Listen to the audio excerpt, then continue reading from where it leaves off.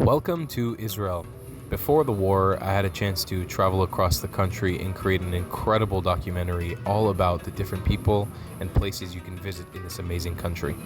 I got the chance to interact with people from Muslim faith, Druze faith, Hebrew Israelites, Jewish faith, doesn't matter what, refugees, people who are living an amazing life, people who are living in tough situations. Israel's an incredible country, and I highly recommend you sit through this incredible documentary to understand the country in a different light. Shalom Chaverim, and welcome back to Israel. We are here in the old city, or right outside of the old city of Jerusalem.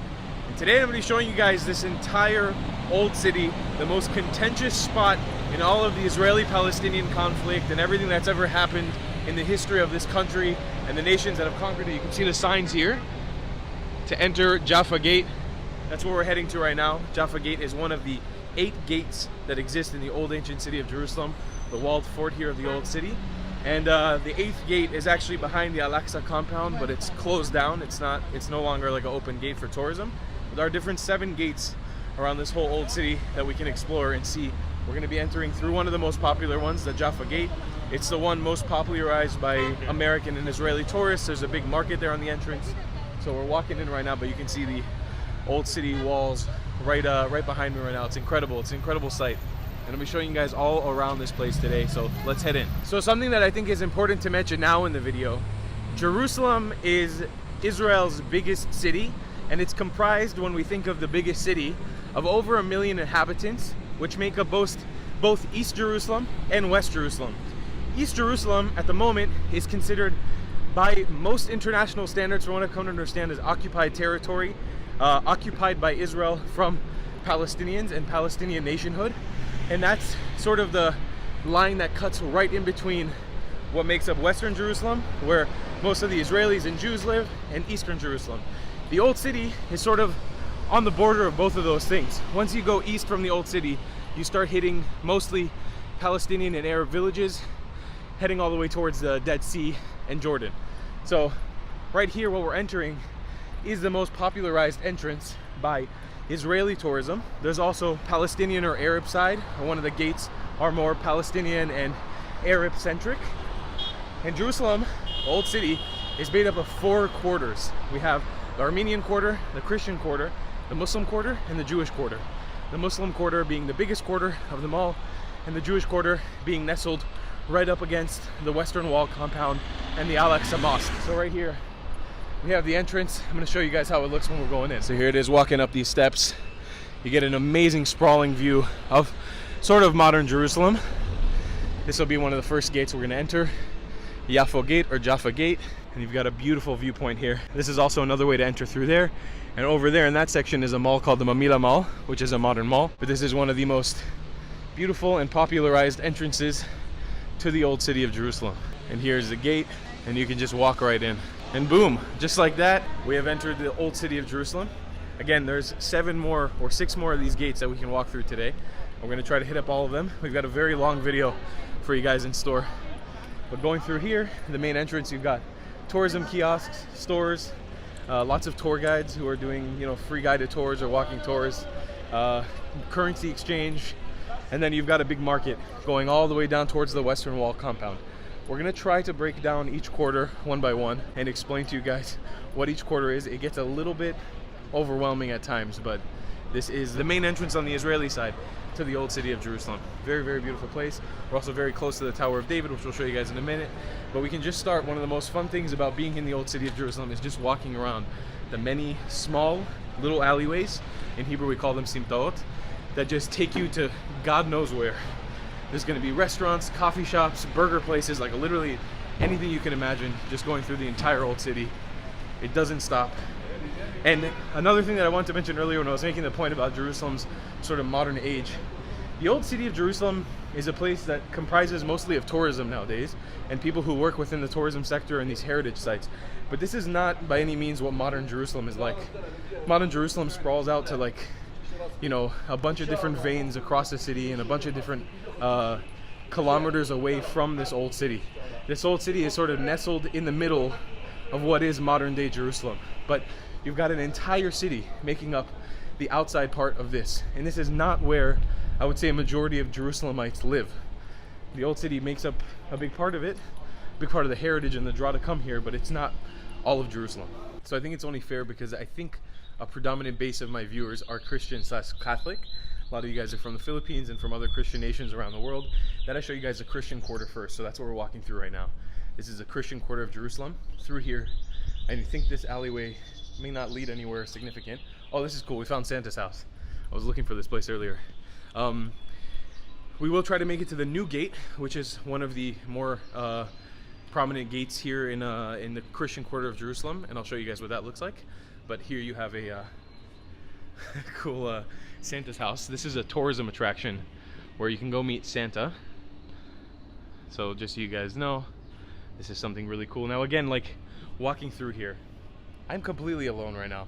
This is a beautiful thing about the old city of Jerusalem. There are tons of little alleyways like this. I'm also here at a very obscure hour of the day.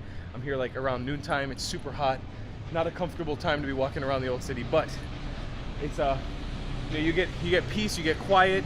Yeah, walking through the Christian quarter, you can get a little bit more of a peaceful vibe. You know, it gets a little bit more quiet because it's not as busy as the Jewish/Muslim quarter, because there are so many heritage sites packed really close to each other. But again, this is the Santa Claus house. Very cool tourism attraction here.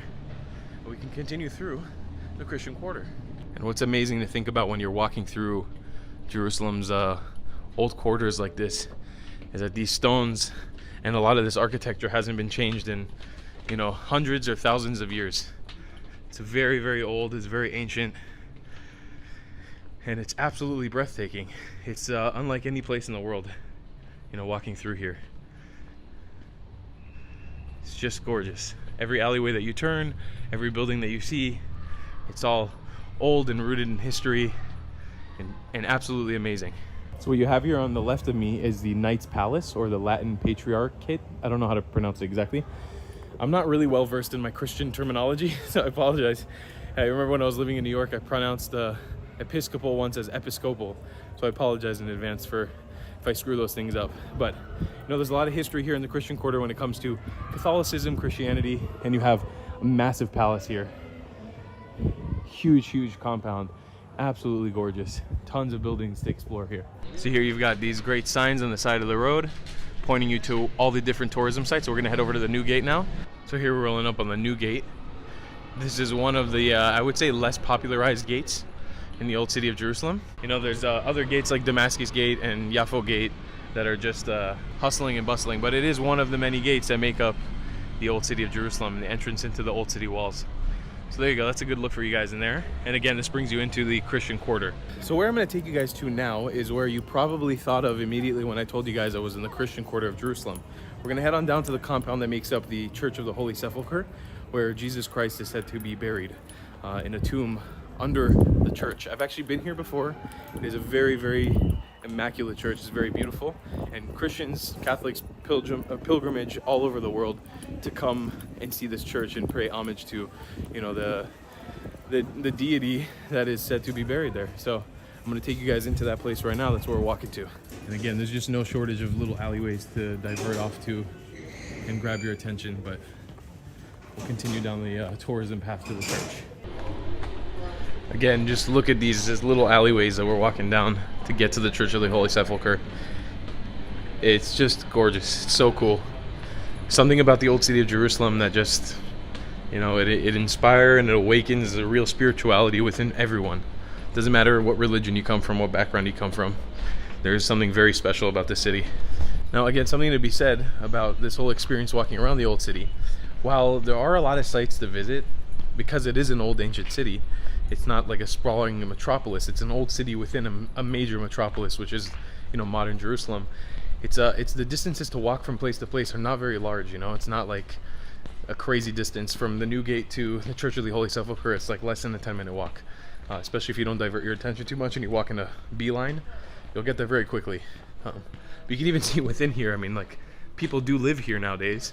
You have like Arab Palestinian hardware stores in the middle of this Christian quarter, and then you have, like, right next to it, these old ancient gates that who knows what and who knows who lived here. It's just amazing. Here's a look for you guys at the Ark of the Virgin Mary, or the Arch of the Virgin Mary. Look at that. Just in the middle of the shuk here, and this is more of the Arab style Palestinian shuk inside of the old ancient city. And this used to be the opening of the western entrance into the Church of the Holy Sepulchre in the Crusader period. But it's been blocked off since. So getting through to the church, you walk through this market where you've got tons of stuff. No shortage of goods to buy, souvenirs, gifts. You can see we're on the street of the Christian Quarter. So here we are in the main compound to the Church of the Holy Sepulchre. You can see this is the entrance. You've got tons of tourists, like pilgrimages from all over the world to come see this place. Is regarded as one of the most important places in all of Christianity because the tomb of Jesus Christ, for a lot of people, is believed to be inside of there. And we're going to head in there in a minute. But this is what the outside of the church looks like. Very, very old, very ancient, gorgeous architecture. So a couple things to mention before we enter the Church of the Holy Sepulchre. This place was finished construction in 335 AD, which makes this church over 1,600 years old, which is unbelievable. Super ancient site. And that ladder right there is known as the immovable ladder. It's been there since the 18th century. So around 300 or 400 years. Nobody knows why it's been put up there or who put it up there, but it hasn't been moved since, under the guidelines of a thing called the status quo, where under all religions they're just agreed to leave these things be. So we're going to head into the church right now to show you what it looks like on the inside. So here's the main entrance to the Church of the Holy Sepulchre. What I love about this place in Jerusalem compared to Al-Aqsa Mosque or the Western Wall, the Western Wall attracts mostly Jewish people, which, you know, they come from vast places around the world, but usually you can see where they're coming from. And within Islam, you know, you get a lot of people from the Middle East. What I love about this church, because Christianity is such a diverse religion from so many different countries around the world, the people who come to this church literally are from all walks of life, from every nation possible on earth. This is, again, not to say anything bad about Christianity or Islam or Judaism. It's just this church specifically, the groups of people that congregate here. It's really impressive, quite touching, you know, to see so many different people from around the world congregating in one religious building. So this is what the entrance to the Church of the Holy Sepulchre looks like. And we're going to make our way to the tomb of Jesus Christ very soon. It is a vast complex too. There's many alleyways and buildings to walk into within here. Many different shrines.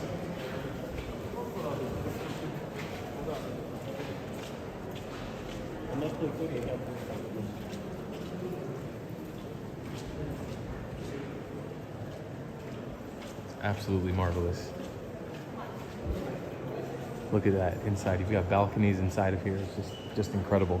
I really do wish I was well versed enough in Christianity and Christian history to be able to tell you guys which each one of these shrines are. I am not, so I apologize for that. But I'm very excited to show you guys the tomb because it is quite a marvelous place. And here it is, my friends. This is the tomb of the father of Christianity, Jesus Christ. This is a place that means so much to so many Christian people from around the world. And you can see people entering inside of the tomb right there. I don't think I'm going to do it today because there's such a long line. If you guys do want to see me going in there, what it looks like on the inside, I did a video in 2017 exploring the old city of Jerusalem, giving you guys a travel guide on Jerusalem. I highly recommend watching that one. It's a great video. We're actually heading there and show it to you guys. It's very cool. It's very monumental. It's just a little bit of a long line to walk into right now. But here you guys go again, the Church of the Holy Sepulchre and the tomb of Jesus. Right here in the heart of the Christian Quarter in the old city of Jerusalem. An amazing sight to behold, guys. This is something very special. We've got a church in here too where people are praying. You can see obviously there's construction going on and repair going on behind because this building is so old. Over 1,600 years old. I don't think every part of it is over 1,600 years old. I think the main bit. But you know, it needs repair, it needs construction. But man, there is no denying that the view, the feeling in here, the aura, regardless if you believe in Christianity or not, it is special, you know? There's something very special to this place. And just the way that the light casts in here around this rotundra is just incredible. It's really amazing. All right, we're gonna make our way out of the Church of the Holy Sepulchre right now. Talk about the experience of being inside of here. So exiting the church here, I did want to talk about something right now.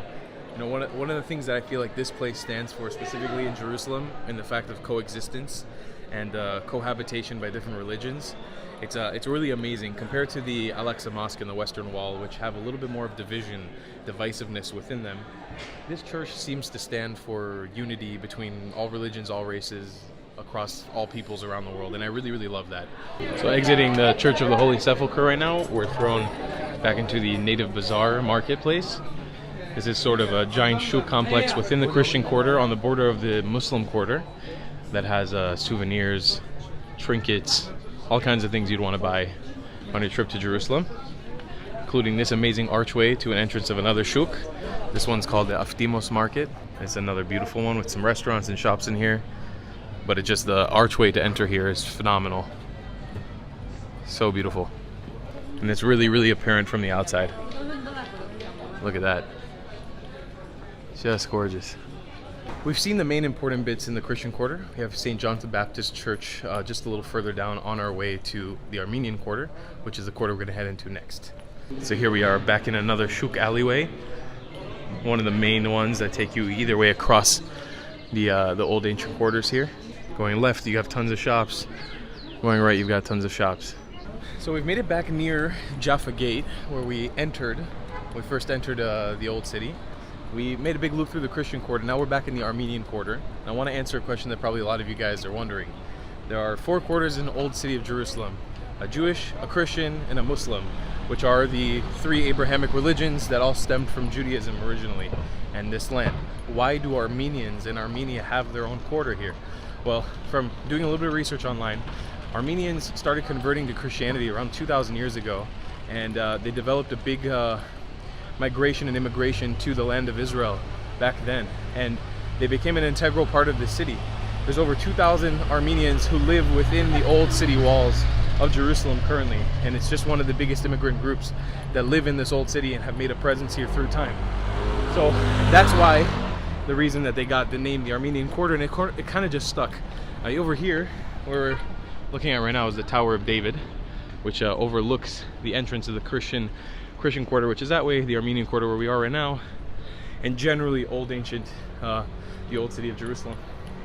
The Tower of David is currently a museum, but it's also one of the oldest sites. It's over 2,000 years old here in the old city of Jerusalem. And you can see its beautiful fortress structure. It's super, super old. Got this incredible moat. This place has been ransacked and overtaken and destroyed by many peoples group who have colonized and occupied Jerusalem through time. The Mamluks, the Ottomans, the Byzantines, I think, were here as well. Again, I'm not like an expert on my history here, but this is an archaeological site, a museum, and a tourism attraction. And it's really cool because it stands at the entrance of Jaffa Gate, which has on top of it behind these trees Israeli flags perched, and it's really kind of like a symbol of Israeli independence and autonomy within the nation.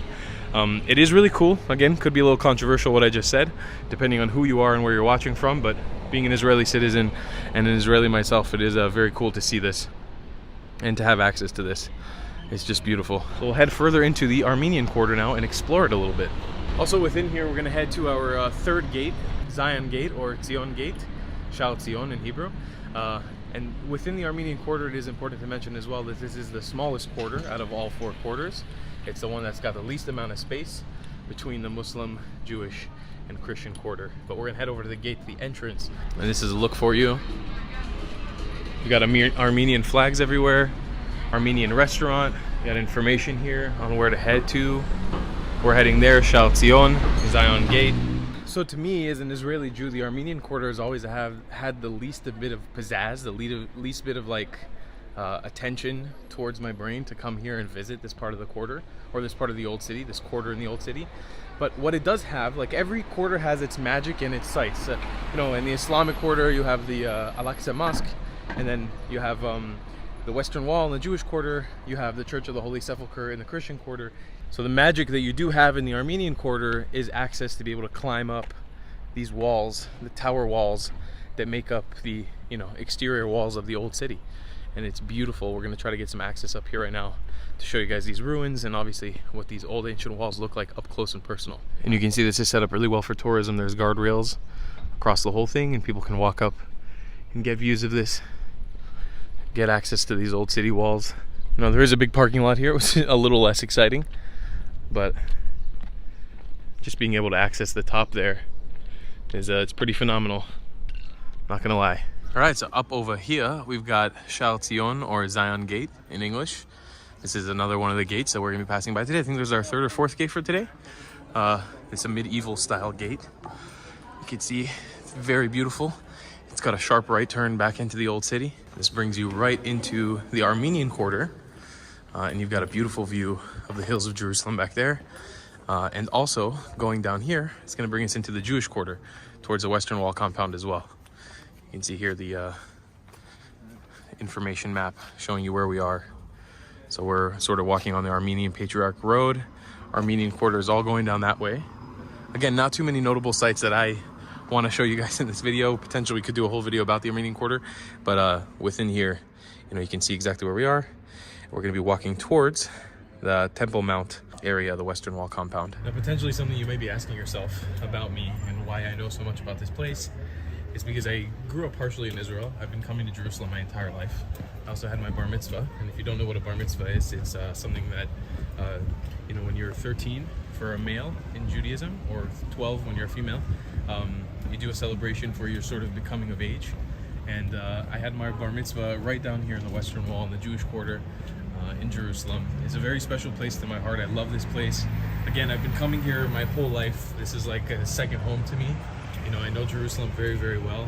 I've got friends who live in and out of this place, and I've spent prolonged periods of time here. So I'm not coming here in sort of a tourist mindset, but I am coming here to show you guys, this is a precursor to our series in Israel. I wanted to sort of chat about this briefly as we're taking our walk into the Jewish Quarter right now.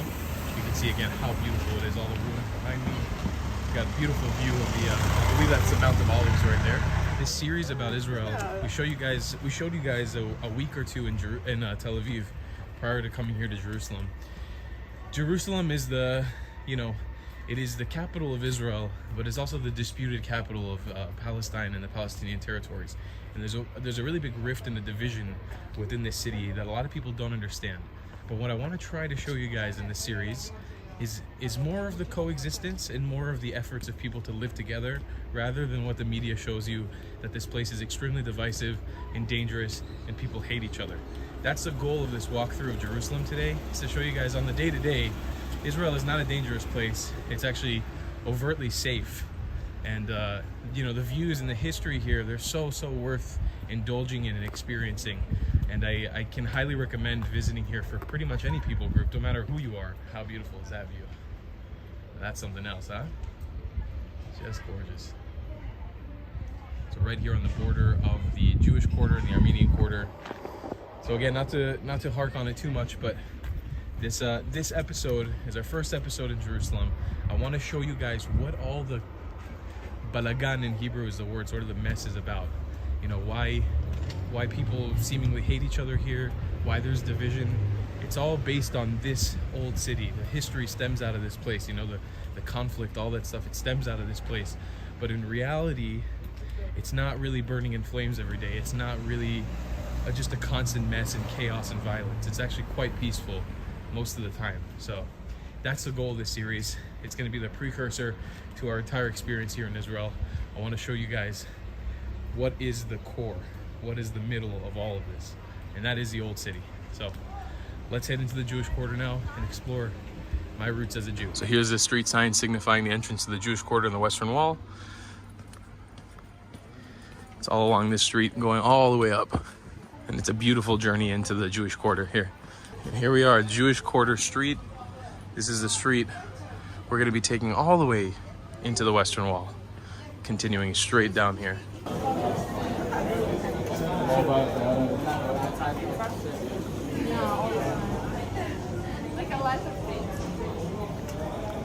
So immediately upon entering the Jewish Quarter, you'll notice an influx of, Jews. There's a lot of Jews here. It's because this is, the holiest area of Jerusalem and the whole country of Israel to the Jewish people. Within my religion, this place signifies our struggle, our strength, our history, our heritage. So, throughout all of here, you have obviously stores and, tourist traps and a bunch of things like that. But heading down to the Western Wall, we've got some of the most amazing historical sites here along the way within the Jewish religion. So here we've got an entrance to the Chulva synagogue, which Chulva in Hebrew means ruin. This is the entrance into it. So the entrance here is to the ruined synagogue. It's 20 shekel entrance. So that's the alleyway to sort of enter it. And on the left here we have the Cardo, which is a Byzantine style ruin lining the shops entering the Jewish quarter on the left.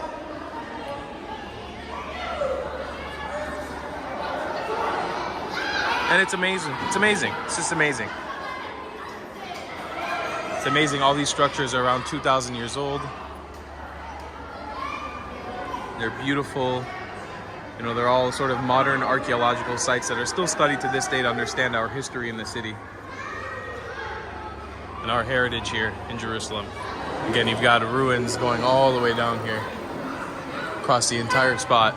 These are all very, very ancient. You know, this is all stuff that preserves history in Jerusalem and shows just the occupying forces, the resistance, the struggle of life and hierarchy here. And this is sort of, you can see what this place would have looked like a couple thousand years ago. That's a reconstruction of what this would have looked like right here with those pillars. Absolutely amazing. We're gonna take a diversion now from the Jewish Quarter street. We're gonna head up here towards the Western Wall.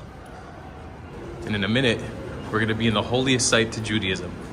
So here you've got the archaeological ruins of the first temple period of Jerusalem, which was the holiest period of Jerusalem before the second temple was built and then destroyed. But you've got one of the old ancient walls here. This is called the Broad Wall. It was built 2,600 years ago. We're getting into really, really old territory here. So here's a look for you guys at the Cholva Square. This is kind of like the main square of the Jewish Quarter. Whenever there's events or things going on in the Jewish Quarter, a lot of people gather here. It's sort of like a place of life for a lot of the Jewish Quarter, right outside of the Western Wall compound. And some history for you guys about it. The Cholva Square is the large wall.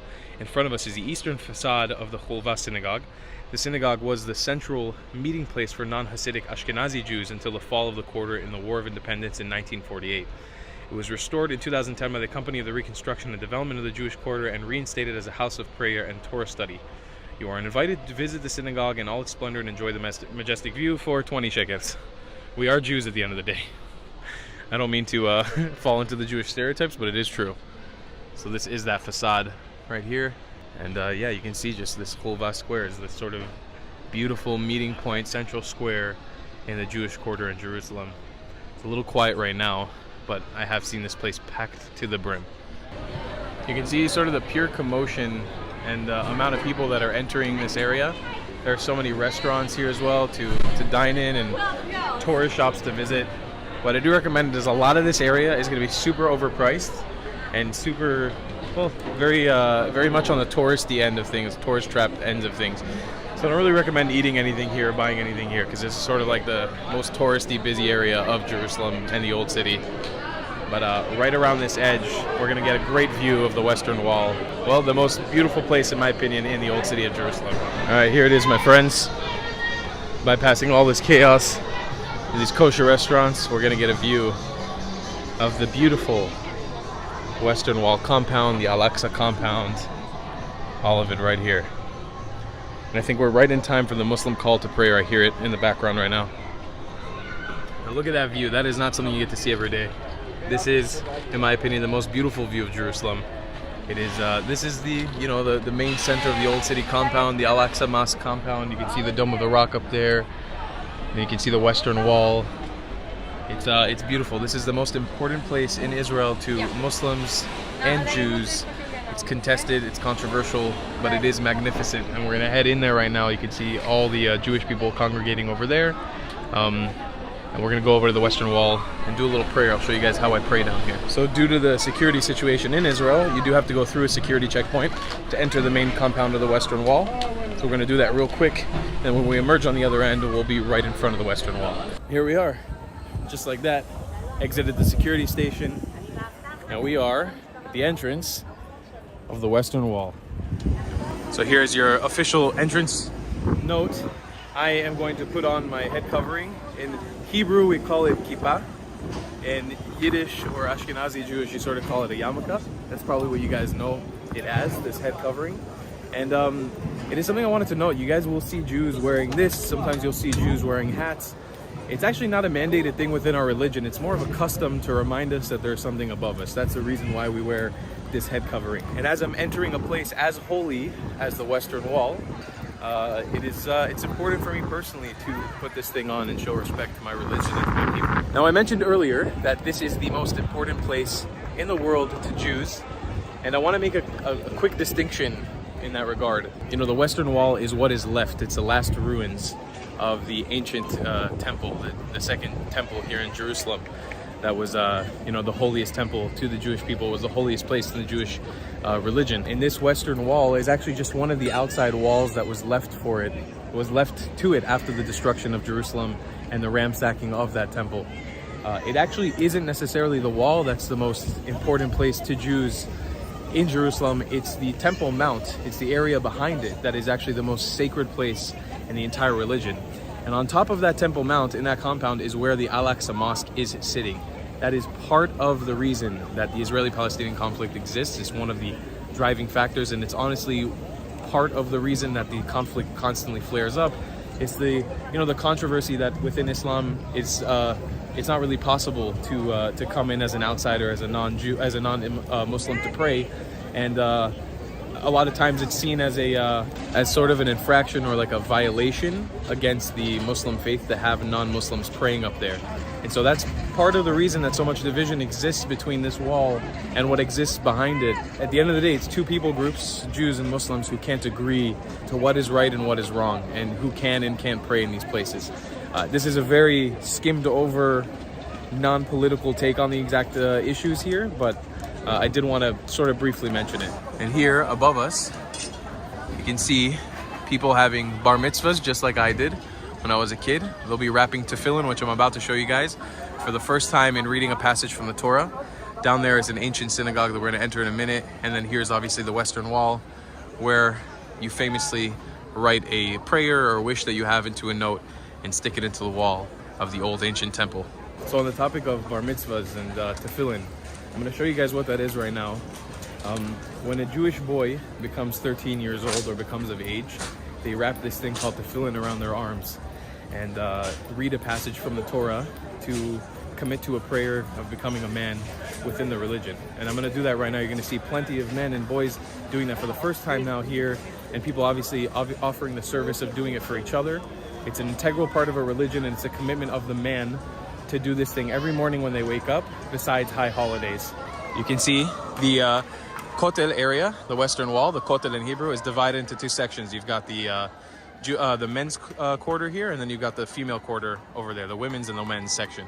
And you can see all the people praying here. There's a celebration of a bar mitzvah that just happened right now, and this is where the prayers happen. So this is the exterior wall of the second temple of Jerusalem that was destroyed 2,000 some years ago. It's currently one of the holiest sites to Jews around the world, and pretty much the most accessible site of the holiest sites to Jews in the entire world. Right here. So you can see people praying, also known as davening in English. And you can see men like him putting on tefillin, which I'm about to right now, to wrapping the tefillin and coming to prayer. But this is obviously a place that's open to anybody of any religion, of any faith, can come here and pray no matter who you are, what background you have. This wall is open to everyone to come and pray.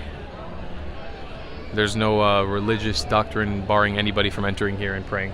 And this is the actual synagogue within the walls of the second temple. So similar to what we saw earlier in the Church of the Holy Sepulchre and how important that place is to the people who come and pray there and do their pilgrimage to get there. This is, this stands as one of the most important places in Judaism to Jews. It's super important, and praying here upon the Western Wall and in this synagogue is like the pinnacle of reaching, spiritual highness and spiritual levels, in the physical world within Judaism. It's such an important site to Jews all over the world, and it means a lot for people to come here and see this. People tend to get very emotional too when they see this place for the first time. They cry, they sing, they pray, they do whatever they need to do, but we'll choose a little corner here and we'll come and do our prayer. So one more time for you guys to look at the Western Wall here in Jerusalem. The most important place in the world for my people and my religion. And honestly, I haven't been here in 5 years. Every time I come here, it is an honor. It's an absolute blessing to be able to see this place in person, to have access to this wall. It's amazing. It really is. All right, I'm going to show you guys the process of how I, as a Jewish man, pray here, and what many boys come and do here as a bar mitzvah. You guys have seen this on my channel before. If you haven't, these are called tefillin. It is the covenant, what I was talking about earlier, between Jewish men and God.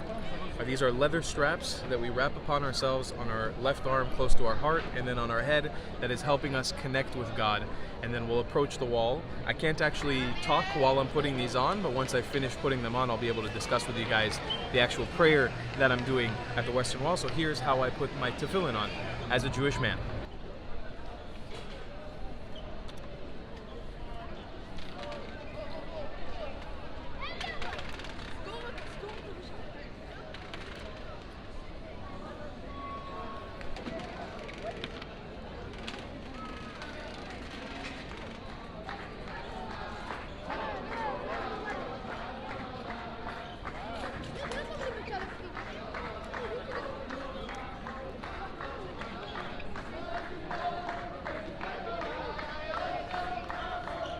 Alright, so to explain to you what I just did, because now I can talk.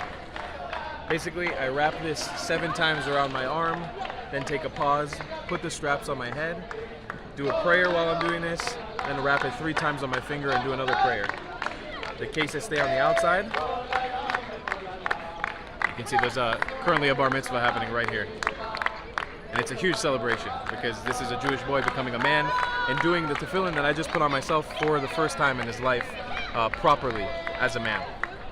So putting on tefillin is nothing new to me. It's something that I've been doing for the last 10 years consecutively, non-stop. And it's something that I do every single morning. I never don't do this. I do it every single morning besides on Shabbat or the high holidays. But coming here and being able to pray, I waited today in the morning. I didn't do it in the morning, and I decided I would do it when I'd come here in the afternoon. And I'm going to do a prayer called Shema Yisrael, which is pretty much the holiest prayer in all of Judaism right here on the wall. So because I'm a very modern Jew myself, I've got Shema Yisrael queued up here on my phone. We're going to go up to the wall and pray.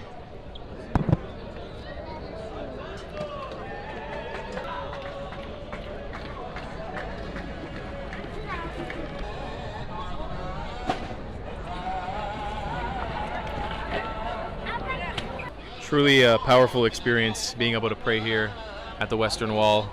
This is something that my grandparents and my family who moved here to Israel when they were kicked out of their countries fought for, the ability to be able to pray here and to have this place in our possession as Jewish people and as a sovereign Jewish state. I know you guys don't usually get this aspect from me, this sort of nationalistic, Zionistic perspective on Judaism, my religion, my people, but it is a very important place to me, regardless of the Israeli-Palestinian conflict and how interested I am in the peace process and making relations between Arabs and Jews.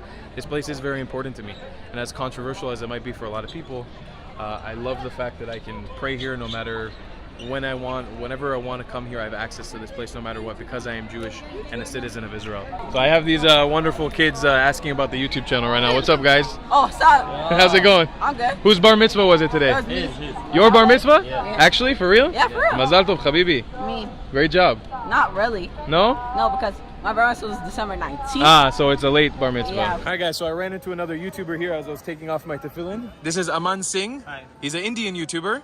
So tell me, why did you come here to Jerusalem? Why are you here in the temple? Actually, I work on a ship, so my ship is nearby from here, this place. I have been here 2 years ago also. Okay. Before 2 years also I have been here, and I feel good to come here. Like here we have to see every religion, like a temple, church, mosque, everything. Right. So that's why I like to come here. It's like a 2 hours drive from my place here. So we have taken the cab, 2 hours drive, and we came here. And do you like the Western Wall? Do you feel a connection here, spiritual? Yeah, it feels great. Like you can feel peace if you come Peace. here. That's Like, awesome. Yeah, and you can have sit here at evening time. You can come. Then it will be not much hot here, so you can have a seat, or you can just be here and take some photos. Now it's afternoon, so It's a little hot here. Yeah, it's very hot right now. And what is your religion? Are you Jewish? No, I am Hindu. Hindu. Yeah. But still, you feel a connection to this place. Yeah. That's so cool, bro. It's very nice to meet you. And what do you do on your YouTube channel? I make travel videos all over the world. Hey, me too. That's what I'm talking about, brother. Thank you. That's awesome. So go check him out. I'll put a link in the description. So you can see this friendly rabbi helping this man put on tefillin. And this is part of what we consider a good deed or a mitzvah. So these people like him and people over there will stand and help men like me who come in if they don't have tefillin to actually put on tefillin. They'll help them with the prayers. They'll help them with actually wrapping, because it's considered one of the most important good deeds or mitzvot that you can do within the Jewish religion.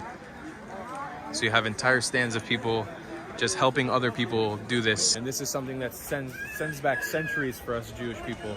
And it's such a cool thing that we have together. And as you can see, these guys, he's walking backwards right now because there's a custom to not face your back to the wall. Not everybody does it. You can see somebody like him takes it seriously to not face the wall with your back. He's walking out of here without facing backwards. I'll give you guys a little overlook of the bar mitzvah ceremony that's happening right over here. So you can see that big thing that they're carrying is the Torah, or the Old Testament. They're carrying it out to the wall to celebrate and sing with it. And these celebrations happen all across the wall all day long. Every day except for Saturday. So here's a final look for you guys at the Western Wall compound as we leave it. The holiest place in the world for Jews, right here, right behind us. And as we leave the Jewish quarter now, we're going to enter the Muslim quarter to explore a little bit of the Arab side of the old city of Jerusalem. So this is actually where we're heading, right here. Damascus Gate is our goal. That is one of the main gates of the Arab quarter of Jerusalem, or the Muslim quarter. And we head through this tunnel to get there. As you can see also, there's no shortage of security here. Security situation is taken very, very seriously in the Western Wall complex. As we walk through here in the old city, continuing out of the Western Wall complex, it gets significantly quieter and more laid back. A lot less intense than earlier, where there was a huge mess everywhere, just so many people. We're heading back into sort of the street markets and stuff like that. So here you have the cotton merchants market. This is another shuk that goes in down here, with plenty of options to purchase all kinds of souvenirs and goods. So in this shuk, this is a more Palestinian area now. We're heading into the Muslim quarter. Right through there is the Al-Aqsa Mosque, and they do have security there, barring anybody who's not Muslim from going inside, which is part of the regulations there. But this shuk, which is mostly Palestinian, with mostly Palestinian products and souvenirs and stuff, and food, you can see Qurans, everything in Arabic, leads you towards the Al-Aqsa Mosque. You can see most of the trinkets are Arabic in style. You don't really have any more Hebrew. You have colors of the Palestinian flag, models of Al-Aqsa Mosque, sweets and candies that are popularized in the Palestinian areas. So again, just to explain the situation, because I feel like it's an interesting thing to explain. Coming down there, which is the Western Wall, and coming through here, which is the entrance to the Al-Aqsa Mosque, I was actually stopped by an Israeli policeman who told me I cannot enter because I am not Muslim. That's just the rules going up there. I think there are certain times where Jews are allowed to pray. For example, walking in right now, he asked me, the first question, he was like, "Are you Muslim?" And I said no, because I'm not, and I don't want to offend anybody by going in there. And he told me, "Turn around, you're not allowed to go in here." And then I asked him which way is it to Damascus Gate, which is just down there, which is sort of the entrance of the Muslim quarter. But that's a reality with Al-Aqsa Mosque. Something I've never been able to see yet. I'm hoping that one of these days maybe I'm allowed entrance into there, but as a Jew, you're not allowed to go in there. So it's just a reality of the situation. It's a little unfortunate, but I'd like to see it, and I can respect the law.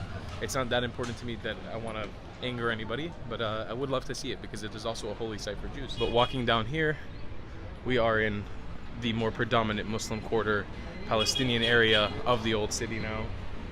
And we're going to be walking ourselves towards the entrance of this part of the city, which is Damascus Gate. Now, the Muslim quarter of the old city is the largest quarter, so it is going to be a big loop to get around. We'll be walking down here towards Damascus Gate and then looping around to show you guys the other 3 gates or 2 gates that we're missing. So we're going to head down here through to the main entrance of the Muslim quarter of the old city of Jerusalem. Very, very exciting. It's going to get a lot more Arabic from this point on moving forward. So here we have the Armenian Catholic Patriarch. You can see the entrance here. Beautiful architecture here on the entrance. So cool. You've also got an Armenian restaurant here selling, you know, the classic stuff that we eat here in Israel. Lahmacun, kibbeh, shawarma, lamb kebabs, everything. And more restaurants here in the Muslim Quarter. Tons of action, tons of people hustling and bustling, lots of life. It's very exciting. So the street that we're also walking on, Via de la Rosa, is the street that's believed that Jesus walked on as he was getting crucified, or to his crucifixion. So this main street that cuts all across the old city is walked by many people today and is full of life and shops. But it is believed that back in the day, this is where Jesus walked. And you'll see a pilgrimage that's about to happen right in front of us, reenacting this. And this happens every single day. And it is an amazing part of the culture here. Check this out. So people are doing their duty within the religion to carry Jesus on the cross through the same streets that he was crucified in. There's also no shortage of these baklava pastries everywhere. Look at these. Oh, look at these little golden balls. They're so good. All this stuff is amazing. And you have them on literally every corner here. It's amazing. It's so awesome. So here within the Muslim Quarter, we have the main shuk section. Lots of produce being sold. You've got everything between fruits and vegetables and even flowers. Here, lots of plants. And it's it's operating like a very normal market. We've got nuts here, and everything is shifted into Arabic now and more of a Palestinian context rather than a Jewish or Israeli one. So this is the main entrance to Damascus Gate, signifying this used to be in ancient times one of the main gates that led to Damascus in Syria. And this is the main Arab/Muslim/Palestinian area of Jerusalem, or right outside of the old city. And this is the one that most Arabs and Palestinians or Muslims use to enter the old city of Jerusalem. And it is a very beautiful gate. I've been here only once before, and I came here accidentally on a bus, and it was really cool because outside on the street, lining the streets, there's also tons of shops and cool things. In Hebrew, this place is called Shal Shechem. Shechem is the name for Damascus, the ancient biblical name for Damascus in Hebrew. And it's a marvelous gate. It's absolutely beautiful. And just look at the action that's on the streets here, right outside of the old city, as if really you are in a different country. As we're getting into this part of Jerusalem, the more Palestinian part of Jerusalem, it changes a lot. It's very different. It's very similar in a lot of ways to Israeli culture, but it is very different in a lot of ways as well. This view of Damascus Gate, it just never gets old. It's absolutely breathtaking. Beautiful gate. Those little points on top, man, it's so cool. And you've got views of all kinds of notable structures on top of the old city up here. So since I already showed you guys the inside of the market that's in there as we were walking through here, I don't feel it necessary to go back into the old city just to come back into it again, or to come back out of it again. So we're gonna walk around the perimeter of the old city on the Palestinian side now and go to Herod's Gate. Herod, if I remember correctly, was the old either Roman or Greek emperor who came here and built his capital in Caesarea. He did a lot of damage to this country back in the day and to my people. Yeah, we're gonna walk around the perimeter on the Palestinian side and get back into the old city through Herod's Gate. So also I wanted to take a minute now as we're walking alongside the outside of the old city to talk a little bit more about the division of Jerusalem. So as I mentioned earlier, Jerusalem is divided into East Jerusalem and sort of West Jerusalem. Kind of the north and south parts of Jerusalem are incorporated into that, and they make up the Israeli part of Jerusalem. East Jerusalem is the part of Jerusalem that is intended to be designated as the capital of the future Palestinian state.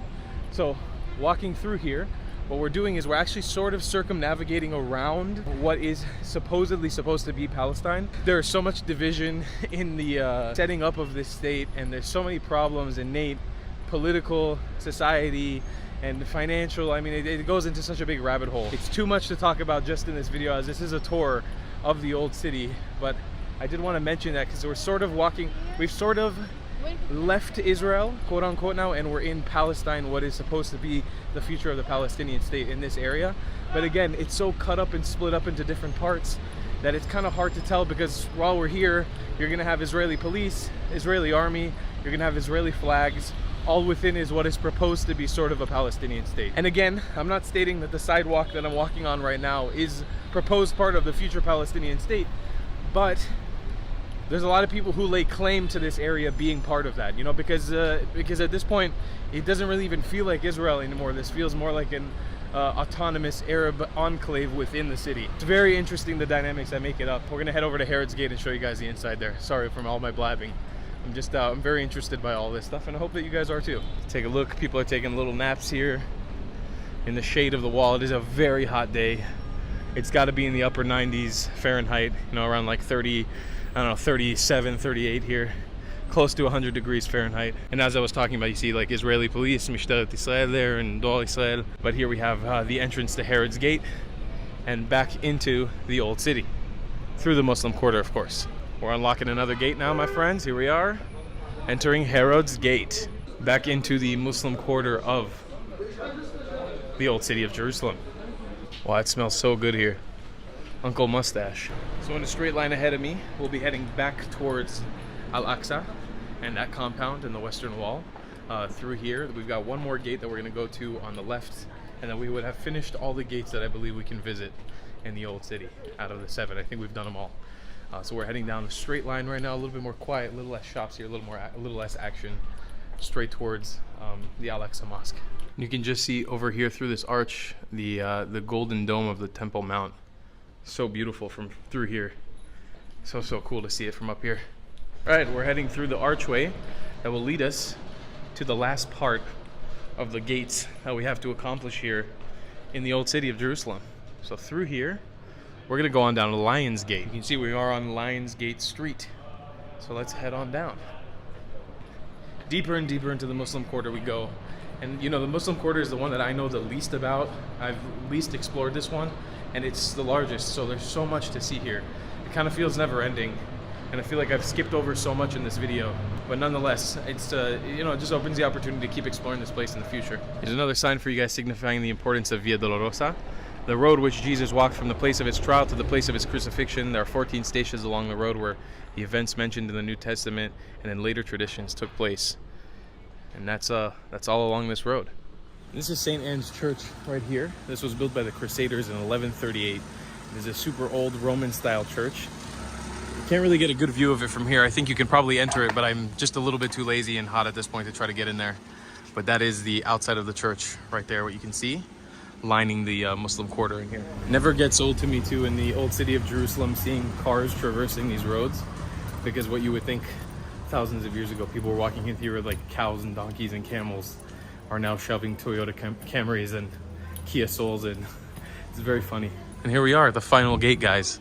Lions Gate. I'm very excited. So here we go. This is the final entrance into the old city of Jerusalem that we're going to visit today, Lions Gate. It is one of the older gates that's holding from the old city, the original ones that were built in, I think it was 1500s it was built. And you can see signified by those lions up there. I don't know if you can see so well, but there's some lion sculptures up there. You can enter the old city. You're all good. There's also a cemetery here. But going left towards the Al-Aqsa Mosque, there's Israeli security guards there who are just barring entry for anybody who's not Muslim to enter. So I can't go in as much as I would like to see it. Not today. It is not my day to see it today. Maybe in the future, under better circumstances, I'll be able to enter there and see the mosque, because I would love to. But yeah, either way, you have an entrance there and another entrance down the old city. You can go in and see the mosque from there. But this is the last gate of the old city of Jerusalem that we're going to be visiting today. And there it is, my friends, the entrance into the Lions Gate. Yeah, 1500s, I was right. This gate was built with the wall by Sultan Suleiman during the Magnificent during the 1538 to 1539. The stone reliefs on its facade gave its gate its name, which are the lions. Here we are. I feel stupid that this was not more significant to me and I didn't know about it, but this is the birthplace of the Virgin Mary. Right here. You've got a shrine to her.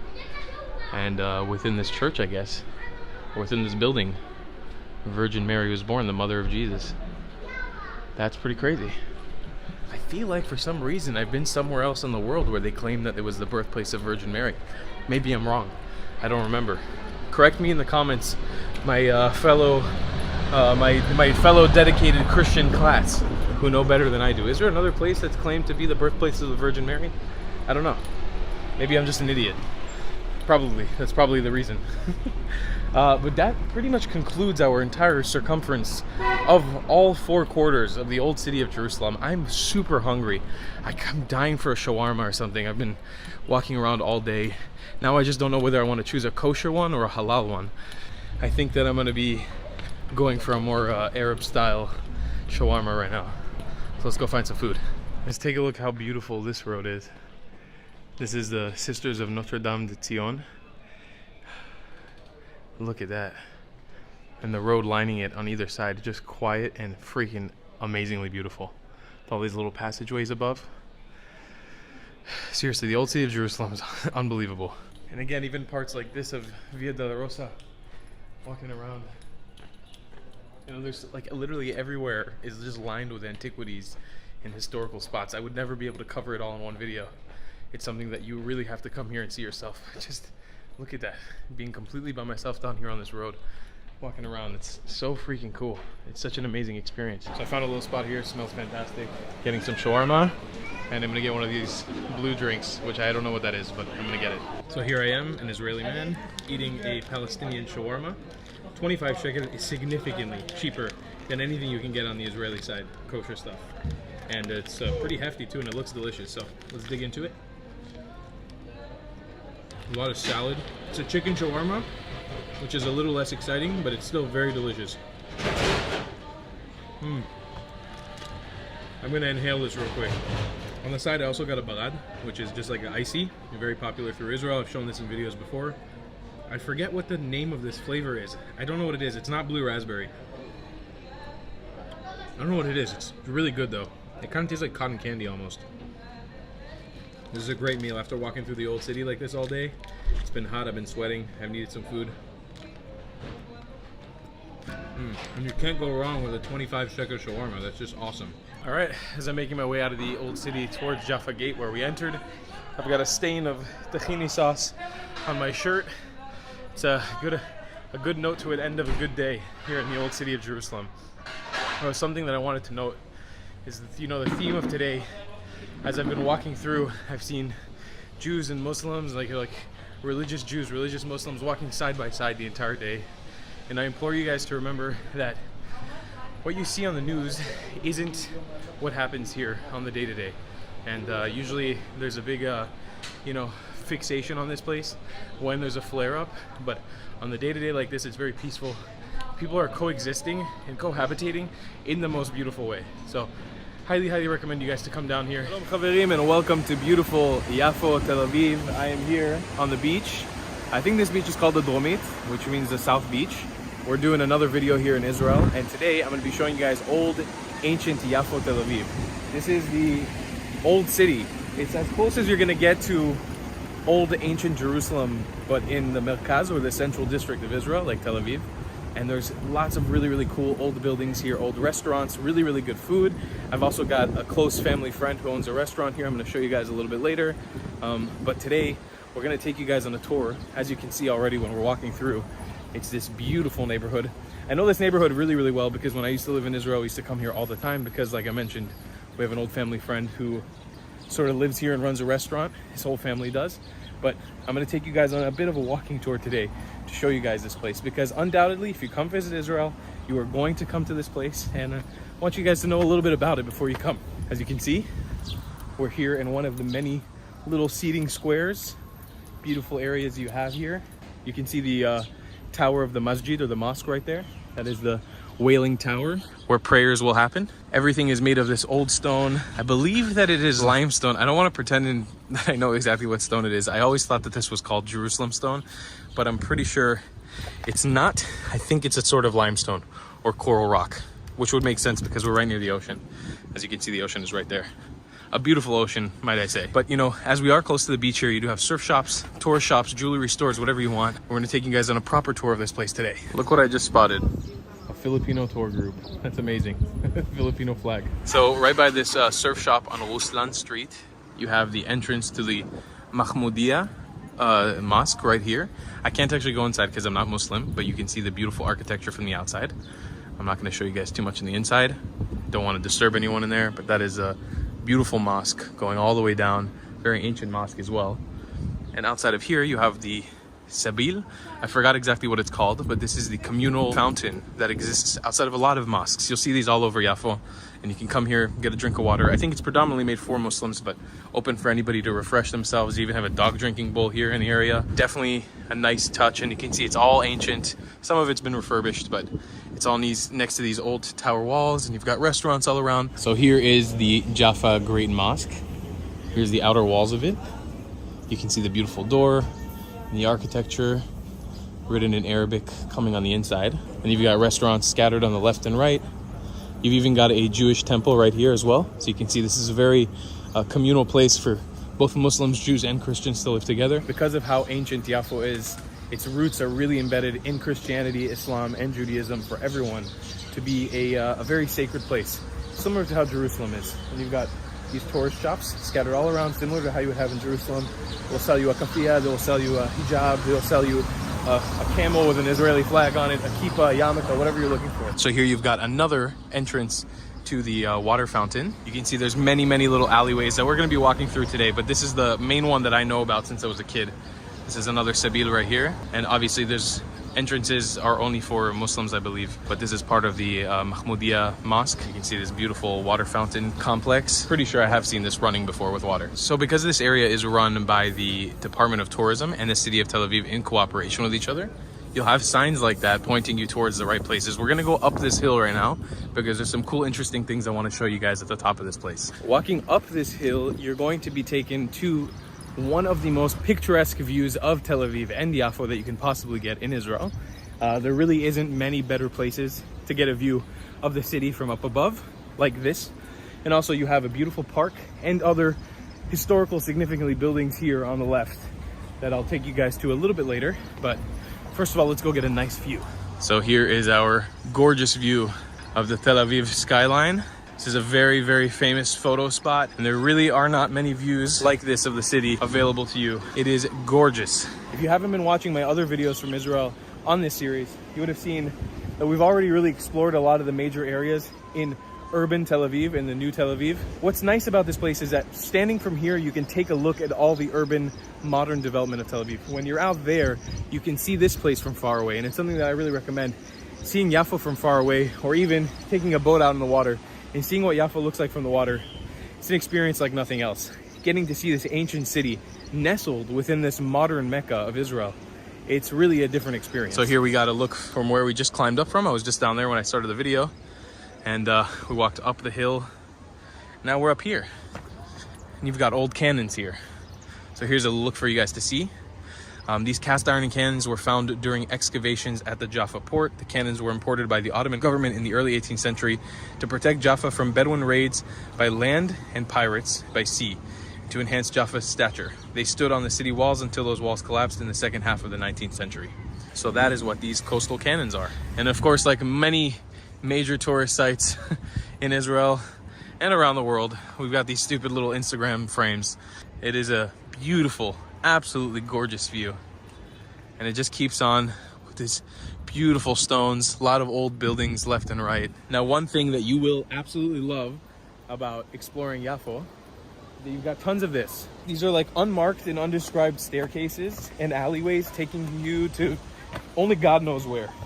These are ancient stairs that you can take to a bunch of different cool locations. Like this one will continue into the old city and take you deeper and deeper into the different complexes and alleyways that you go into.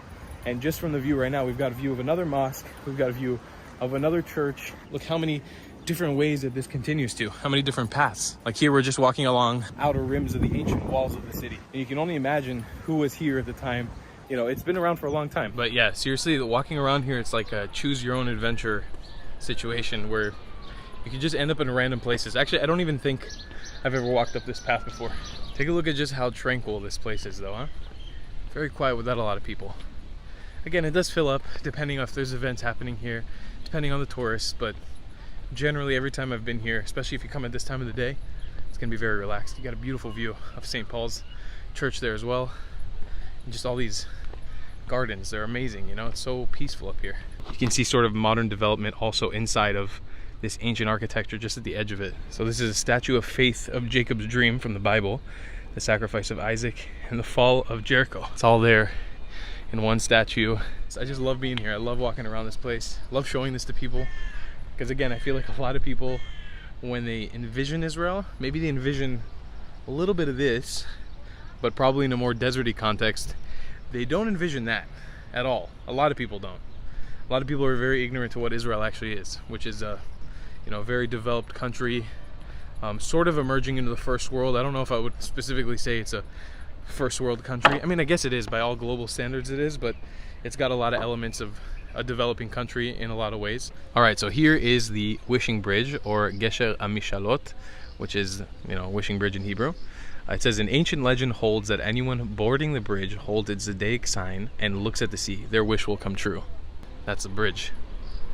So depending on your zodiac sign, which is right here on the left, or right, depending on what sign you're looking at, Aquarius, Capricorn, Sagittarius, Scorpio, you got Libra, Virgo, Leo, Cancer, Gemini, that's me, Taurus, and Aries. The end of the Wishing Bridge, you have a circle showing all the different zodiac signs as well. A note that I wanted to say about that zodiac sign, and for example, my lack of belief in the zodiac symbols and how unimportant they are to me in my personal life. Israel as a country, it is the Holy Land, it is the place that is the birthplace of Judaism and pretty much the sproutings of every Abrahamic religion, Islam, Christianity, and whatever else came from it, after it, before it. This is sort of the source, the hub. So depending on where you are in this country, you have an opportunity to connect with, in my opinion, spirituality that precedes what your beliefs are. To me, it doesn't matter if you're Jewish or Christian or Muslim, or if you're practicing Buddhism or Hinduism. Whatever religion you're practicing, Israel does not exclude you, because this place holds so much significance to so much people, to so many people around the world, and to so many religions around the world. There is a true energy that is stored in this land. And again, doesn't matter what religion background you come from. I wouldn't take myself as a extremely religious person. I was born and raised Jewish, and I believe in Judaism. I practice it on the daily, but I'm not extremely religious by any means. I am able to connect with this place on a level that I can't even explain. But there's a true energy here for everyone. This place has just got so much energy stored, so much history stored in it. So when you walk these streets, really keep an open mind and try to attain as much as you can from it. When you come out here, try to gather as much from it. Don't be too fixated on just filming everything and taking selfies and taking pictures for the gram, because that's cool, it's great, it's awesome, and it's great to promote tourism to Israel. It's a wonderful thing to do, but try to connect with the energy, the spirit that exists in this land, because there's a lot of it here. And I really, really believe to the core that it doesn't matter what religion you come from, what nationality, even if you don't have a direct genetic connection to this land, there's a lot that this land can give to you if you let it. So we're crossing under the Wishing Bridge right now. You can see the underneath of this Wishing Bridge, what it looks like. And I didn't actually get a chance to talk about it, but this is the St. Peter's Church. This is a newer church in the large scheme of things, especially when it comes to Yafo and old ancient Yafo. It's a pinnacle to show the coexistence between Muslims, Christians, and Jews in the Holy Land. So again, every alleyway you walk, every stone you step on here has got some sort of ancient historical significance to somebody. And that's what makes this place so special. Here's a great map for you guys also to visualize where we've been today. So we started here by the clock tower near the Mahmoudiyya Mosque. We're going to go back here to the clock tower a little bit later because that's where the food is. We walked all the way up here. We saw the cannons. We saw the Sea Mosque, St. Peter's Church, Monastery. We've walked all throughout here. We went to the gardens, the gates, the Wishing Bridge. Now we're going to be walking through this area. Just look at that view, my friends. That is something else. So where we're working our way down to right now is going to be to the old synagogue. Sorry for all the noise with the cars. But yeah, I'm going to show you guys some of this western part of the old city of Jaffa. I have such a hard time saying it when I'm translating between Hebrew and English because it's Yafo in Hebrew, Jaffa in English. So sorry about that if I keep saying Jaffa. It's not what I mean. Look at all this. It's so cool. So awesome when you head on in here. This way will actually lead us to another view of the ocean, believe it or not. Anyways, we've come to another historical site here. This is the house of Simon the Tanner. So what Peter did here was basically say, hey, you know the laws of kosher? Don't eat pork, all that jazz? Screw it, you're good. Believe in Jesus and all will be forgiven. And I mean, that is me simplifying the religion and the beliefs of Christianity and Catholicism for sure. It's not exactly 100% true, but that is belief, because you know, a lot of people that I meet around the world, when I tell them I'm Jewish, first, a lot of people don't even know what Judaism is. A lot of Christians don't know what Judaism is or where Judaism comes from. But this is a very significant point, because without this vision that he had here, who knows if Christianity would have ever sort of sected off the way that it did and become the worldwide religion that it is. So, poopity scoopity doo, look at the sign. We're gonna go up in there because it's beautiful. It's so cool to see cars driving up this too, because you would imagine this would all have been horses, you know, hundreds and thousands of years ago. So these alleyways are very significant to tourists. Look at this. This is an ancient wooden nargila or hookah pipe. Can you show me what you have? מה יש לך? תראה לי. So he's saying that they have ancient stuff, they've got jewelry, they've got all kinds of things here. This is a shofar, an ancient Jewish blowing tool for the holidays. We've got so many different things in this shop. And this is one of many. You know, you've got a flea market here as well, but a store like this is going to be holding on to the sacred items, the things that are a little bit of higher value, that are not going to be as easy to find. You can see there's lots of ancient things here. And you can see the building itself too. The building is not interesting. No, it's not interesting, but it's historical. It's beautiful. So nice. You collect for yourself or for someone? No, it's on YouTube. In YouTube? YouTube, yeah. But We're gonna that's make you good. famous. We're gonna put you on YouTube. What's your name? Joseph. Joseph. Yeah. Nice to meet you, Joseph. Nice to meet you. So guys, come find Joseph. You know, this is the story. This shop has the story, and this store belongs to my father friend, one of the biggest port to export oil in Iran. In Iran? Abadan is called? Abadan. Okay. When there was a war between Iran and Arab in 1955-58. My father, because there they come lot of tourists with them. And my father goes and his friend, they go open like this one, exactly like old Jaffa, to open the shop for the tourists and the English people and many people, they come to rest in Abadan, to port. And they sell them the things, and sometimes go to office of many house of the officer, British Petroleum, and they send many handmade painting, copper, silver, brass. And my father has the friend that exactly they was close together, one to other side. My father friend left the Abadan and he came in Israel. Mm-hmm. He came in 1958 in Israel, okay? And bought this shop. And he started working here, okay? To make the business with the same business which he has there in the Abadan. And years passed, years. And after that, my father go back to Isfahan, which is the family, they live there, wife and the children. And they open in Isfahan the shop. The years passing, and after happening many things. And after that, it came the revelation, okay?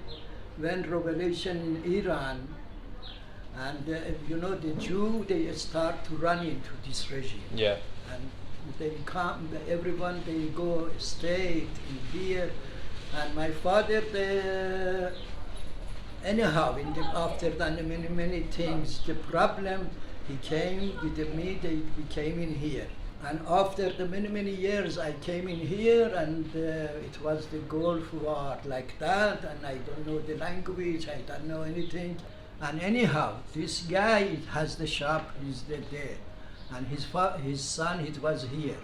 One time I came in here, and son of my father friend, he was in here. Says, you want what you do? I say nothing. I am happy. I am looking for the shop to start the work. You know, this is in this all of this years happened many things. And he says that you want the shop? Here, come to this shop and start the work. And you know, this shop belongs to my father friend. and I starting here to work. How many years? This is now is over than 22 years. 22 years. Wow. The thing is, our family, my family, they had to escape Baghdad, Iraq, because This is of the what like happened. escape. This So, can you explain to people, because you are Jewish? you know, when they start the revelation, Revolution. they don't give the passport to any Jew. Mhm. Okay, and it was the war between Iran and Iraq. In the war, it was Right. the war and the revelation, both. And every Jew, everyone, they want to run in there, and they don't give it the passport to Jewish people, you know. Mm-hmm. And me and my wife, we want to run in. We want to go left the Iran. You don't But want to they be in don't- Iran they- anymore. Yes, but they don't give it passport. I didn't was agree to go very quickly because it was everything bad, very bad situation, and it's not good time. But anyhow, my wife and me, they say we must be go, but when we don't know. And one time my wife goes to committee, and this is to have the passport. They say, okay, you want the passport, your husband come and sign. Okay, and sign, he's ready, you left. You know that because in the Muslim people, the husband must be Signed for the woman. to go out. And you can never go back to Iran again. I one time I go back and I paid many very expensive in Wow. my life. But it's not But safe you to know, go. this is the point. It is after that my wife expect the passport darkon, and with my children they come out in Israel, and I want to left comes to Israel to my family. They didn't let me comes out because I signed for them. Right. And in airport they say you sign for your wife and your this is the guarantee. It is I didn't know that. This is a guarantee. They go and they come back. Where your wife, where your children in the Zionist country. My son, it was the age 17, 18. Wow. And I says, your son is now in the army of the Zionists, and they didn't let me to go. They take me to jail In Iran. in Iran. Wow. It is they must be my wife and my children. They come back. Otherwise, I cannot come out even in the jail till they come back. Guys, me and Joseph have been sitting here talking for an extra like 15 minutes after I stopped recording. If you guys want to hear his full story, let me know in the comments below. I will come back to Joseph and we will sit down and we'll do a whole video. You guys let me know in the comments below, and if it's something you guys are interested in, I'll come back, we'll sit down together. Kos cafe, baklawa. Now I can make tea for you. Amazing. Coffee. And we'll sit down and we'll record the whole story, okay? Thank you, Joseph. Thank you. See you. תהיה בריא. לא, הכל טוב, thank you. אני אחזור, תודה. He's offering me tea. This was, I couldn't even get a word out because this story was so intense, but what I was trying to explain in there was a little bit about the history and the complexity of being an Israeli citizen and being somebody who lives here.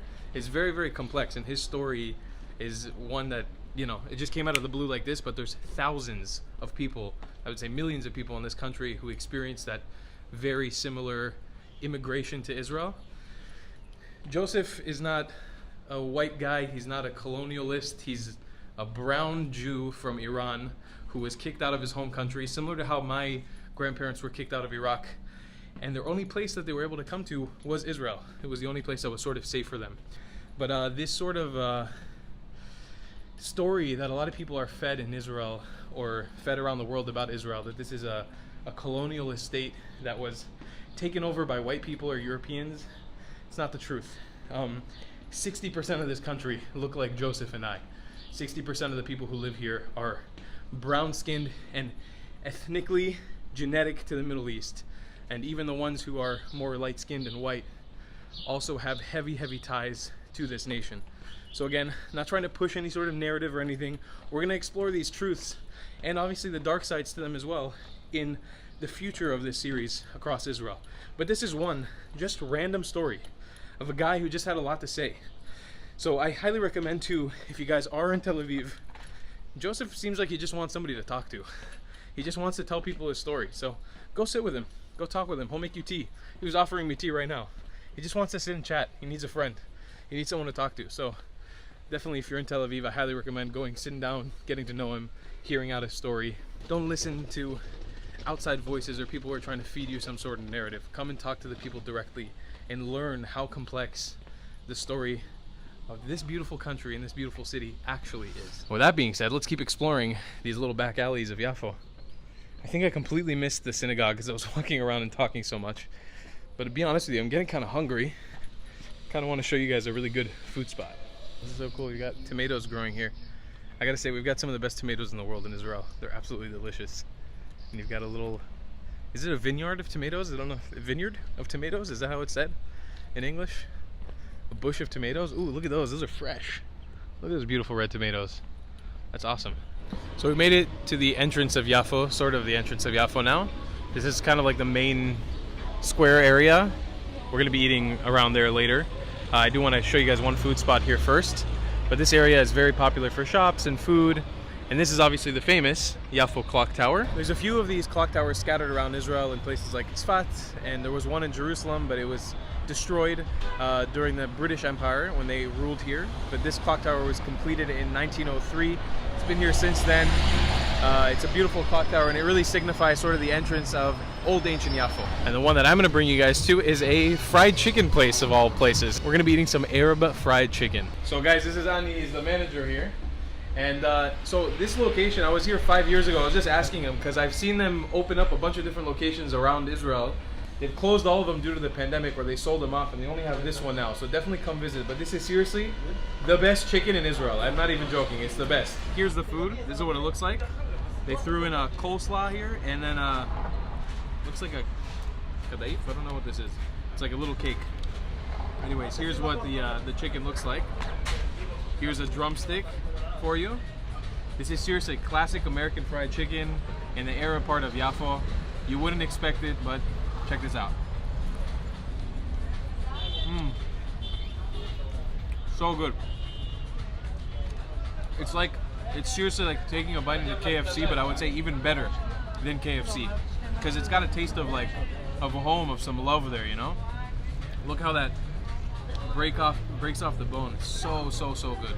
Such good chicken. I can highly recommend this place. Friendly crew, lovely attitude, delicious food. Definitely check it out when you're in Yafo or anywhere else in Israel where you see it, but know that the Yafo location is their location. So come show them some love when you're out here. Look at that beautiful chicken. So good. Wow, that was so delicious. I'm so full. Actually, I had kind of a hard time finishing that. But now we got some energy in our stomach. We got to burn those calories. We're going to continue walking. I want to show you guys the old Jaffa seaport. That's where we're going to now. All right, you can see where we're heading back down to now.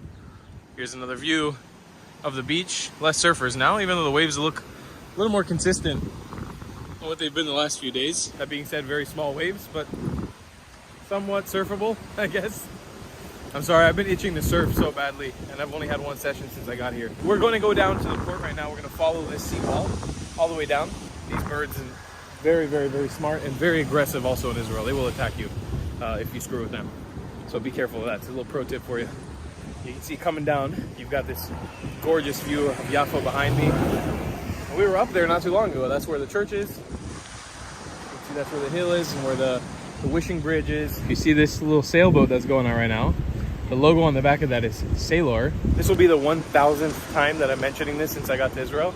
But that company taught me how to sail here a few years ago. They have a little sailing school just right down here, down the street somewhere. Go in and rent sailboats from them and also do like lessons with them. And they taught me how to sail a few years ago. I forgot everything, but they did teach me how to do it. But you come out here into the old port of Yafo. I have to learn how to navigate through here and sail through these rocks right here to go out to the ocean. It was a very cool experience. I've learned everything because I haven't had a chance to practice that in years. I did it 5 years ago and I never sailed again after that. but they were super cool and super professional. So a big shout out to them. If you guys are looking to learn how to sail, you want to go on a sailboat for your first time, highly recommend reaching out to them. Sailor, I think they're called Sailor Yacht Club. Maybe I'll put it in the link in the description if I remember. But if not, look for them when you're here in Tel Aviv. They're super cool. And I saw a dolphin in the water when I was with them, which was a really cool experience because I've never seen a dolphin in Israel before in the wild, right out here. So that was awesome. Here you can see the view of sort of the promenade of the Jaffa port. So this is, we're getting into the sea town now. And you can see how thousands of years ago, hundreds of years ago, there were merchants here and sailors coming across the world to dock here and make their way into the Holy Land. Here it is. That's the yacht club I was talking about. And here you've got the sort of newer complex of the old Jaffa port. So you've got these new restaurants and these warehouses, TV screens. This is going all the way down the marina. You're gonna have boats across this whole place and newer shops along the whole way as well, nestled into the old part of the city. From this place too, you can also take out boats and boat tours into the Mediterranean Sea. Here's another awesome part of this place is you can come right on down to the water. Check out the view from here. It's pretty dope. And of course, more restaurants and shops. This again is all new, less feels less authentic just because it's not part of the old city, but it's all, you know, refurbished warehouses that have been turned into their own areas for food, drink, partying, events, whatever it be. And it's very reminiscent of the other port at the other end of Tel Aviv. We're at the southern end of Tel Aviv right now. On the northern end of Tel Aviv, you have the old port of Tel Aviv as well. And that also is very, very reminiscent to this place. And just like that, we've sort of made it to the end of Yafo, kind of. I say kind of because we still have more to show you. But in this one spot, you can kind of see the newer, old style development. You can see that they're trying to be very in line. It's all modern mixed in with ancient. And we're right on the border here. So what we're gonna do is we're actually gonna head back into the port side here. And by the way, here you have, this is kind of like a mall where all these restaurants are. You do have bathrooms that you can use here and other facilities inside of here. But we're gonna go back to the right here. We're gonna go back into the old city. I'm gonna show you a cool way to get in there from down here. I'm gonna get it wrong, so I don't even wanna try to repeat the history. But the Ottomans, the French, and the British all had a part in building this seawall. These stones here make up some of the original remnants of what the original seawall was behind me, and you can see those, you know, old giant chunks of rock that make up what the port is now. The British wanted to create a port of their own here as well, so this was sort of ruined and rebuilt a few times over. But what modern day Yafo or Jaffa's seaport and seawall looks like is this. It's an incorporation of the modern and the ancient together. All right, here's the entrance going up. So you see this alleyway is going to connect us right back to where we were, where we met Joseph and his shops. You can see there's just tons of alleyways taking you to tons of different places. There are lots of boutique shops, art shops, jewelry shops. Where we're going to go from here is we're going to head to the Shuk HaPishpishim, or the flea market. You can find a multitude of different markets or shuks. I guess the English way to say shuk is souk, S-O-U-K. That's our version of a market. And within these markets, every one of them has its own different style. So the two popular ones in Tel Aviv would be like Nachalat Binyamin area, which is sort of the artsy stuff. The Kalman market, which is general, has fruits, vegetables, and a bunch of other things. It's got like goodies and souvenirs. Shuk HaPishpishim is mostly an antique market. It's got fruits, vegetables, it's got all that stuff thrown in there, but mostly people go there for the really cool antiques. So on our way down to the market, I wanted to show you guys this old building I've known about since I was a kid. The soap factory, that's what this place is. I've probably shown this in a video in the past before, but it's known for having a lot of bats. Can you hear those little squeaks? Those are all bats. I wish I could tell you what species of bat they are. I have no idea. There's tons of bats in there. So when you come here and explore Yafo, look for this place, the old soap factory. If you catch it in the evening, they do sometimes fly out of here, and it is very cool. I think I've seen it one time in my life. There's also another, this is an endemic species of bird to Israel. I'm forgetting the name in Hebrew and in English. Super cool looking bird though. My Israeli viewers, please comment down below the name of the bird, because you guys will know it more than I will. All right, so coming out of the old city here, we're gonna hop onto a street called Olei Zion, which will take us into the main area of the shuk. In this area you can see carpets. We've got some antiques on the left. Down here, there's more of that, but right in here, this little alleyway, this will take you to the sort of center shop area. So here you've got all the different jewelry stores. You've got ancient goods here, you've got coins, you've got shirts, clothes. You can see walking through this market, it goes both ways. It's like a little thin alleyway with this covered area. It's kind of like a proper Middle Eastern or Ottoman style bazaar. It's kept a lot of that tradition from way back then, but obviously powered by fans now.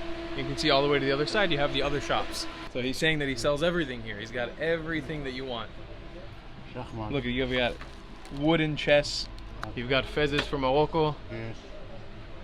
Look at this jewelry, beautiful stuff. You got knives. Look at all these cool things he's got in here. Look at these finjans, beautiful. I bought a finjan, Mabahuchi. He gave me a good price. We're not going to disclose. You come visit him. Joseph. Joseph Atzadik. You come visit Joseph when you're in the market. He's my friend. He's going to give you a good price. Show you guys what I purchased. I was looking for this little coffee pot, a finjan. I want to bring to the Philippines with me. And they actually go for very, very, very expensive prices in the shuk. You will get ripped off in here trying to buy them. You have to haggle hard too. Don't be afraid to, give them like a 90% price reduction of what they offered you, because they will negotiate with you. I'm not gonna say exactly how much I got this for, because I don't think that's very ethical for the people in the shops, but when you come in here, negotiate. Don't take the first price that they offer you. And another note for you guys, not to get discouraged, don't get scared when people call you over to their shop. If they pull you by the hand and they bring you in, they negotiate prices with you, they seem a little bit on edge, they're a little bit aggressive. That's a Middle Eastern mentality. That's the Israeli Arab mentality. It's very sort of in your face. Don't be afraid of it. Go with the flow. Especially when you're negotiating, it's all in good fun. Nobody's gonna get really angry at you or anything like that. So just take your time, negotiate what you're comfortable with. And that's sort of a look for you guys at Shuka Bishbishim. So I had to plan this next stop under an empty stomach because I knew that I would have food thrown at me. This is basically a family friend's place. This is called Abu Lafia. It's been open since the 1800s here in Tel Aviv and in Israel. It's a family-owned Middle Eastern goods restaurant. Really, really good stuff. They do all kinds of toasts and bulekas and all kinds of delicious things. They've got desserts and sweets and everything you could possibly want right here. And this is owned by a close family friend and his family, the Abu Lafia family. I'm gonna introduce you guys to someone very special. This is my uncle Walid. Hi. How are you, Nice Walid? to meet you. Fine, thank you. How was your restaurant? Good? Fine, thank you. The best food in Israel. Thank you. Best. Welcome. You guys come when Welcome. you're in Yafo, you come visit Walid, you say hello from the traveling club. This is my uncle Walid. I love him very much. I haven't seen him in 5 years. So if you guys have seen the videos in 2017, we made some awesome videos of his restaurant that he has across the street there. All of those balconies right there is also great Middle Eastern style restaurant. This is more of the snacks. He just hooked me up with a beautiful sambusak filled with eggs and cheese and deliciousness. It's gonna be real good. We're gonna dig into this. This is sambusak from Abu Lafia. Look at that. Walid, it's the best sambusak, no? Yes, number one. Number one sambusak. Look at this. So toasty, so hot, so delicious. All right, heading out of Abu Lafia right now. Seriously, guys, Walid is an amazing human being. He's a close family friend, and this is, again, signifying the peace and the love between the Arab and Israelis, Arab Israelis and Jewish Israelis. It's really awesome to be able to have a friend and a family member like Walid. We really consider him family between my family. Walid might be a Muslim Arab Israeli, and I'm an American Israeli Jew, but that doesn't stop us from being like family, or as close as you can be to family with somebody who's not blood related to you. That's just one of those very beautiful parts, and I highly recommend that you guys watch our videos from 2017. We did a whole showcase of the restaurant there. I'll probably do it again during my trip here in Israel this time, but we're gonna be focusing on bigger and better things this trip, so I don't want to repeat so many of the things that I've done in the past. So I do recommend 2017 vlogs. Make sure you check them out. You'll see Walid, learn about the restaurant, all the good stuff. It's just one of the many back streets here in Yafo. That's not exactly populated, but not exactly empty. You got beautiful murals here too, but super cool shops. Look at all these little alleyways and stuff. This specific street really reminds me of Doyer Street in Chinatown in New York City, but in the Middle East. It's like Doyer Street in New York City, but like 2,000 years ago. I'm here in downtown Tel Aviv, right next to Azrieli Center, and I'm here Hello. with an old friend from the Philippines. How are you doing? Chef Philip. I miss you. I missed you too. We haven't seen each other in 6 months. It's We're too reuniting. much for us. We're reuniting Too for the much. first time right now, and you know what we're gonna do? what we do best. We must to eat something, no? Food video, baby. Yeah. So Philip, where have we come to? What are we doing? So we go a place called DNA. It's a famous chef Yossi Shitrit who started here between the three buildings of Azrieli. He actually take a really good chefs and put them inside the food truck, do a street food, but super good and super delicious. And we're going to try them. Yalla, Yalla, let's go. let's go. All right, so you can see this is the Azrieli Center here in Israel. The what? The Azrieli Center. Lunahon! No way! So it's actually signified by these three buildings. You can only see one of them now. I'll show them to you later. There's like a circle, a square, and a triangle. But there's also a mall in here. And as Philip was saying, this sort of food truck park is just a little bit here to the side. So you can see the setup here. We got a bunch of food trucks, a bunch of people ordering. Super cool. And this is brand new. I've never seen this before either. It's me and Philip's first time. But they're kind of like, they're not proper food trucks. They're kind of like Airstreams. And you can see they've got the DNA logoing. So there's a menu up here. We're gonna order one from the Thai food and one from the Italian one. One from the taco. And one from the taco? Okay, let's do it. I'm hungry. Alright, so this is the one I'm ordering. The rote vacvanillo to mozzarella pizza frita, which is a fried pizza. So just go to the menu. Classic fried pizza. Add it to cart. Alright, easy as that. You just order with your card, super quick. And they're making the order. Just waiting for it to come out right now. So this is what the taco truck looks like. It's called Soy Chicano. And they've got a beef birria taco that we just ordered. It all looks really, really, really good. It smells amazing, everything here. Boom, there we go. We got the pizza. It's literally a deep fried pizza. That's insane. It looks like Philip's coming in with salad. What is this, papaya salad? No, it's a tom yum. It's Tom yum. No, it's not tom yum. Tom yum is a soup. It's tom something, I don't remember. It's like fish in tempura, cashew, chili, fruits, a lot of cilantro and mint. And it looks amazing. And the smell, killing me with the fish sauce. Hey, it looks legit. Wow. Looks good, no? Wow, with the pickled onion. Oh my god. And that's a proper corn tortilla right there. That's like very authentic. I think this is gonna be delicious. Okay guys, it's time to eat. We've got, what would you say the name was again? Yamamon. Yamamon. We're probably butchering the pronunciation of this. I'm sure it's wrong. But this is a Thai salad. It looks really good. Again, the place here, it's called DNA TLB. So let's try it out. Look this crispy fish. That's and fish. tempura. Wow. Look. That looks good. With my finger. Full finger in the mouth. With my finger spice. Just like we're back in Sharjah. Now it's supposed to be with a young mango, the Oh my green God. and the sour. It's good, Wow, no? that fish was so good. I think we need to mix it with all Okay, the mix it up. herbs. Mix it up, chef. Go. Show the people how you mix. Come to the closer. You go to the founder And first. go to the then you come closer the and then to closer. the powder because all the fish sauce is down there. Yeah, there we go. So we Go said to the closer. no papaya. Or yes, No papaya, mango. Mango. It's See.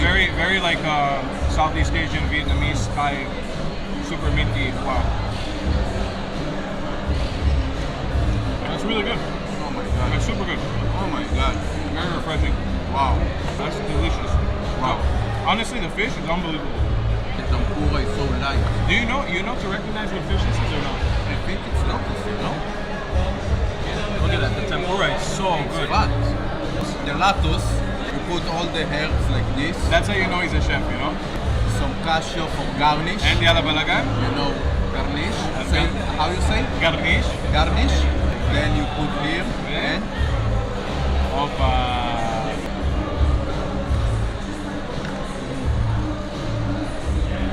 I really miss eating wow. When we lived in the Philippines together, we would eat 4 or 5 times a day together. Just the most random stuff we would cook together. So good to be back together now. So we've got a freaking deep fried pizza. I don't know what to expect because you come to Israel, you wouldn't expect to be getting a deep fried pizza anywhere, but you got it here. I've never had anything like this. Have you eaten something like this before? Nothing. Ever. And it's different than a calzone. It's not a calzone. It's completely different. It kind of looks like a sphinge almost. I don't know how to explain it. It's like a donut. What is super special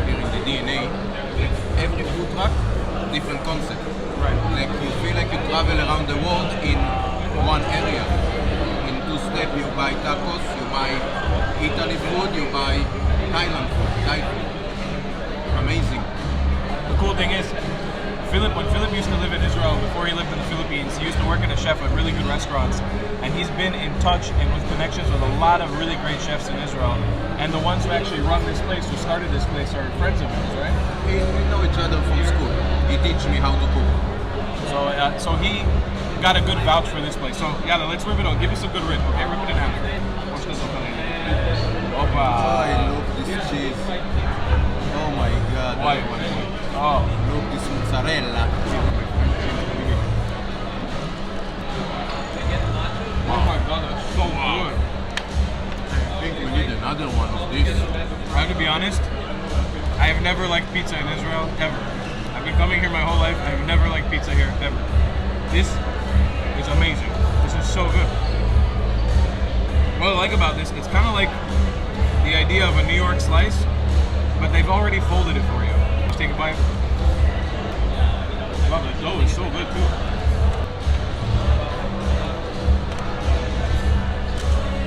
Wow. We've got some nice beef tacos right here. Now I'm gonna give a shout out right now. If you haven't seen the taco video we made in the Philippines together, you go watch that. We did a Taco Tuesday video in Siargao. Great video. We showed you guys the best tacos you can have in the Philippines.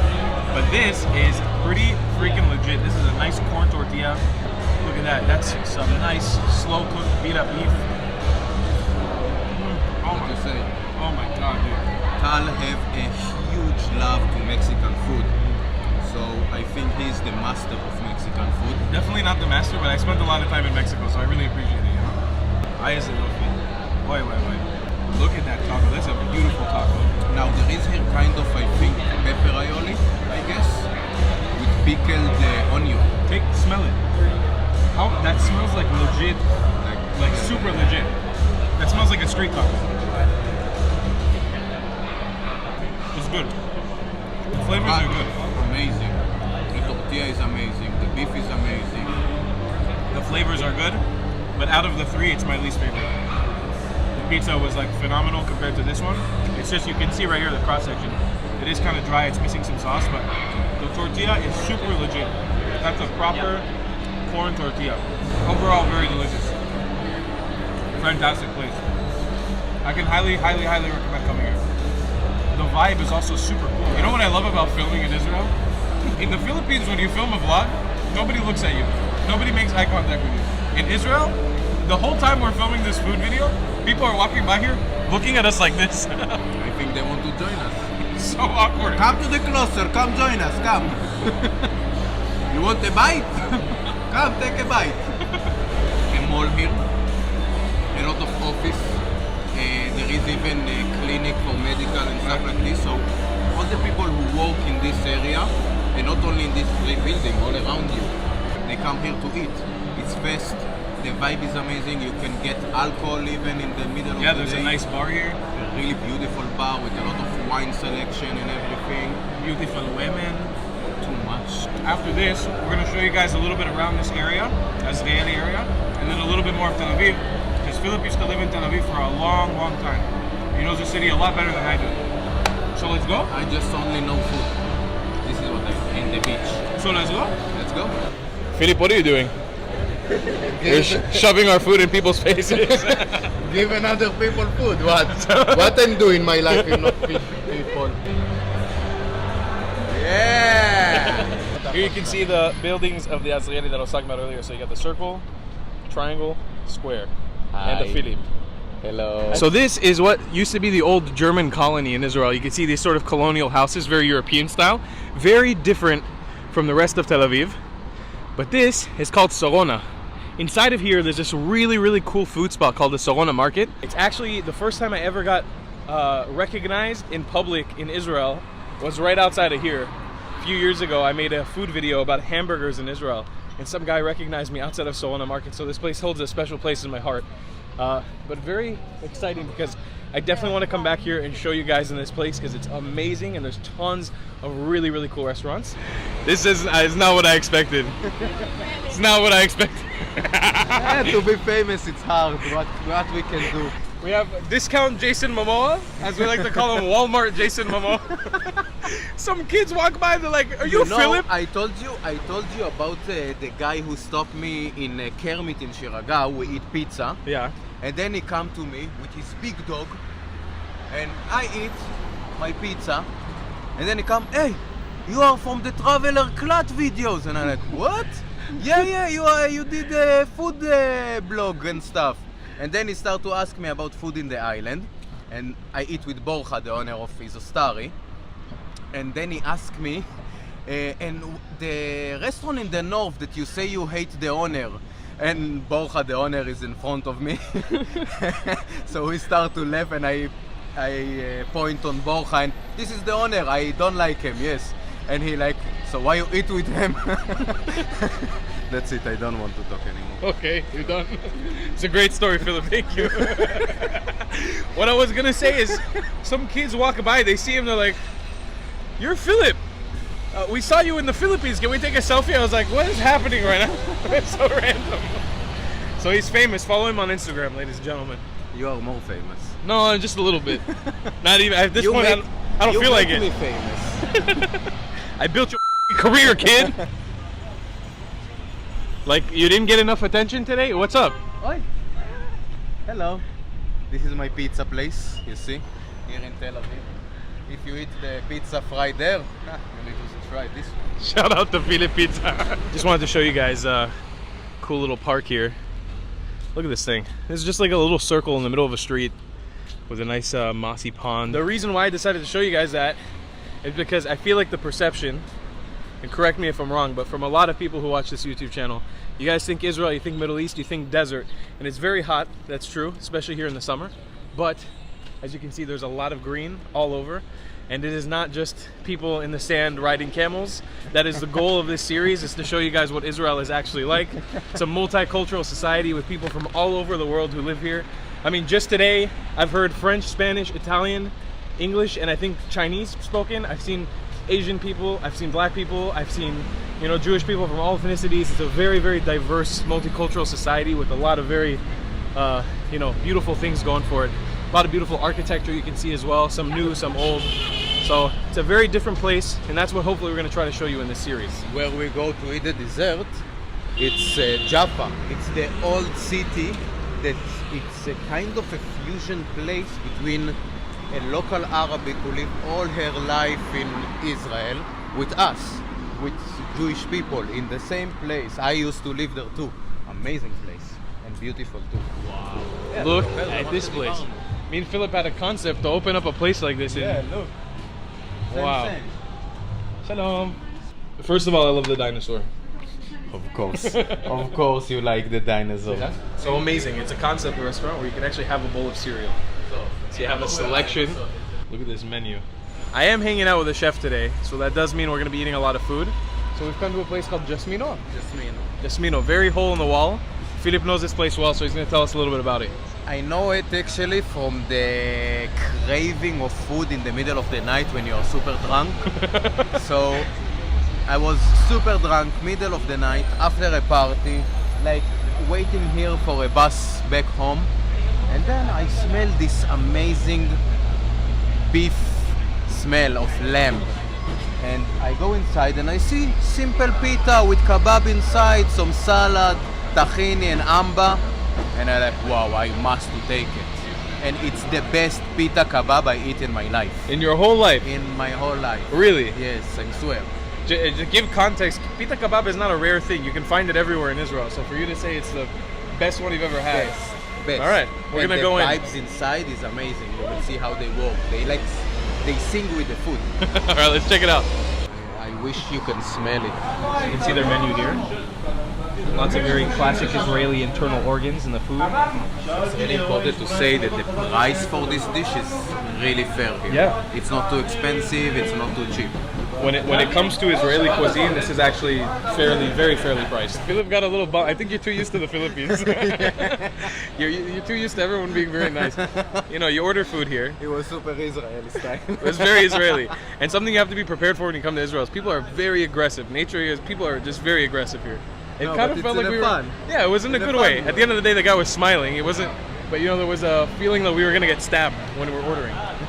So it's you know, it's a little intense. It was kind of like a standoff. He's looking you deep in the eyes. Philos, what do we have here? Okay, so here you have pita. It's the best stuff you can find in Israel. Just a pita bread. And inside you have a lamb kebab with grilled vegetables, of course tahini sauce and amba. Amba, it's actually from fermented mango with chilbe. And it's super good. It's the best pita kebab you will eat in your life. Cheers, my friend. Cheers, baby. Here we go, 22 shekel, which is about 6 US. Fantastic pita. Let's get into it. I'm gonna get very messy eating this, but you know how we like it. That is amazing. I haven't had a lamb kebab in a long time. Look at all that juice. Put your finger inside. Look at all that fat right there. Oh, yeah. I've got all of Tel Aviv on my finger right now. I'm sticking it into my food. Amazing, no? And look, where are you? Middle of the street. Just on the street. The amba is actually something comes from my family's lineage, which is Iraqi. It's very popular in Iraqi cuisine. It's this stuff on top. Like you said, fermented mango with a bunch of spices. I usually don't like it, but in here, it's very, very good. How is it? You look happy. I'm in heaven now. Fucking heaven. Is it your first time eating it since you came back to Israel? Yeah, Yeah? I didn't eat it yet. It's so perfect. The flavors are just, oh my god. And it's exactly how Philip and I like, full of sauce. Like full of sauce. Just sauce everywhere.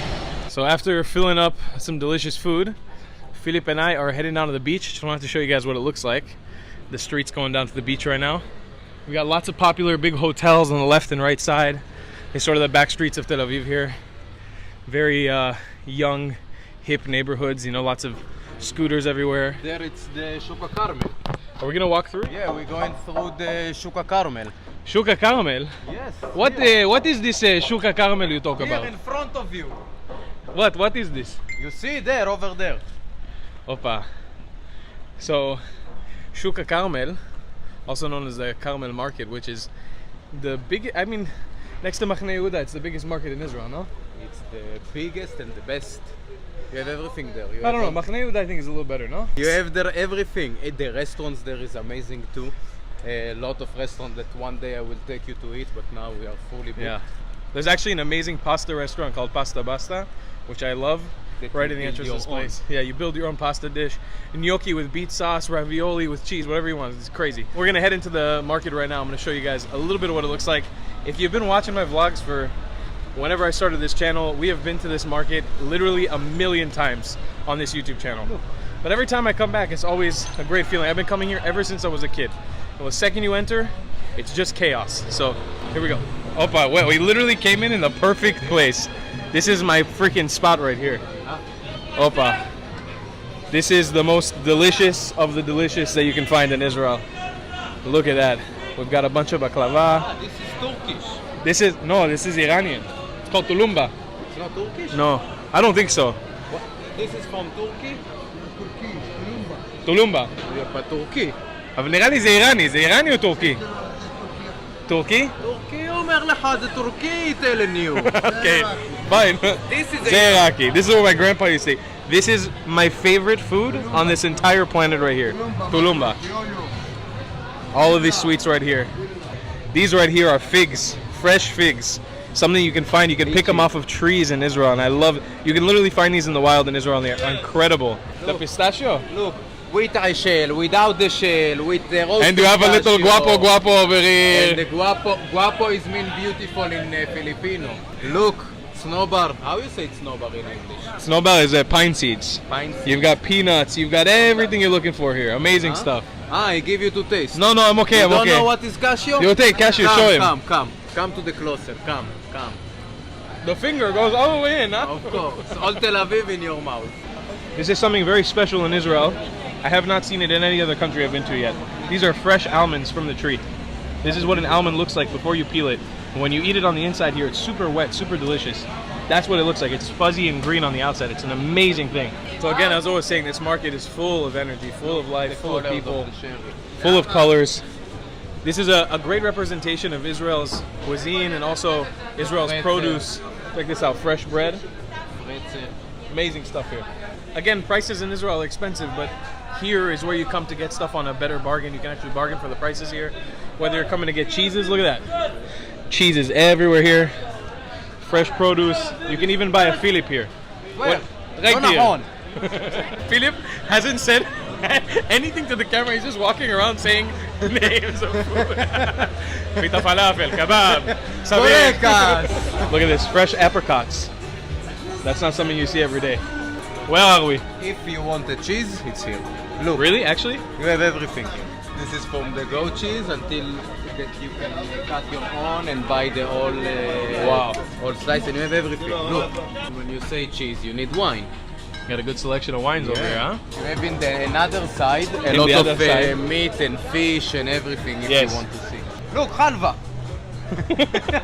Actually, this is an amazing thing. This is called the Turkish Delight. So Philip's taking us to the butcher here. We're gonna see some good selection of meats.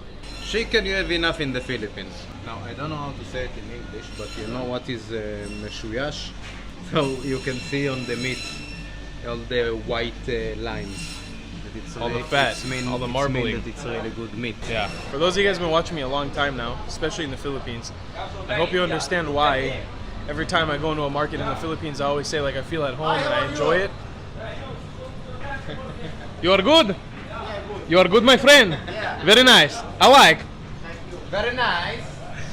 This is why I'm saying I love markets. You know, it's like this is something I grew up doing. You know, coming here, Shuka Kalman specifically, just walking these random lanes, interacting with people, all the screaming, the yelling, the chaos of it. It's so much fun. So we have been walking for hours. We actually took a bit of a siesta at one of Philip's childhood friend's house here in Tel Aviv. We're heading up to the beach right now. We're gonna take a nice walk to Yafo, ancient Jaffa, Tel Aviv, the old city. We're gonna have to do many videos just on that place because it's such a wonderful place. But you'll be able to see just a little snippet of it today in today's video. But as you can see right behind us, right in front of us is the beach. Look at this, guys. Look at all these Tel Aviv beach goers. The vibe is super beachy. It's all happening right here. Nice hotels, nice buildings everywhere, tons of traffic. So here's what you guys can see. These are parking areas for the beach that you have to pay. So you guys get a little idea. It's around 40 shekel, 95 shekel if you're parking for a full day. It's just one parking lot right here. You can see the beautiful Mediterranean Sea right in front of us. Philip, you missed the beach? I'm here every day. That's something we can both miss for sure. But that being said, this is a beautiful beach, you know. It is wonderful here. It's really, really nice. Look at that, people surfing. Some big waves, bro. And this is the beautiful beach of Tel Aviv right here. This way we can walk through the beach until Jaffa. Yafo. Should we hit it? Yalla. So this place, specifically where we are now, I've been coming here literally my entire life. Actually, you can't see it from here, but the hotel right back behind us, it's called the Sheraton Hotel. We used to come here every single summer when I was a kid. I actually learned to surf right here. I learned to surf right here on this beach. First time I ever went on a surfboard in my life was right here. But this place has it's been revitalized and it's been, you know, modernized so recently in the last 10 years. It's been made to look so beautiful. When I was a kid, the ground here was like this pebbly stone. It was not so fun to walk on, and they made it this really beautiful gray stone that you walk on now. They expanded everything, made bike lanes. They really beautified the place. It looks amazing now. And I mean, the buildings here are still somewhat old. A lot of this is probably going to come down in the next 20 years, and they're probably going to put up skyscrapers everywhere here. But it is a beautiful boardwalk. Very modern Israeli architecture, you know. But it's a gorgeous place. You know, Tel Aviv's beach is something we're going to have to make a whole video on when we come back here. Now you see, this is the Great Wall of Berlin.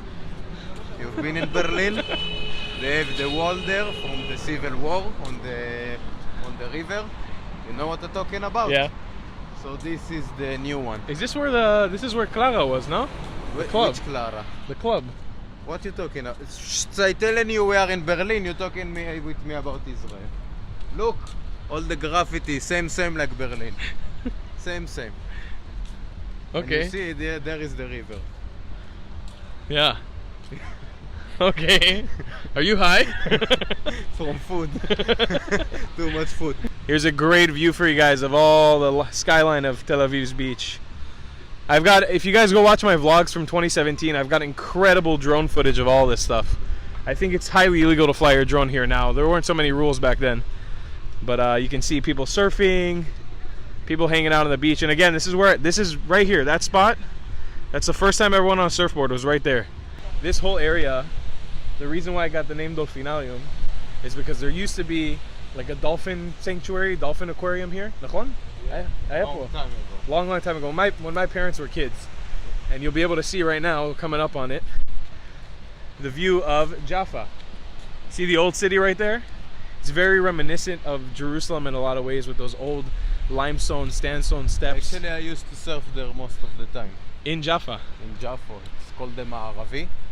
Yeah, I think it's a really good beach to surf there. And I don't mean to keep referencing my vlogs from 2017, but if you do decide to watch them, I actually partnered up with a sailing company down there on the pier, and I learned how to sail here. I was actually, for the summer that I was here in 2017, I was sailing on boats just like that. I've forgotten everything about sailing. I would not remember how to do it at all if you were to put me on a sailboat right now, but it was a super cool experience. It was one of my first sponsors on YouTube, and it happened right down there. A lot of very amazing things happened to me in Israel when I first started vlogging, so it's always fun to go back here and walk these steps again. I just want you guys to take a real good look. I'm trying to get you guys scenes of this beach, but pay attention to what day-to-day life in Israel is actually like. This is just a normal summer day. Tons of Israelis, tons of Israeli Arabs. You see Muslims, Jews, Christians, you know, tourists from around the world. I can hear a lot of English speaking, a lot of Americans, a lot of British people. You know, this is what a typical day in Israel, in Tel Aviv, actually looks like. Not what you see on the news, where it's constant violence and bombing and death and chaos. People walking on the beach, walking with their dogs, eating ice cream, surfing. You know, it's a beautiful place with lots of love and culture and coexistence, to say the most. You know, there's obviously a lot of problems. Israel is not a perfect country by any stretch of the imagination. But I hope, like I've said many times in this video, through this video series, I can sort of educate you and show you what this place is actually like. For summer waves in the Mediterranean, it's really not looking that bad. Like, the surf is actually, it's surfable. It's very small waves, but it's surfable.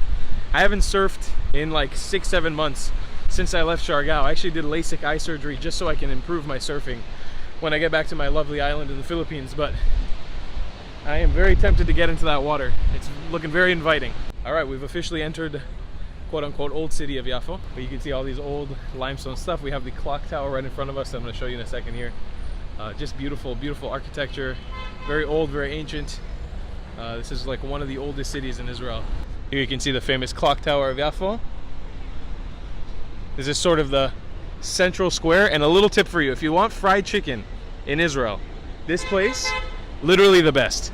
Seriously guys, this American chicken, it's like an Israeli Arab owned place. Freaking phenomenal. Like, it's the fattiest, juiciest fried chicken you've ever had in your life.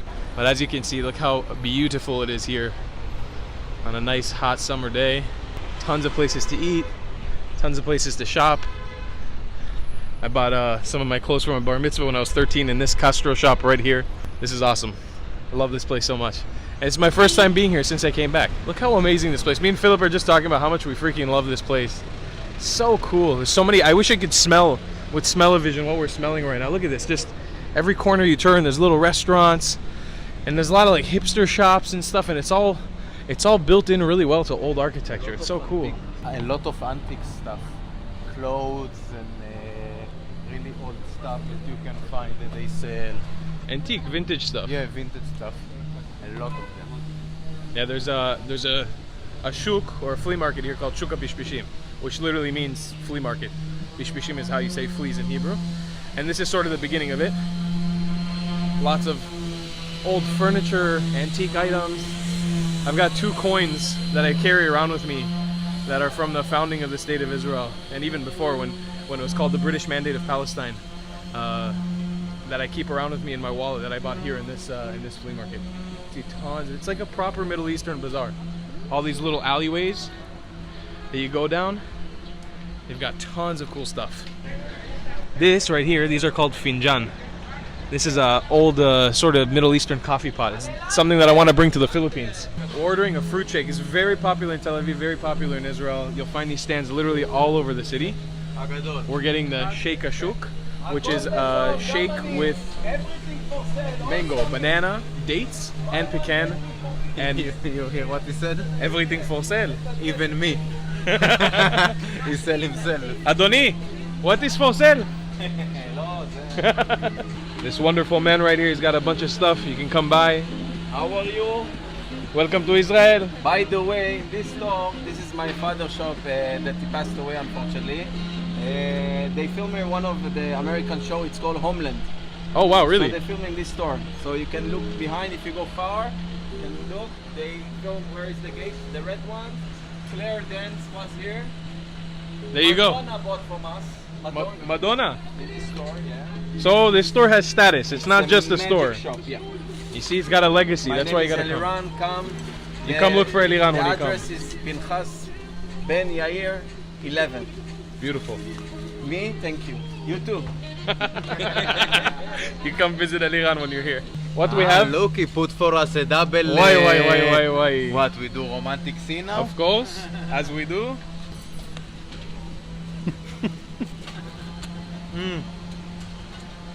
Oh my god.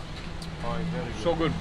25 shekel, it's about $5. I'm really honestly, I'm forgetting the conversion rates. But don't Delicious. forget that in Israel, the fruit is a little more expensive.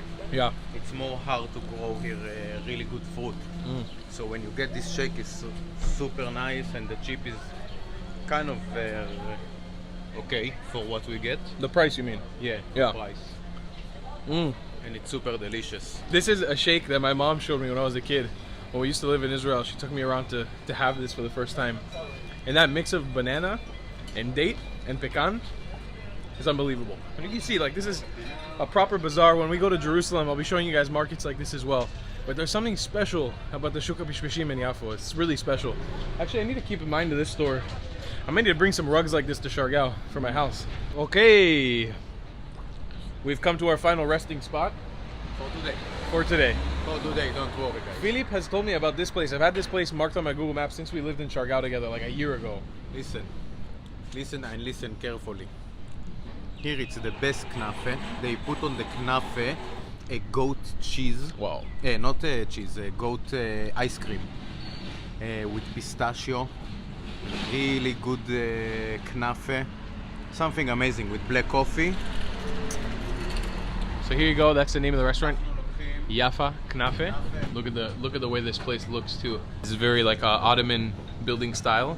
You can see sort of these curved places. These are all ancient buildings. They've got a wide selection of baklava that you can have. Tons of different types. Beautiful little restaurant. So just to point out to you what's actually happening, those right there are little plates of goat cheese under or on top of knafe, which is sort of this kadaif noodle dish that's kind of like a fried noodle thing. So he's cooking it, melting the cheese, and then once he lifts it up, he puts this rosewater syrup on top and then throws it back on the stove to cook again. So that's the amazing part of this, and you can see it's caramelizing right now, it's bubbling in there. It's gonna be real delicious. Wow, look at that. Wow, this is exciting. Let me tell you something. This has gotta be, I think, oh, yeah, it's a little hot. You know, there's a lot of Middle Eastern desserts out there. There's baklawa, there's the thing we showed you, tulumba, there's a bunch of different variations, but I think knafe, like this, is gotta be my favorite. Look at that. So we've got goat cheese ice cream on top of knafe, which is kadaif noodles with rose syrup, and then goat cheese underneath. And then we've got black coffee cooked in a finjan, the way that I was showing you guys earlier. Oh, wow. Do you remember the day where we found baklava? I remember.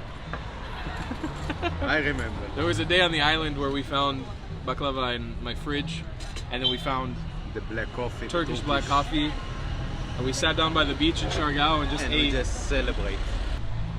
Oh, it's so soft. Look at that. Oh my god, it's got pistachios on top.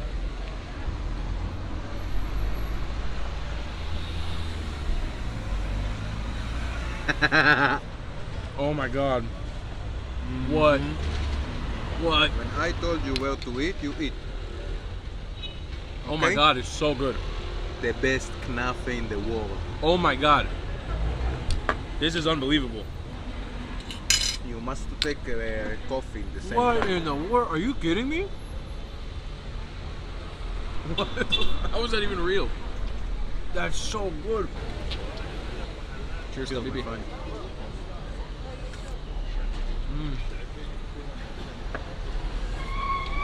Before we come here, actually, ask me if I'm sure it's the best knafe. So what is the answer? I mean, I've had a lot of knafe in my life. I cannot think of a better one than this. Really. This has got to be the best I've ever had. When I knew this place, it was new, and we don't have a space. Like you need to. Like it was super busy, you're saying? Yeah, the line until the edge of the street. Wow. Something crazy. You get a number to get this amazing And knafe. knafe is just a dessert food. You have it sometimes in the middle of the day. You have it after you eat a meal. You know, you drink some coffee. You share it with some friends. It's not like a gourmet restaurant experience. There's no reason that a knafe Super restaurant should Arabic be... traditional dessert. Look at that. Look at those layers right there. It's insanely good. Oh my god, bro, it's so good. I know. It's like I'm so full. I don't want to keep eating, but I also don't want it to end because it's so delicious. So how was your day? Yafa knafe I can highly, highly recommend. That's amazing. Amazing. My day was good. My day was great. My day was full of food. That's a good boy. White's finish. That's a good boy. White's finish. Last bite. There you go. Clean it up. Okay, guys. Yafo Knafa. How do you fucking pronounce the name of the place? Yafa Knafa. Yafa Knafa. Yafno Knafna. Full recommendation. Like, the best knafe in seriously, the that world. was fantastic. It's like, you know, it's not the typical knafe because it's not. I would say it's not authentic just because it has that ice cream on top, but it's to the next level. It's like a little bit more of a gourmet option. The coffee, fantastic with all the little herbs in there, and the crew. It's with cardamom. And The cardamom, yeah. And the crew is very authentic. Oh my god, and everything. they're so sweet. The people who work there were so friendly, so nice, so accommodating. So highly, highly, highly, highly recommend. All right, guys. Assalamu alaikum, my friends, and welcome back to the Holy Land. We are in a very special place today with some very special people. First of all, Musa, my good friend Moshe. How you doing, buddy? Welcome to another adventure. I'm also joined by a new friend of mine, Abud. Hello there. We've been speaking for the last month or so trying to plan this adventure. Finally. Can you tell my viewers where are we and what are we about to embark on? What kind of adventure we're about to go on? For sure. So today we're going to explore the neighborhood of the Samaritan community and what's surrounding it. So we have, for example, we have the synagogue, we have the museum, we even have the archaeological site. We have a lot of history even to cover. So I think there's a lot of things that people all over the world really never heard about. You're actually in the Samaritan neighborhood, which was started about 30, 40 years ago. We used to live in Nablus. And because the number of the Samaritan community started to grow, we decided to move to live together on top of this mountain here. It's easier to expand. We got help from the Jordanian king also to come here. So there's so much history here, man. I can't wait to share it with you. I'm so excited as well. And who are you, Abud? Like, are you a Samaritan? Are you Israeli? Are you Palestinian? What are you? So basically, I'm all of these. Because I'm a Samaritan, I'm Palestinian, and I'm Israeli. But at the same time, we feel like we're very native to this land as Samaritans. We kind of we believe that we came before even this identity of being an Israeli or being a Palestinian. Because there's even distinguishing between Israelis and Israelites. So we believe we came here 3,652 years ago. That's our calendar. We believe that the Israelites came here and they built the tabernacle on top of Mount Gerizim. In the Jewish story, it was built in Jerusalem, kind of like around 500 years after. So it was built actually before Jerusalem was built in Shiloh, which is about 40 kilometers away. The tabernacle is the Beit HaMikdash, like the biggest temple? Exactly, but we don't believe that there was a temple, like a big temple or a Buddhist temple. We believe there was just a tabernacle where we see the instructions of the Torah written there. You see? Basically, the instructions to build it were mentioned in the Torah. It's exciting. Definitely. So we believe that we actually never left the Holy Land for about 3,600 years. And we believe that the mountain of Mount Gerizim is actually the place where God basically chose. And I focus here on the word chose because that's one of the differences between the Samaritan Torah and the Jewish Torah. If you don't know, there's actually something called the Samaritan Pentateuch. There's the Masoretic text, and there's the Samaritan Pentateuch, there's the Dead Sea Scrolls. So So I'm going to tell you all about that. It's really interesting. So right behind me is actually the door of the Samaritan synagogue, and I've been doing tours for a pretty long time now, so I get access to the keys easily, lucky for us. Is this usually a pretty like secretive or closed off place to outsiders? Like you wouldn't usually be able to just walk on in? Yeah, it's Yeah? usually closed because we don't open it on normal days. Okay. It's only open on Saturdays. On Saturdays, Only on okay. Shabbos and festivals. So if the festival comes on Tuesday, Wednesday, or something like that, it's open during the prayer only. I will also leave Abud's information down below in the description. If you guys want to take a tour with him, you want to follow him on Instagram. He makes content as well. He's got his own podcast. Lots of exciting stuff. All of it will be down below in the description. So, we're going into the synagogue, or are you? Yeah. We're gonna grab the keys from amazing. that store. By the way, the store over here, Uh-huh. also pretty famous in Naples. There's we have that one and you have that one. You can guess what does that place sell? The Good Samaritan. Yeah, there's a lot of alcohol to be sold here. So yeah, let me grab the keys real Cool. quick. Would you like to try falafel? Falafel? Yeah, for sure. Samaritan falafel. Oh, nice. Very rich and green. Love it. Samaritan falafel. Here, easy. Thank you. Oh, it's really good. Yeah? Really good?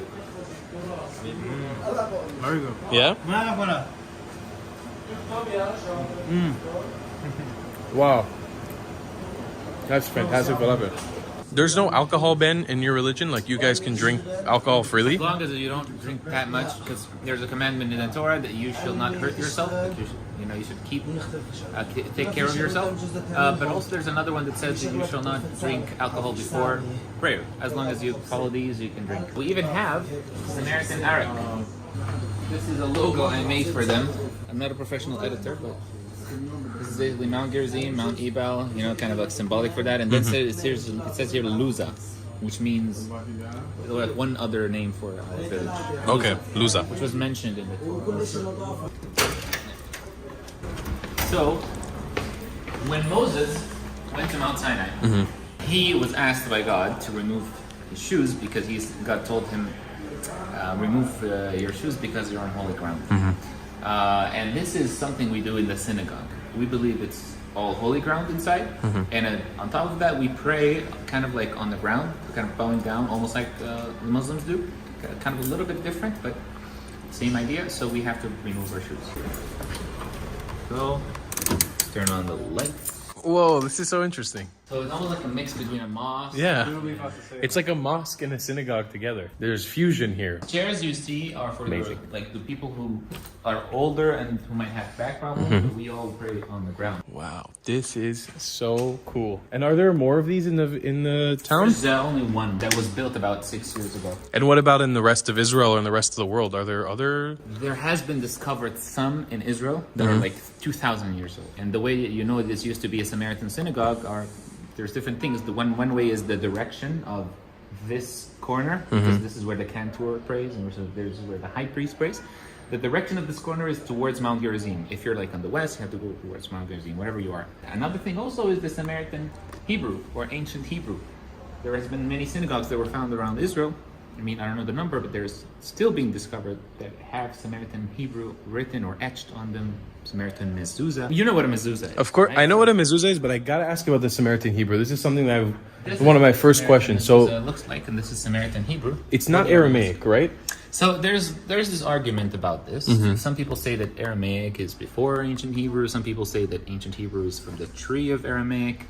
I think it's kind of boils down to like how languages develop in a sense. So languages just kind of develop to be kind of easier. Like for example, you see this one that looks like. What do you think this looks like? Like three fingers. Okay, it looks like three. I Does that make can see sense that. now? That looks like three fingers, yeah. So this is yud, which means hand, right? Okay. So yad in Hebrew means hand, and we draw it as a way to kind of symbolize the hand. This is how basically Hebrew used to be written. Today, the Hebrew used in Israel is actually Assyrian Hebrew, which is a kind of like a later version of Hebrew.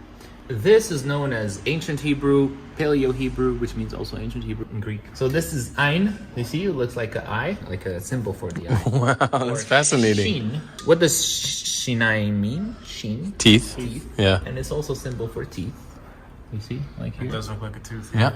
And Rish, from Rosh.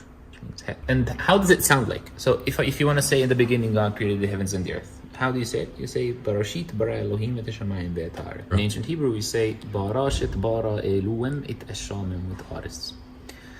So that's how it sounds like. Some people say it sounds like Yemenite Hebrew or something like this. I'm not sure. I mean, I did hear Yemenite Hebrew. Yeah, it sounds very Arabic in dialect. I don't know. Like, it's my grandparents are from Iraqi descent, so they have like a Jewish Iraqi dialect, and it sounds kind of like what I've heard them speaking Jewish Iraqi. Like, there's Hebrew words, but it kind of sounds like Arabic in a way. Exactly, and it kind of like makes you question. So, for example, it might sound Arabic because of the like deeper kind of like letters to it, like the R, for example, is Ra. But it kind of also makes you wonder. So, the Hebrew that we have in Israel today, is it like the it's more like, is it from the European influence, like Yiddish influence? This letter here, this looks like a lamed. Is that lamed also? It's a nun. Oh, really? It's a nun. Actually is here. You see? Oh, did not expect that.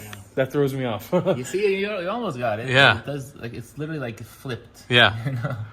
So, oh, interesting. In the Assyrian Hebrew, modern Hebrew today, we say, like, this word would say beshiftecha, but we don't have the cha. We don't have cha. We have, well, in this case, we say afshiptak, right? So we just don't have a cha. We don't have a ve. So we say ba instead of a va. So if I want to say ve'achicha, we say u'aik. If I want to say Shema Yisrael, I would say Shema Yisrael.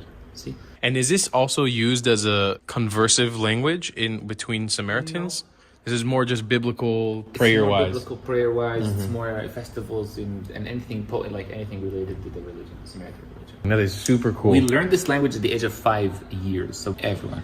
It would be like just impossible for someone to grow and not try to learn ancient Hebrew in the Samaritan community. Even girls and boys.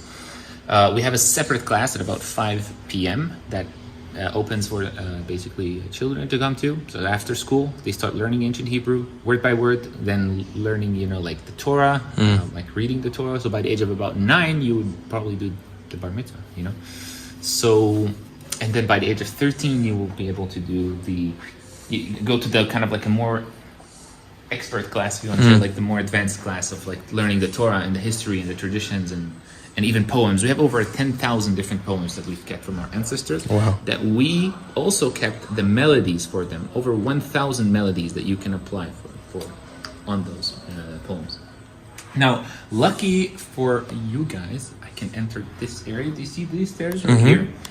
This is kind of like today's equivalent of the tabernacle. Okay. Because even though we do not have a tabernacle, we believe it was just like the Samaritan belief goes that God hid it because of sins and all these things that happened in the Israelites. So this is like the equivalent of basically remembering this commandment of the tabernacle. So this is the parochet, and this is basically the holy, like we call it the holy, HaKodesh. Behind the parochet, or the curtain, is where the Holy of Holies is also mentioned in the Torah is found. The people who used to be allowed to enter the holies are only the Levites. And we believe that, for example, we are from 2 tribes, the tribe of Levi, or the 2 sons of Joseph, Ephraim and Menashe. So because I'm from Cohen family, I'm considered from the Levites, I can enter here. And I can be even a Chazan one day, and even be a high priest one day. Because you're from the Kohen family. But I can specifically be a high priest because I live here on this mountain. So if you want to be a high priest one day, you have to be living on this mountain. You have to be the oldest in the Kohen family. And then, you just have to be from the Cohen family. So maybe you guys come back in, like, I don't know, like 50 years or something. And you're going to be the high priest. So your full name is Abud Cohen. Yes. And within your family, like, is this Cohen considered the same Cohen within Judaism according to your beliefs, like according to Samaritan beliefs? According to our beliefs, yes, there's connection because the Samaritans, we believe we come from half the tribe of Levi. There's another half that went to the south to the kingdom of Judah. So the kingdom of Judah is where the tribe of Judah went, tribe of Judah, tribe of Benjamin, and half of Levi. So so basically there was the kingdom of Israel in the north and the kingdom of Judah in the south. After a few years, the kingdom of Israel was named the kingdom of Samaria. Now, the difference of why this happened we'll talk about soon, but the important thing to know is that the split happened around 3,000 years ago, mostly, so between the Samaritans and the Jews. Let me just show you a few things here. Cool. So this is what we're going to put. I'm going to bring you a Torah scroll out to see. We believe we have the oldest Torah scroll in the world, and we keep it actually here. We keep it in under a lot of security.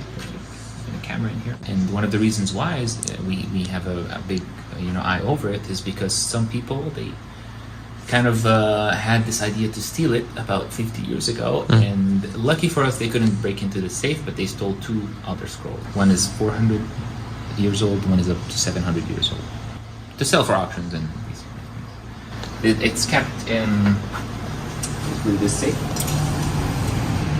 and no one knows who has the keys. I mean, some people know, of course, from the council of the community, but there are 3 separate keys. And we only bring it out of the case 3 times a year, so it's like the festival of the Passover, Shavuot, 7 weeks, and Sukkot. Samaritans, I think, kind of like the Jewish people, we treat the Torah almost like a person. So you would, for example, kiss the Torah, or like take the blessing from the Torah like this, and even take photos. We even literally take photos of like the Torah's Misha scroll. We would take photos of this one specifically. Wow! I love the cover. Like the cover, I chose this one for you because I really love the cover of it. It's just, I don't know if this is real gold plated, but I like what's also etched on here. So like the tools of the tabernacle. We have the menorah, the high priest robe. The high priest would communicate with God between those 2 wings. And that's also in ancient Hebrew, right? Yes. And other than that, we have some etched here blessings and other things from the Torah. Now, is this similar to what the oldest Torah in the world looks like? Like this is a similar design, or that one is like... It's a similar design. Similar design? Smaller one. And it's written on a deer skin. We believe the one who wrote the oldest Torah scroll is actually the 3rd high priest. He used to be the 3rd high priest in the Holy Land. So that's Abishai. He was the son of Pinchas, the son of Eleazar, the son of Aaron, who was the brother of Moses. So that makes it 3,000, almost 3,500 years. Wow. People would argue like, but how could it survive? Dissipating. It makes sense because paper doesn't really, and even deerskin doesn't survive that much. But we do believe that anytime there was any paper that had any problems or anything like that, we just replaced it. It's just that simple. The important thing is that the text didn't change, and the value of it comes also from the history of like the word Shomrim, Samaritans. It literally means keepers. Keepers, right? Shomrim. So we have to kind of keep the traditions, keep the Torah scrolls. That's why one of the days that it got stolen from us, the 2 scrolls, it was one of the worst days of any Samaritan. How long ago did that happen? Like 1970, something Wow. like this. And then this is, how old is this one? This one is less than 100, probably less than 100 years, something like that, like something. Still like, old though, still very fascinating. Wow. The older ones are inside, but like there's older ones that are really in the safe. This one is, of course, we do not read from this. We never read from this. We just the cantor holds it and then lifts it up right, left, so that the people around him can see it, get the blessings from it. But we do read from these. Like for example, we have this book right here, the prayer book. And this is usually for Shabbat. You can see like the poems and melodies. And we have, of course, the Torah scrolls that is computer text even. This is computer. This is digital Samaritan You can Hebrew. literally download the font and use it. Have you had a chance to like go to any sort of synagogue with Jews, or see what like a Shabbat prayer or synagogue practices like with Jewish people in Israel? I did, but like it was a really short one. Have you seen any similarities between how we pray? I've been in a kiddush. My first kiddush ever was actually in England. I was amazed at like the song of like Shalom Aleichem. Yeah. We don't have that, and the first time ever I heard it in my life was like in England. It was a kiddush, and it was amazing. But we do not have a kiddush. Our kiddush is kind of like the prayer that enters. There's a whole 1 hour prayer inside here, where people go around not go around, but sit in a circle for like 20 minutes reading specific poems about Shabbat and about certain commandments. And then there's like a 30 more minute. Do you do tefillin? We do not do tefillin. We only have like the cantor. So this is what priest or the cantor would put on his head, and it's very. I'm sure as you see it, very similar, right? Yeah, similar to a talit. Yes, but there's one difference though. We do not have the Corners. exactly. There's usually a corner here. You're very right. We do not have that, and it comes because kind of like the interpretation of the Torah is different for us. This specific part, it does talk about having those on the wings. There's literally the word wing, knaf. But that's one difference. The interpretation of the Torah is different from the Jewish and the Samaritan one. So this is what a cantor would have on his head, and it, of course, like the same concept as in Judaism to kind of like make him focused in a sense, and also the holiness of it. And he's the only one that wears it. No one else in the community puts that on. Only the cantor, yes. We have about 3 cantors in the synagogue, about 3 in the other one. To be a cantor, it requires you to know a lot of melodies, to have a beautiful voice, to have, some people even say, to have a beard. Fascinating. Mind-blowing, I would even say. And to be fair, like, to give you guys some insight, I genuinely, and I feel ignorant saying this, but like I did not know the Samaritan community existed up until around a month ago, when a friend of mine told me about it. Abud actually put me in touch with him. So I was like, it's been like a month of researching just a little bit, trying to understand, and it's kind of crazy. It's amazing that this exists. You're familiar with this? Not at all. Incense? After Shabbat. It's for Shabbat, for the festivals. Like you're specifically specifying in Havdalah. In Havdalah, Yeah. At the end of Shabbat, you have a nice smelling. Exactly. This is usually at the beginning of Shabbat. Before the Shabbat enters, we kind of like have incense around the synagogue. I love the smell of this. It's just amazing. It just puts you in a really relaxed mood. Our prayers are really, I see them as a kind of like a way to relax and meditate and pray in a sense, but it's even though it's like we have 3 hours of prayer in the morning of Shabbat actually. From 3 a.m. to 6 a.m. Everyone wakes up at 3 a.m. comes here, pray for 3 hours straight.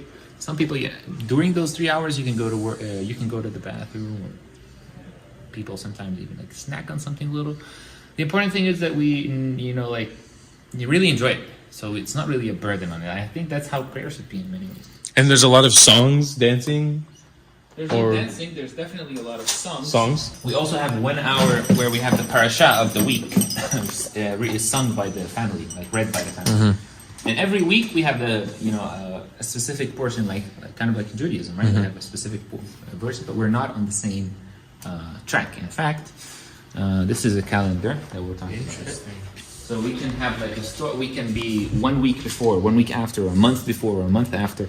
This is the Samaritan calendar, number 3661. Did I say 62? I did say 62. I think you said so 62. I'm correcting myself. 61. I'm ahead of myself here. You see, that's why I said 62, because this is 2023 already here, which is the Georgian calendar.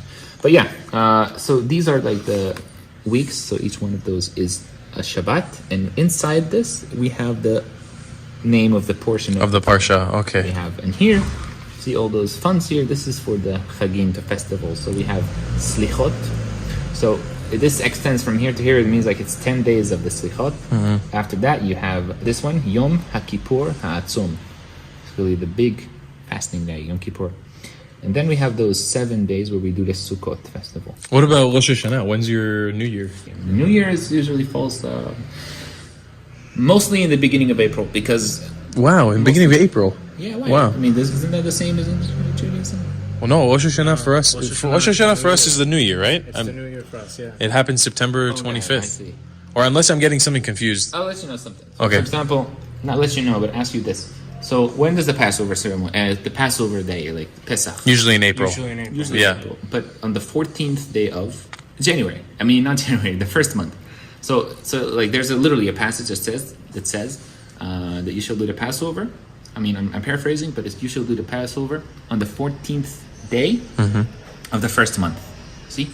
So when you count 14 days of the first month, you do the Pesach. That's why when you said Rosh Hashanah, I think you might have meant the 7th month, because Rosh means head. Right. And it's almost like the middle of the day, of the year, in a sense. You see what I mean? That's how Oh, I see. Like you're saying Rosh, like in the peak of the year. I got you. Okay. So we have Rosh Hashanah, we have the Shana Chadashah, the New Year. So that's usually in April. We still have this pretty old clock, and the priest used to kind of like come before Shabbat begins. I pray here. Like my father prays here. You usually always pray next to your parents. So even when you're like really old, you just pray where your parents pray. My grandfather prayed here. Now he's the high priest, so he prays over there. And my father replaced him. Now I pray here. I remember the priest who used to be here. He passed away like 2 months ago, but he used to come and like climb this here. And I might even remember where he hid the keys. Something like, swear to God, I wasn't sure about that. It just stuck in my memory. And he would go and, you see, put it here and then like hear the sound. Really nostalgic. because this is Shabbat qualified. So Shabbat wise, do you guys also not use electronics, or same idea as in Judaism of like not using electricity? Or It's roughly the same idea, but we have like, so for example, we don't have hot food, so we cannot use a hot stove or hot stone to heat up our food. So usually our food is meant to be cold. It's meant to be eaten cold, so we don't have any problem with that. It's delicious tahini recipes.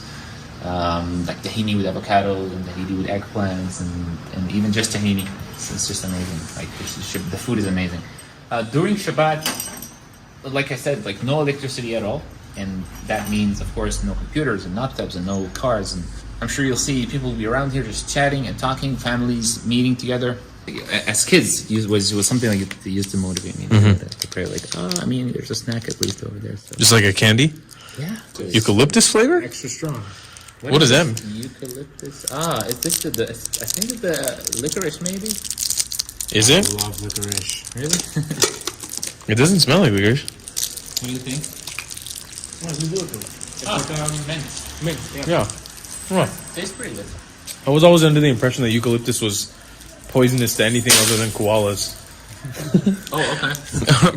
but apparently I was wrong. How do you guys do it? Do you guys learn Tanakh? Do you guys learn Navi? I might have not. I forgot to mention this, but we have five.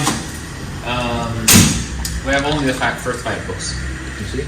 No New Testament. So no New Testament. No Quran. Not even the prophets and the writings. It doesn't come out of like the prophets and the writings. We accept some part of them as history. It goes without saying, we were 140 at some point in history, like literally. So we were not successful at keeping all the history of our ancestors. But sometimes we do go and refer to the prophets and the writings to know what happened at specific moments in history, So yeah, we only use the first five books, and we have other books that we believe are from our ancestors, scholars, famous scholars. You can search for Samaritan scholar and also a sage, Marque, Marqah, very famous. There's a bonus, like we can do something bonus, but we can meet the priest over there. So. Yeah, that would be amazing. So is this like the downtown of like where do you actually live? This is Mount Gerizim? This is Mount Gerizim. Gerizim. It's also known as Kiryat Luza. Some people do not like to name it Kiryat Luza, like non-Samaritans, because it kind of goes against.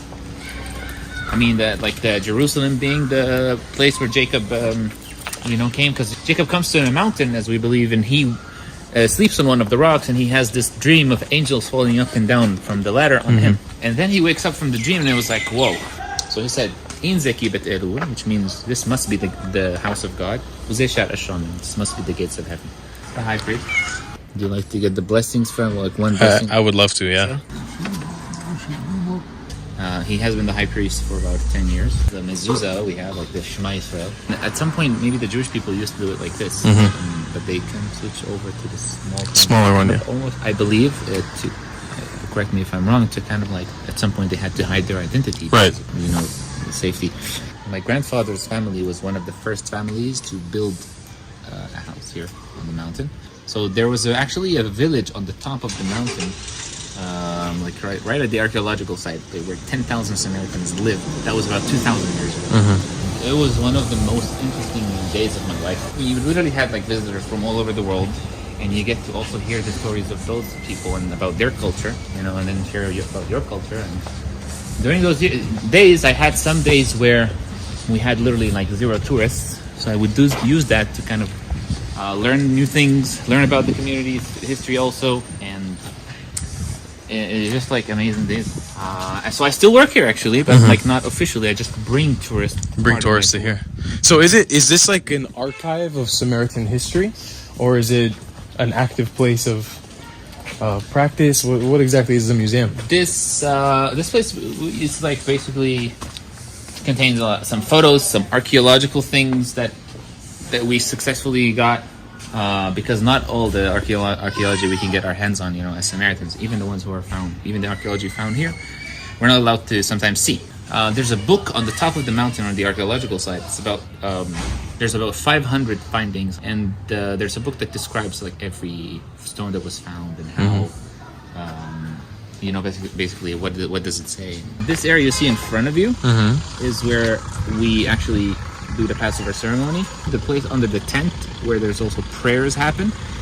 The place under that tent where there's writings is also a place where we do the Passover ceremonial, like the actual sacrifice, the altar. That's called the altar. Okay, let's go in. Let me show you.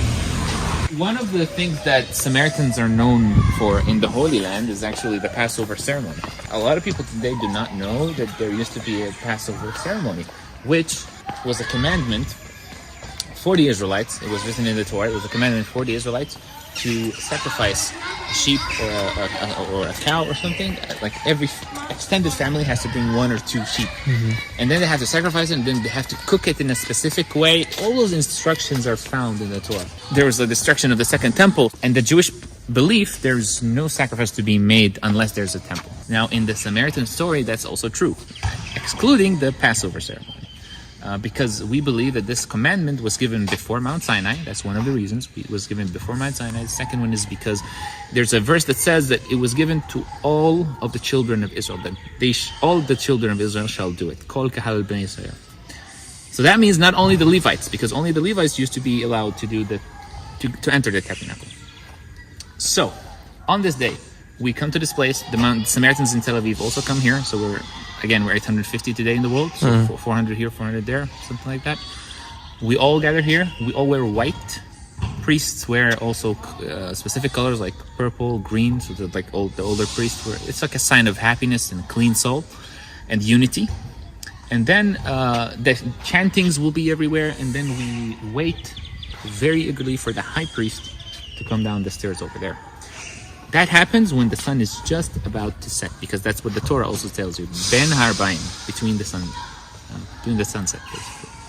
So the high priest goes up on special stairs that would be set for him up there, and then he would read a specific Torah where the sacrifice happens here. He starts reading this specific portion that talks about the Passover ceremony, and he reaches the one specific word that talks about and they shall slaughter the lambs between the sunset. Then the slaughtering of the lamb happens here. I mean, each family gets about 1 sheep, so it's like 40 sheep. There has to be specific rules for it to be kosher. Our kosher is very similar to Judaism. There's slight differences in what verses we read and what direction we have the sacrifice. It has to be towards Mount Gerizim. There's also a very important thing that the Passover ceremony is distinguished from, is that we have to be careful not to break any bone inside the sheep. It says that you shall not break any bone inside the sheep. So it has to be a whole sheep, so we're not allowed to break it into parts. So we put it in a long stick, and it looks like a gigantic barbecue. But we do not roll the sheep to cook it. That's not how we cook it. Here is actually an oven that can hold up to 4 whole sheep at once. That's an oven, all right. Look at that. Right. Wow. And of course, we only use it once a year, so you don't expect it to be that clean. We start heating it up at about 4 p.m. And then about 9 p.m., we come with the sheep, basically on the sticks. We gather around, we make sure everyone is finished. During all that time, the chantings and the melodies never stop. So you it's a whole spectacle unfolding, if you want to call it. And at some point, at 9 p.m., everyone is looking and everyone's saying, okay, everyone's ready. We bring them down. The sheep, we're very careful not to burn the meat. So what do? We have to turn the fire off. So the thing that cooks the sheep is the coal. And in order to do that, we have mud and water covering all of them. So we completely cover the whole. Now it's the waiting game. We wait for 3 hours, from 9 p.m. until 12. And then at 12 at midnight, we come here and then we do a huge celebration. Beautiful, beautiful chantings. It's just really the celebration of the independence. This is celebrating the exit of Egypt, finishing the slavery from Pharaoh. When you do this as a Samaritan, you grow up really actually kind of believing this. And when you feel like you're really celebrating that, it's an amazing feeling. So you celebrate not only for the Israelites, but you celebrate freedom for all over the world, in a sense, from slavery. So this event is watched by a good amount of tourists. Actually, they go all over the roofs. We even have special bleachers over there for them. Oh, really? It's like a tourist event. It's a very tourist event. That's so cool. In many ways, it's not easy to watch if you're not used to. We do it every year. So for me still, I love animals, and it's not easy for me too, but I also accept that, it's part of You know, it's part of us that we have to eat meat in a Yeah. sense. But the way that we treat the sheep is really spiritual in a way. It's not really kind of commercializing it or something like that. So unfortunately, some people like came about 5 years ago from the animal rights, and they made this whole report about us. And it's really sad because, you know, McDonald's and KFC, you know, what happened to them? You know, you can go and make a report on them. But anyways, it was okay. Do you guys divide the sexes like we do in Judaism or in Islam, where men and women cannot pray in the same place? So men and women basically do pray together, but only during the festivals. Okay. The women come to the synagogue after the men started praying. They come after an hour, and they come to take the blessings from the, you know, Abisha scroll that we talked about. But normal Shabbat, like on Shabbat days, and on normal days where prayers, they do not pray next to men or women. It comes from more of a sense of, there's, first of all, there's no rule in the Torah that says that, because there's no rule that says you shall pray. There's no prayer thing. There's no way to, you know, in the 5 books, prayer was not mentioned. You can pray any way you want.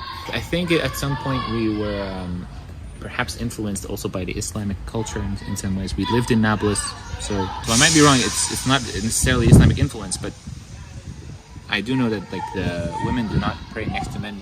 But there's nothing that in the Torah that says they should. And usually women pray at home, like they'll just pray at home on Shabbat. And if a woman wants to come to the synagogue and pray, there's nothing that tells her no. Women do come. If they wanna do a special prayer, do a special, they come. It's just not a common practice. Yeah. I got you. I want to ask you a few more questions.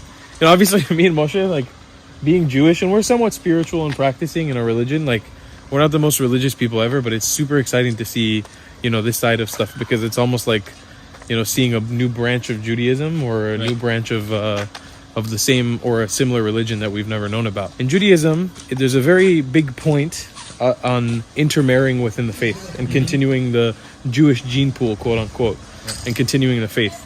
Is that something as well within the Samaritan community? Like, you must marry within your community, Samaritan to Samaritan? Can you convert into Samaritan? So we do try to marry inside the community, and this comes specifically because we want to keep the traditions alive. You know, that's one thing. We want to raise the new generation to be Samaritans, so we don't die out as a community with all those traditions. However, you just have to take into account that you are not considered a Samaritan from the mother's side. See, if your mother is not Samaritan, and your father is Samaritan, you're considered Samaritan. Like, it's paternal. Oh, it goes according to the father. Exactly. I think they say paternal, right? Paternal, yeah. So that's one thing. It's almost like Abraham and Isaac and Jacob, you see? Yeah. It goes like this. So, however, we are also aware of 2 things. One is that we don't have enough women in the community for all the men to marry. That's one thing. On top of that, you might not like the women that you know, if you kind of like go head to head with the numbers, you might not like the women, right? That are available. Like in my age or in my generation, I'm 27 now, and there's only 2 women that are 27 years old in this community, and there's also the one in Tel Aviv. There might be like another 2. See?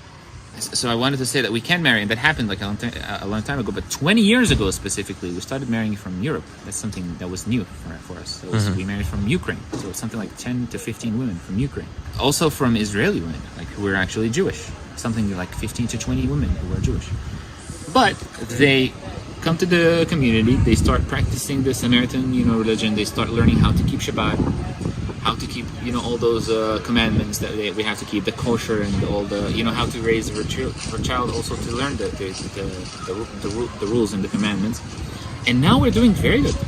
Like it's just basically it's introducing a new gene pool also to the community, because obviously we were 140 at some point, so the genes might be too close. But it's also a really great way to kind of like survive, because we love the traditions, I mean, we love the community here, and it's something that we it wasn't an easy decision maybe to marry from outside the community, because bringing people from outside and like maybe we're scared of change at some point.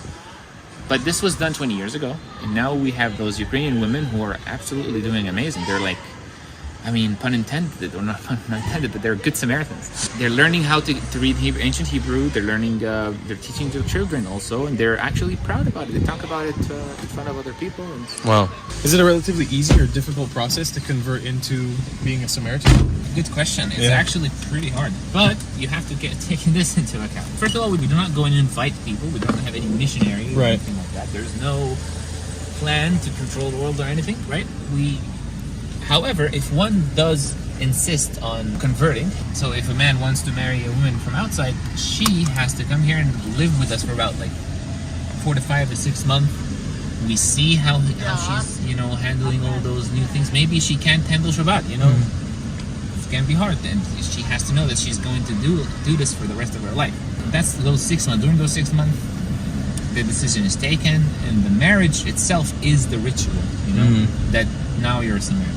However, men, if they want to convert to become Samaritan, they have to come here in the community, and probably even over 2 years of coming into the community and like practicing the religion and doing the tradition. And until now, very few families did it.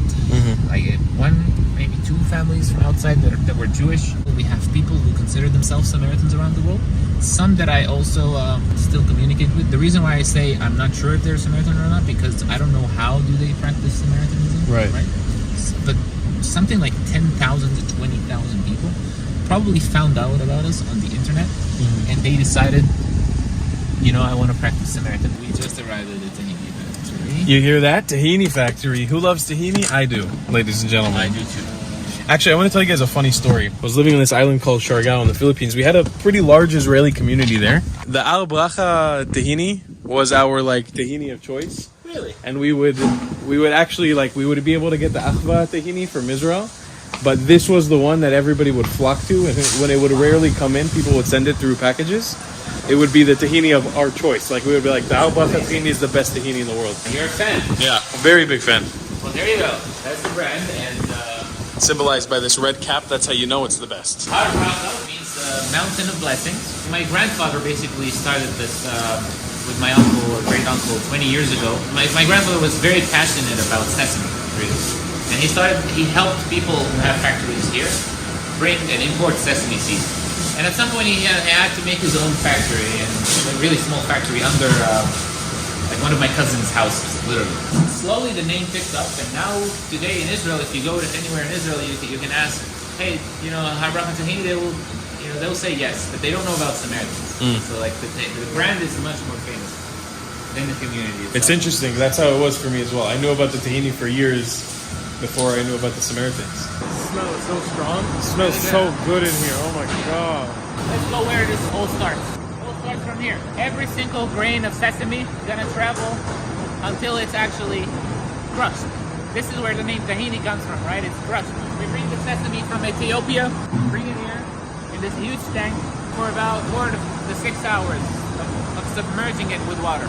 This is after it's been washed with water. This is being prepared for peeling. We have to peel the sesame seed. If you crush it with the peel, it will have more cholesterol. Taste is also affected.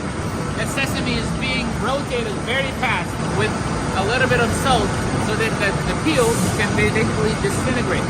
We can differentiate between the sesame peel and the sesame itself. So the sesame peel goes up, the sesame goes down because of the weight difference. We remove the peel, and then the sesame goes up here, into here, almost ready to be cooked, but we have to wash it again. Basically, makes the salt less. This is being cooked right now. So about 3 hours of cooking. So we have to cook it evenly. Notice inside there's a spiral.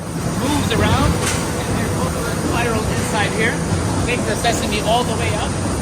This machine, which also filters the sesame seed. This is like cleaning it from the things that we don't eat, you know? So another machine that kind of like cleans the sesame seed again. You see the shaker. This is sesame that is actually ready to be eaten. I love it. The tahini goes down here. This is the first crushing process. And this is where all the magic happens. Basically, the end process. Of course, we have this part where, like, you know, it's automatic packaging. American tahini. Pure sesame, 100%. We even have a brand for outside. Cheers, brother. Cheers. Thanks so much for showing us around. Oh my god, it's so good. So I love the history over here, and it's just like it gets passed down from generation to generation. Like one of the reasons why we do the Passover ceremony, obviously, the Torah also tells you that when your son asks why you do it, because at some point they have to ask, tell them the story, and then they'll tell their children, and then goes down. If we go and talk about what we believe happened 3,000 years ago with Samaritans, what's the story of where do we believe we came from? First, I'm going to tell you where do the Jewish people believe we come from, or especially in the Orthodox world. So it is said that there's a story that when the Assyrians, this basically did happen, that Assyrians came and conquered the land, and they even came to this land over here, the north, and they conquered it. And there was something that when nations wanted to control an area and they wanted to weaken the people, instead of like doing a huge massacre or anything, if they want to control the people, they would go and take the higher class or the higher status people, like there's lower, mid, and higher, right? So it's like the government and the high priest. They would take them and they would exile them, right? So it is believed that the Assyrians did this to the Samaritans who lived here. Not in this specific one. There's different arguments, but it's known to be in the north, Samaria. Samaria. In the north. Okay. So those 27,000 people were exiled, I think, to Iraq, okay? But the important thing is, who were they replaced with? First of all, they were replaced with other people because, again, this is known to be in the ancient world that they don't want to leave the land empty. They also didn't have their own people to come to conquer it. So what they bring is they brought people from Iraq, specifically from a city called Kuta. When they came here, they were still attacked by some lions, right? Now, when they were attacked by lions, there's a famous thing in the Orthodox world, in the Jewish world, that they talk about Samaritans being Garye Ariot. Garye means it is connected to kind of like they just didn't want, of course, they just want to survive in the land. And one of the things that ancient nations used to do is they want to pray for the god of the land. If there's people praying for this god in this land, I want to learn how to do it. So they believe that the Samaritans, who basically were from Iraq, they came and they learned, they went to the king, they asked him to learn about about the Judaism in a sense. And at some point they came up with their own version of the Torah that talks about Mount Gerizim instead of Jerusalem, right?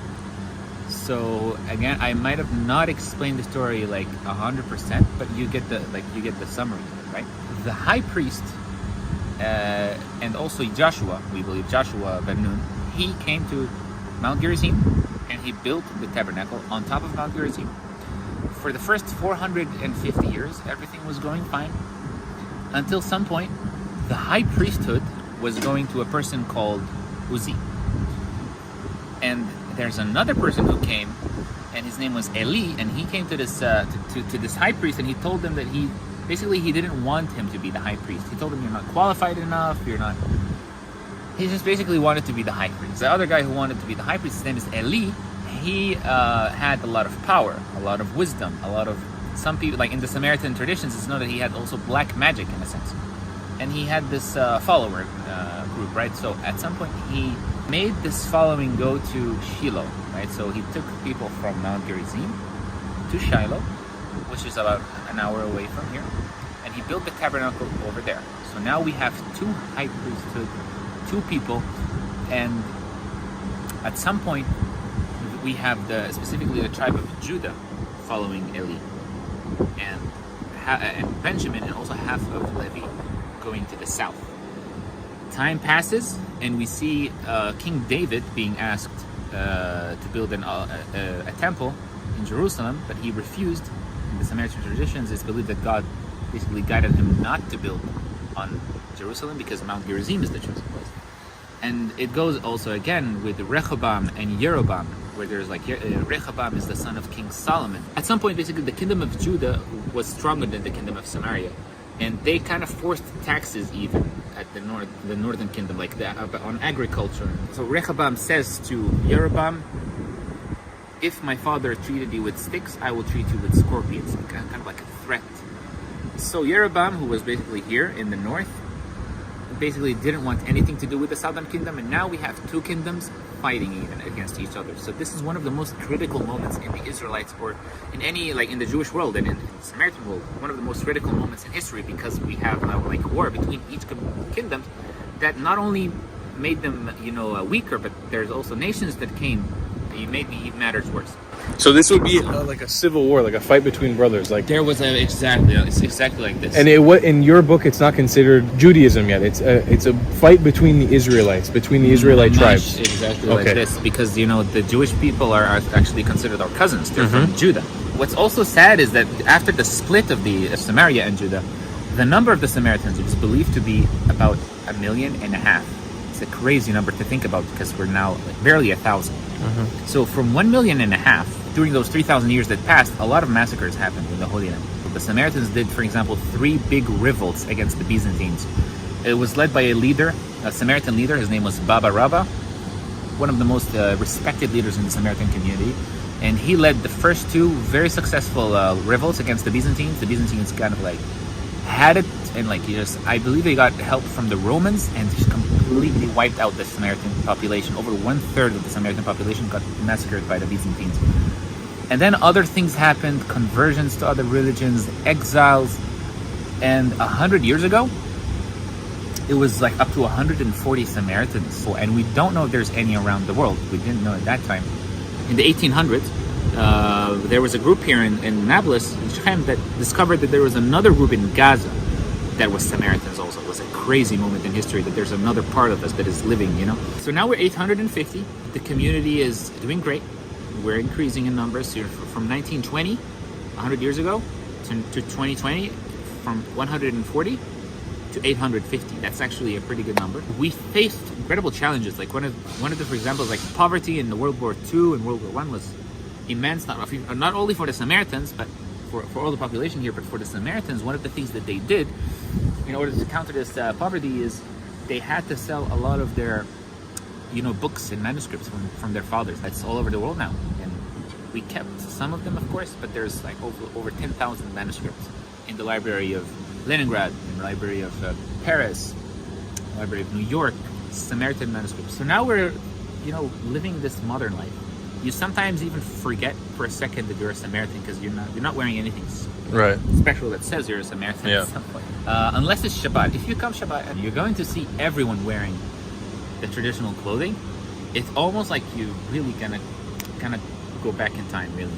And this is the first of many videos that we're gonna do while we're here in this amazing place, and I'm so excited for it.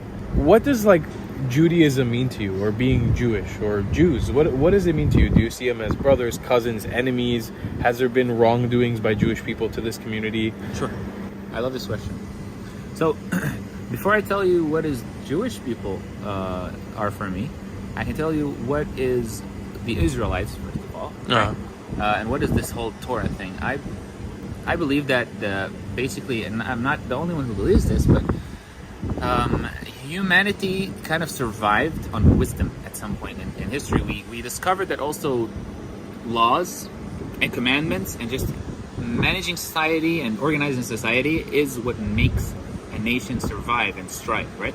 And the Torah came with these laws and these traditions to kind of make people follow a specific route so that there's no chaos around, right? Of course, these laws change. Even the Torah says that these laws even change. But I believe that the Torah is this. And, the Jewish people today, they're known to be one of the, basically there's hundreds of Nobel Prizes that goes to Jewish people. And I'm not saying because it's Jewish or not. I just wanted to point out this specific point, that there's this sense of a huge sense of family feeling. You know what I mean? I think that's really strong in the Jewish world because they share the same background of story, and they have the same book. Everyone knows those stories, and everyone kind of grows up on reading those stories. So the Jewish people for me are, first of all, they're our cousins. They're very close to us, and second of all, they share also our love to the Torah. And the Torah for us, there's this famous verse that says that not only on bread does a man live, but on every word that comes up from God's mouth. Now, that doesn't only mean that it's only the Torah. It's any kind of wisdom. So I believe that we share something beautiful here. We share the love for this land. We share the love for the Torah. We share the love for the history. And as a Samaritan community, the Jewish people, some people think that just because we had this argument of big war between us, that we have some hate that's still happening. It's actually not the case at all. We love the Jewish people. We don't have any reason today to hate anyone. But specifically the Jewish people, because we believe that they come from the tribe of Judah, and we come from the tribe of Levi, and there's this sense of brotherhood. And Jewish people are like generally welcome in Mount Gerizim, and Jewish people are tour here, they explore here. One thing that many people like immediately notice, like, oh wait, am I in an Israeli area or am I in a Palestinian area? Right. The answer is you're in both. You're in A and C at the same time. It's fascinating because, like, being up here, you're seeing Nablus, which is one of the largest cities in the Palestinian territories. You'll see Israeli license plates, you'll see Palestinian license plates, and then there's a synagogue here that belongs to the Samaritans that looks like a mosque and a synagogue at the same time, has a Torah in it. Yeah. It's fascinating. And my name is Abu Cohen. Right, that was one of the biggest things I wanted to talk about. Your name. Your name is... I remember the first time that my friend Joseph sent me your name, I was like, Abud Cohen. Abud is a very traditionally like Arabic Muslim name, right? And then Cohen is like one of the highest one of the status. most famous. It's a Jewish name, right? So I was, and that is a common occurrence in the Samaritan community, having like a dual sort of background name. It is a common occurrence because the first language, like the mother tongue language here, is Arabic. Arabic. If you grow up living on Mount Gerizim, it's Arabic. If you grow up living in Tel Aviv, it's Hebrew. The newer generation today is actually naming their babies not necessarily like Arabic names. They're going to, like, I think we have Alexandra now. Okay. Woman name, girl name. So it's beginning, but we still have those, and this comes really because we are living in both worlds. It's crazy when I tell you about this, Tal, but you know, we can like be in Nablus, and then like 20 minutes we will be in Ariel, and it's a completely different, not completely, but there's a huge difference in culture and language. And what are your thoughts on the Israeli-Palestinian conflict? How do you feel about it? How has it affected you personally, or your family, or your people? First of all, we've been living here, we believe, for 3,600 years. Okay. So we're right in the middle. You can see it literally. Like, here's Nablus, Shem, and then you have another settlement like close to us, Har Bracha, super close to us. So both are here. We're living in the middle. And when the war happened, like for example, when the first Intifada happened, it was actually one of the reasons why we wanted to move out from Nablus, because we felt like we're being crushed by this conflict because we're right in the middle. We want to care for both people. We can't, take any side. It's impossible for us. We're a very small minority. We're vulnerable in many ways, and we might be even misunderstood. So many Palestinians and many Israelis do not even know what Samaritans are. But what really bothers me is that why did we even have to get into this situation in the first place? Is it fight over land? Is it fight over resources?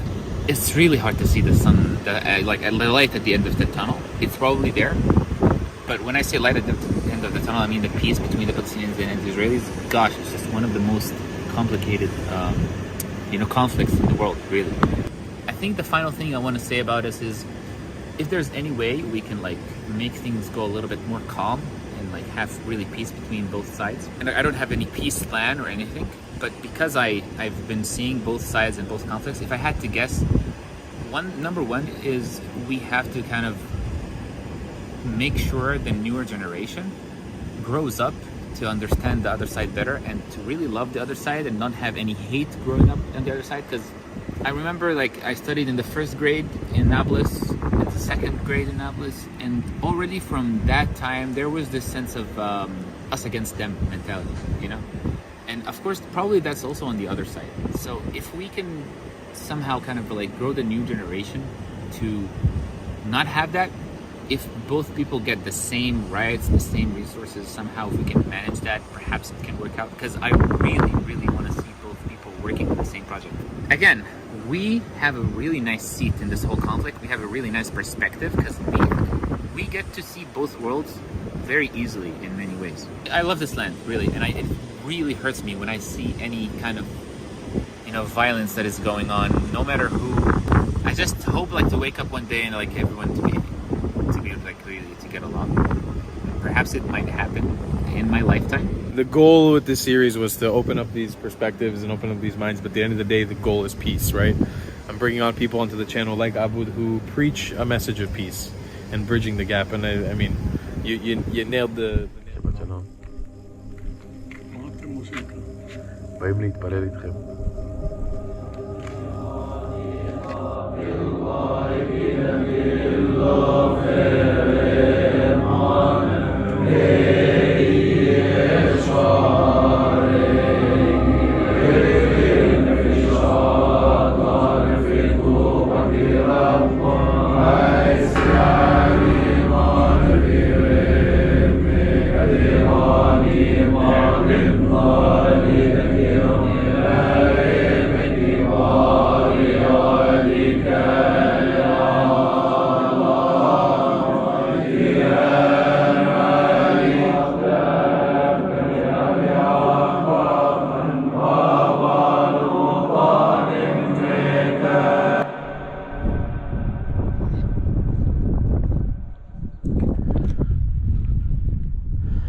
Look at these rolling hills of the West Bank, Judea and Samaria.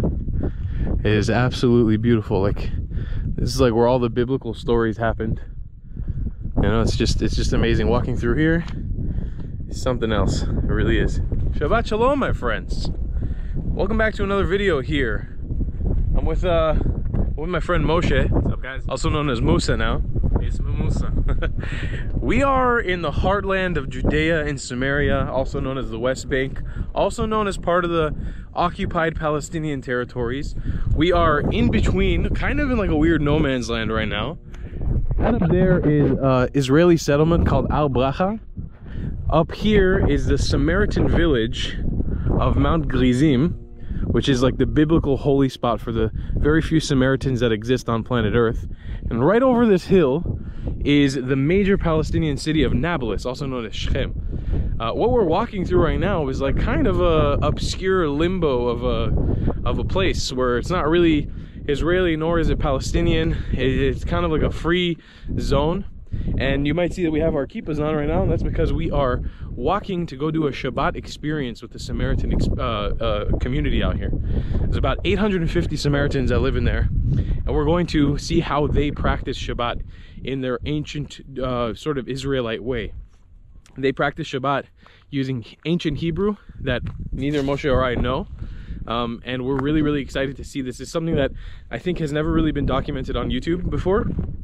We're gonna go through the whole shebang from the beginning right now, right before Shabbat comes in. It's about 20 to 30 minutes before Shabbat comes in, and all the way to the end, and we'll document and talk to you guys about it. Moshe probably won't be in most of this video until the end. He can't be on camera during Shabbat because he practices a religion to a more serious extent than I do, but I'll be your host through this. So let's make it up to the top of Mount Gerizim over here and see how the Samaritans do Shabbat. You can see what we're walking up towards right now is people from the Samaritan community getting ready to go to Shabbat, which is very exciting.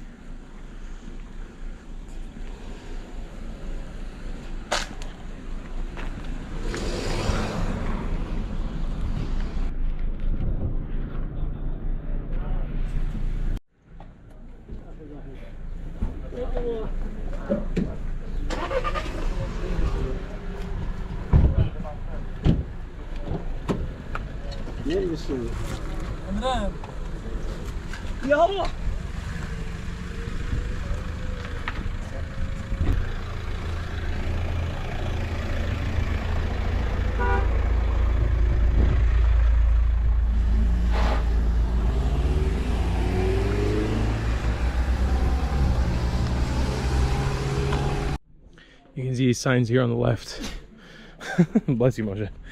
Of showing you Har Gerizim entrance, the Samaritan Museum, some ancient Hebrew, and there's plenty more where that came from. Everybody in this community is Samaritan who lives over here. Bless you again, Moshe. Thank you. About 850 strong, and a lot of them are going to congregate just here to the right in one of the only synagogues here. There's only, I think, one or two.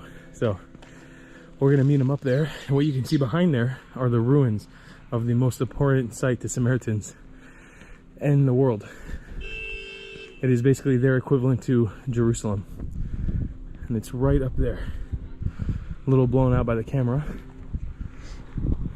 And this very not fancy building is the synagogue. You can see this is the Jewish or the ancient Hebrew writing on top. On the outside, each one of these symbols signifies a tribe of Israel from the original 12 tribes of Israel. It's all about to happen right over here.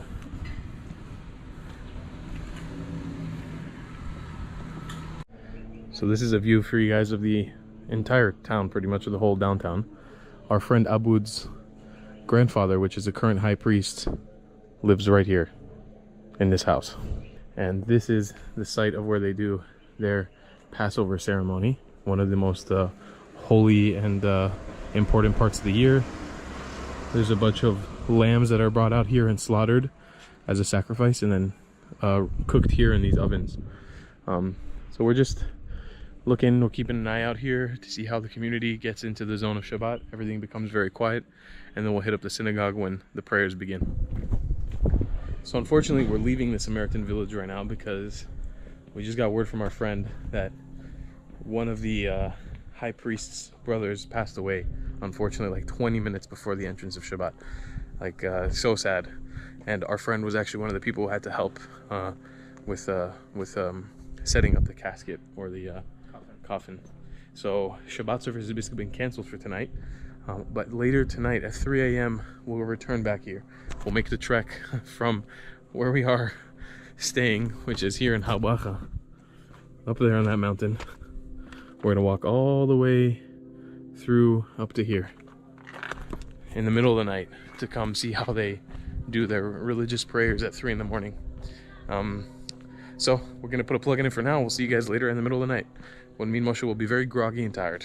Actually, as Moshe and I were coming up the village, we saw like a lot of the people in the village gathered around here. Actually filmed it, but I didn't know what was going on. Moshe didn't know what was going on, and apparently it makes a lot of sense because somebody was literally being buried here right now in the cemetery. So it must have been just like it just happened right now, the funeral. Interesting to see. They also put rocks on the graves like us, yeah. Graves. Damn. That is a sad way to enter Shabbat, that's for sure. Well, there you go. The time is 3:02 a.m. We are heading out again to walk 30 minutes in the darkness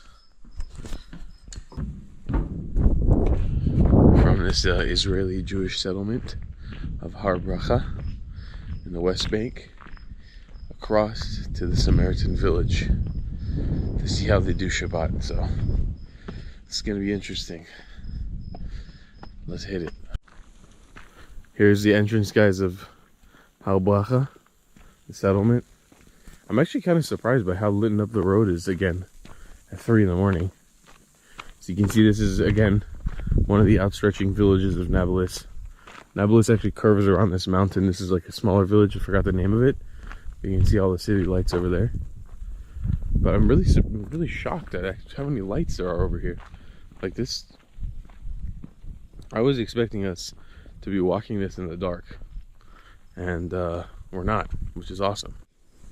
We've seen about 4 elderly men walk into the synagogue so far, dressed in the traditional garb, mostly with canes. So we're really hoping that this goes on. We've been sitting on a bench for an hour waiting, so we're hoping that the ceremony is still on for tonight.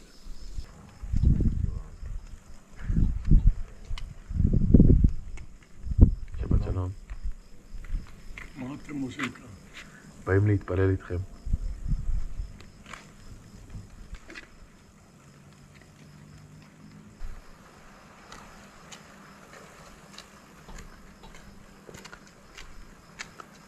שבת שלום. שלום.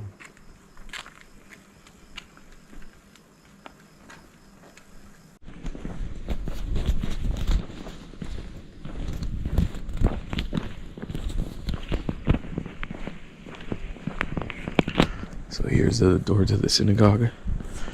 We're entering right now.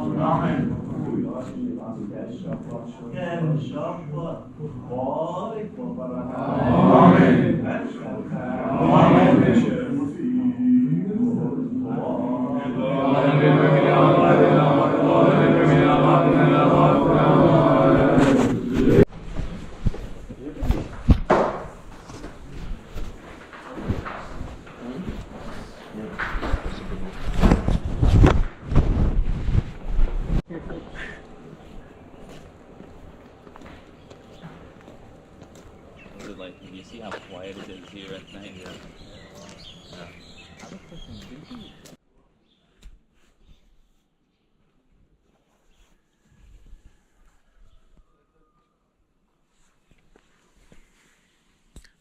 So that was remarkable. That was so amazing. That was like, I don't know if there's a way to put it into words, because I mean, me and Moshe, like, again, practice modest Judaism, and we do go to synagogue every once in a while, and we like the chants, we like the music, we like the prayers, but this was like, I don't know, maybe potentially it was like taking a peek into the past of what our ancestors used to do, and that was so fascinating. The way that they dress, the way that they pray, the chants. We're now getting like an inside peek. We're now getting an inside look at them doing their weekly Torah practice where they read a parsha or a portion of the Torah. So you can see the street has cleared out completely. Everybody's out. Everybody's back in their homes or practicing at friends' homes, and they're going to be reading a portion of the Torah. And then after that, we'll be going to our friend's house to partake in the early Shabbat morning traditions.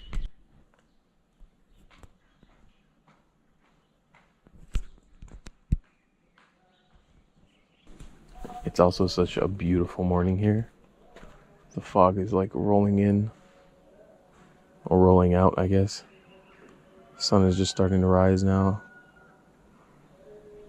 overlooking this beautiful mountain. It's amazing. Within the same house, our friend Abud invited us to have some Samaritan traditional Shabbat morning foods and delicacies. These were made up of salads and hummus, some breads, some vegetables, and of course their famous Samaritan arak, which we took shots of and drank a little bit of alcohol.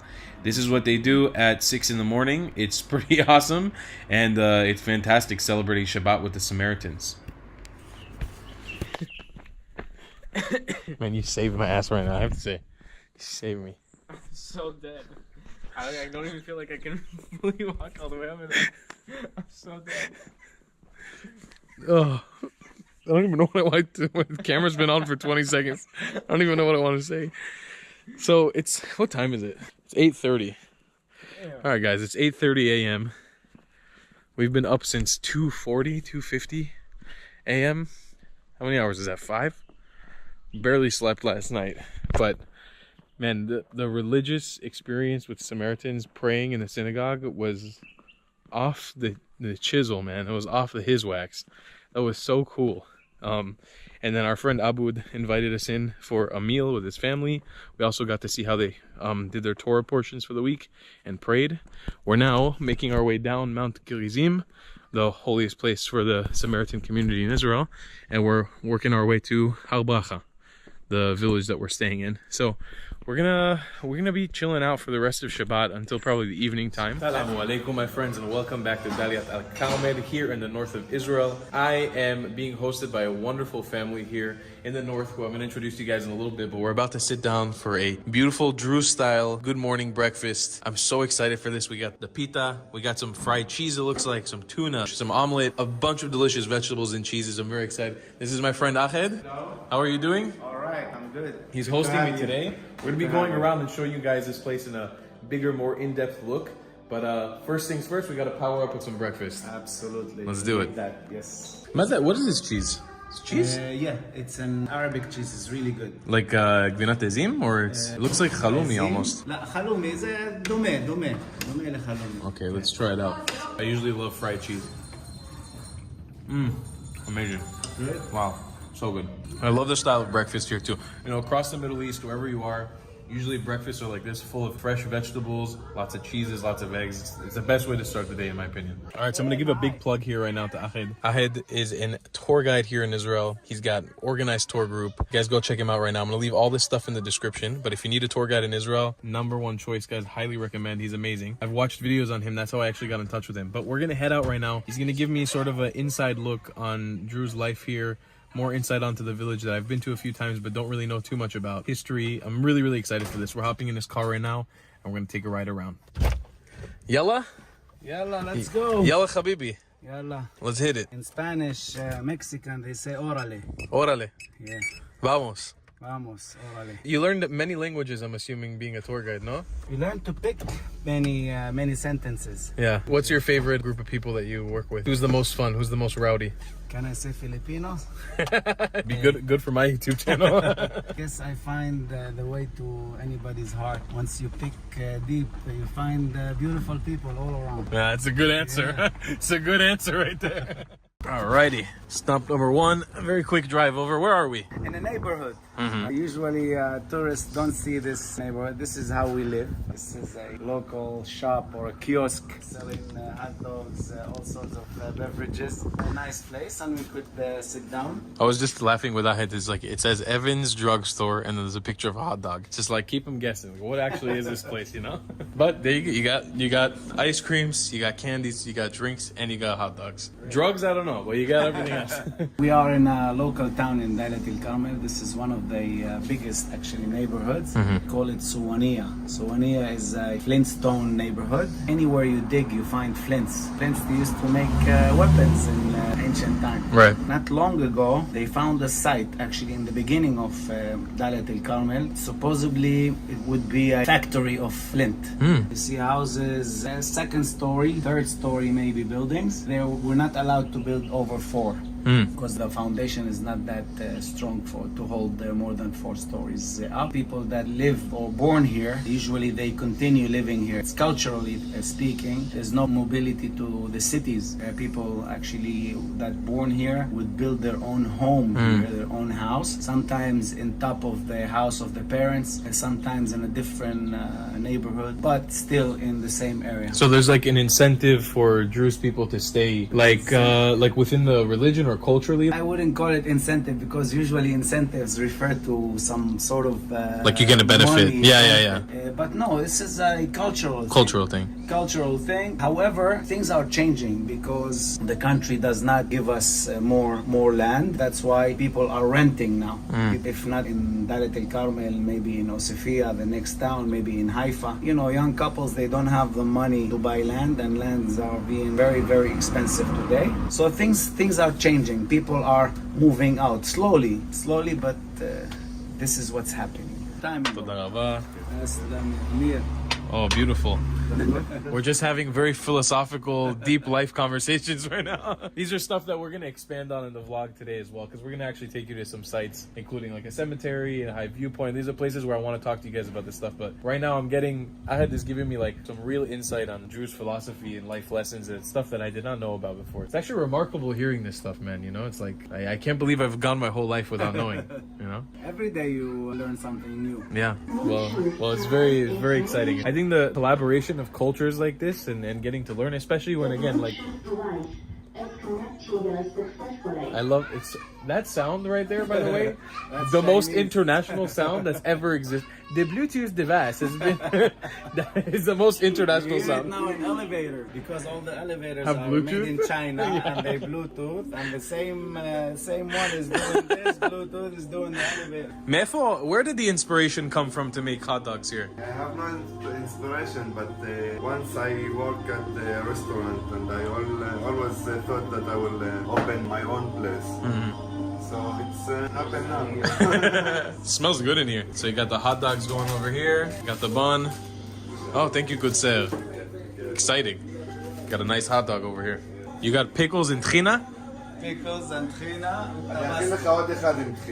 This is the most Middle Eastern hot dog I've seen in my life. Look at that tahini sauce and pickles on a hot dog. The New Yorkers who are still watching my videos, what do you think about that? This man also lived in New York for quite a while. You inspired me, New York. It's awesome. A tchina hot dog. I never thought I would see that in my life. That's amazing. All right, here's our little afternoon munch. That's great. Good hot dog. Delicious. It's home. It is a hot one, huh? Yeah. We're actually making you ready for hell. Just 1 degree below hell. That's the goal in the Middle East. You prepare for it. So where are we going into right now? Going to Mohraka, the monastery, Elijah's monastery. It happens to be in Mount Carmel. This is where the biblical challenge took place when Elijah the prophet actually was challenging the Baal prophets. Who's the rightful owner for the word God? So it happens here. So let's go and see it. And this is a significant place for Druze, but for also other religions in the area, or it's mainly today a monastery, as the name. It's referred to the Christian. Okay. Christian. However, I can see a big group of, I'm pretty sure, Filipino Christians that are here right now. So that makes sense. This place is visited by all sorts of people from all religions, actually. Also the Jews, they come here, Christians, of course, the Catholic, the Protestant, the Orthodox, everywhere. This is where the biblical challenge took place. Everything started here with the belief of one God. The monotheistic message came actually from here. From right here, huh? Spread roots in here. Wow, that's amazing. And to think that up until an hour ago, I didn't really know this place existed, I feel kind of embarrassed. No, don't be. The world is big, but just like you, I want to be like you one day to travel so many countries and meet so many people. Yeah, man. But it's going to happen one day. For sure. He's going to come visit me in the Philippines at some point. That's happening. If not in this incarnation, for the next incarnation. The next one. I love it. So here you go. Place of fire. The scaled Carmelite order. All right, so we got a quick 5 minutes. No, but I'll take you to the scoping point. There's another scoping point. Okay. You have to go. Don't worry about it. It's gonna be just as awesome. Okay. So this building is Sometimes you gotta bend the rules. Yeah, 100%. Especially here in this country, you can do whatever you want, really. So as long as you smile at the end. What is the saying? Is like ask for forgiveness. Do the bad thing first, and ask for forgiveness later. True. Oh, whoa! Oh my God! All right, I wasn't expecting this. Wow. Welcome to Dalat El Carmel. Wow. Whoa. Oh my God. The Jezreel Valley. The Kishon River that runs down there. Of course, instead of the Kishon, I'm seeing trucks and, but we are in 2022. It's long ago. You see, from here you can see Kishon, Mount Hermon. Is that the Hermon right there? No, you can't see it. Hermon, it's too. But it's foggy today. Yeah. Wow. This is an unbelievable view. Jerusalem is that direction. Judea and Samaria. This is the Armageddon. This is with the Judgment Day. It's Megiddo or Har-Megiddo is the mountain of Megiddo. Where Judgment Day will take place? Yes. According to many prophecies in Christianity. And really? Also in Judaism, this is the place that it's going to take. Wow. And that's an airport? This is the Jezreel Valley. This is an airport. It's a military airport. Oh, okay. Wow. This is the Silicon Valley, one of the towns surrounded the Jewish towns of Yokneam, surrounding the eastern side of Dalat El Carmel. Yeah, so this is the monastery here. This is the monastery. Now, when we talk the Mohraka, or this place, actually, we are referring to the biblical story of Elijah the prophet fighting the false prophets, the Baal. It happened here. I guess he wanted to bring the message of monotheism to this place that was very pagan-like. They believed that many gods, the Baal gods, would bring them water and they would pray for them day and night and they would put sacrifices. It's ridiculous, but once upon a time it used to be something hip, I guess, in. So it happened here when Elijah came to them and told them, okay, prove me that your prophets, the Baal prophets, are the right ones, the original one. They would set an altar of 12 stones. They would put a sacrifice in top and they would start praying to the Baal prophets. They would pray and would pray and would pray. Nothing, nobody's answering. I guess nobody's home. So Elijah is even going further and making fun of them. And he's telling them, they might be asleep at this time. You should maybe raise your voice. Maybe they didn't hear you. and they would go on and on and on, and they would not answer the prayer. Elijah told him, it's enough. Now I'm gonna prove you who's the right God. He would set a 12-stone altar. He would put the sacrifice, and he would even go among, and he would pour water and would drench the entire sacrifice with water, and he would start praying to God, the God that we know today, and asking to put fire in this altar. And exactly, this is God is answering his prayer, and he put fire.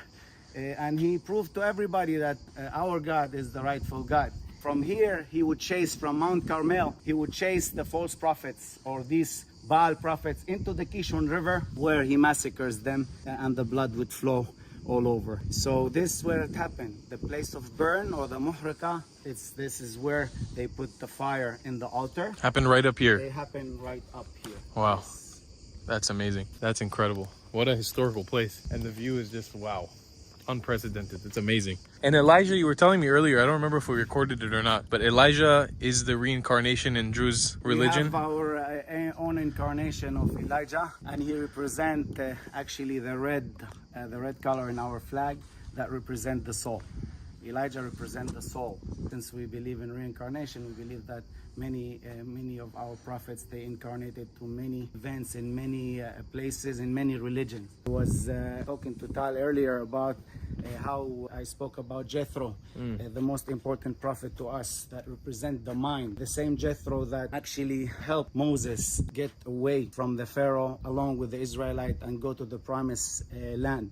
It happened because Jethro helped Moses by explaining to him about social justice, about explaining to him how to appoint ministry of thousands, ministry of hundreds, ministry of 50s, ministry of tens. And if you look around you, this is the formation of any government I know. This happens 3,200 years ago by Jethro. Jethro is to us, is the green, is the most important prophet. So this is one of our incarnated prophet, Elijah. This is him?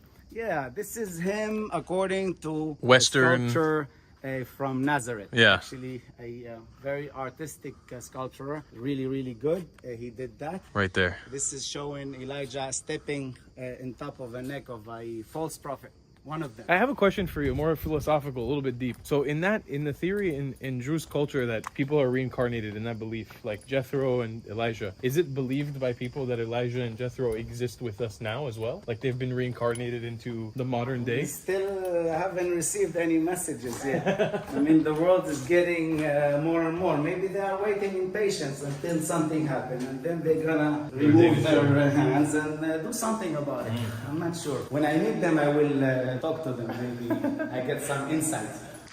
So that's one last look for you guys before we leave here of the Catholic monastery. And then there's the statue of Elijah slaying the false prophet. A little tip for you guys, when you're doing a trail in Israel, we just got on a little bit of a side trail here. These little markings are trail markings in Israel. So if you're ever hiking or something and you want to see one of these, each trail marker, each different color, I think signifies a different level, right, of difficulty?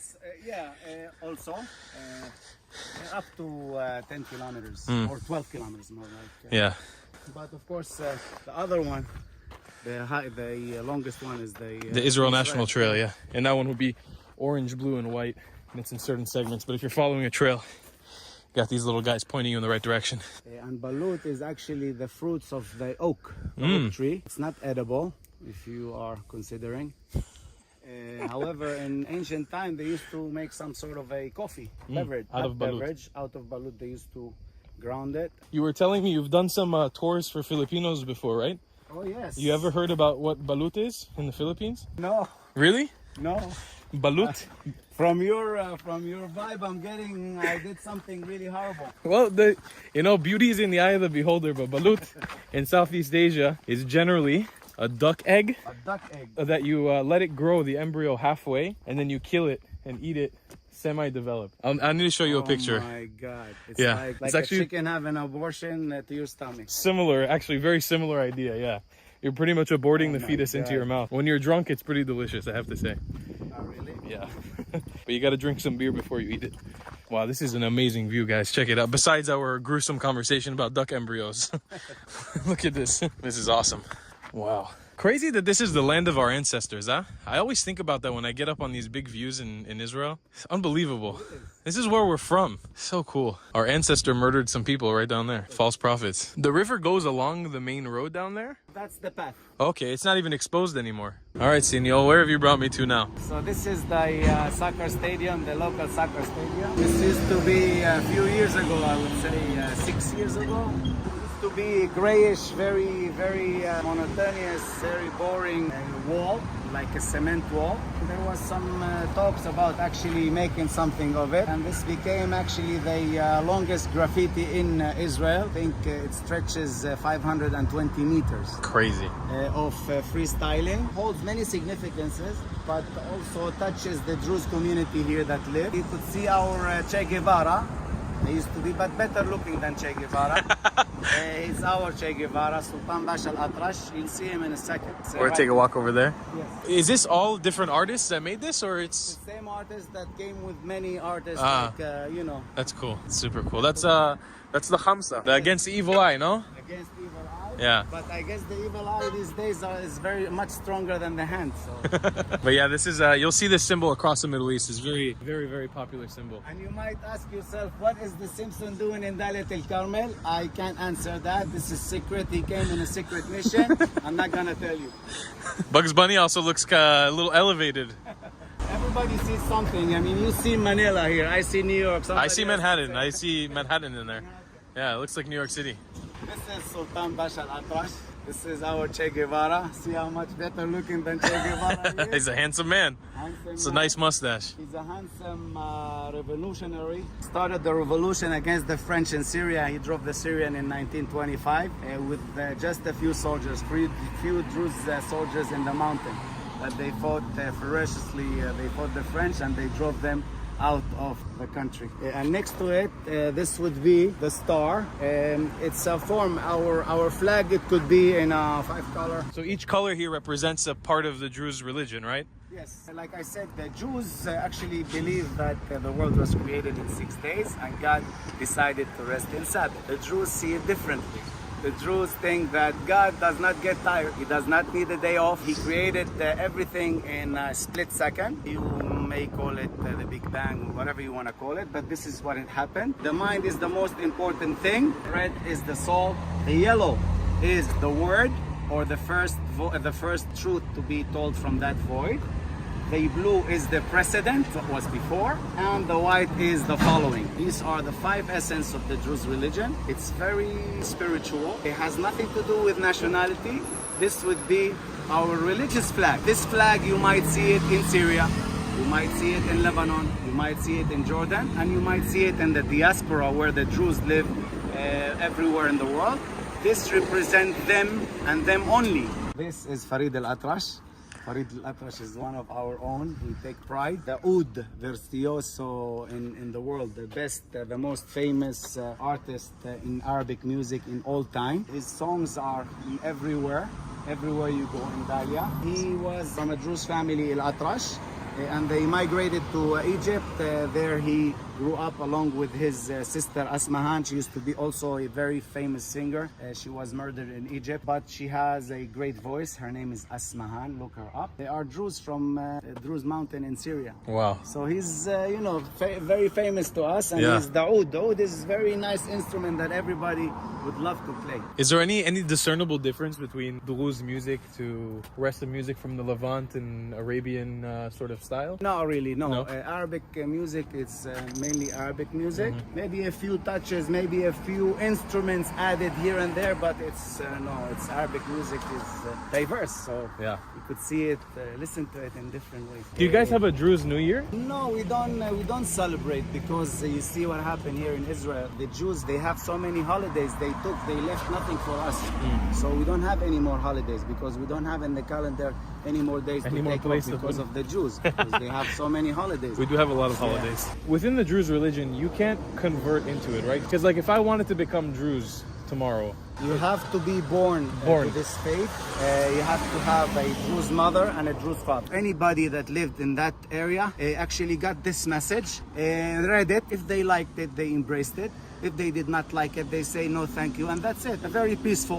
Whoever embraced it became a Druze. This happened not many years after, 1043 to the exact. They started actually massacring the new Druze or the new faith because they did not take it nice. This was in Egypt. This was in Egypt at that time. From that moment on, 1043, they shut the gates of this religion. And from that moment, you cannot join the religion. In order for you to become Druze, you have to be born to a Druze father and a Druze mother. So no, Tal, you cannot join. I'm so sorry. Even though we need many people like you. Thank you, my brother. I'll speak to my supervisor. Okay, see if you can slide me. I have 200,000 subscribers on YouTube. Oh, I can do a lot of good for Druze people. Yeah, definitely. Maybe you guys, if any Druze people are watching, maybe comment down below in the description. Hashtag Tal's Druze now. I don't know, something like that.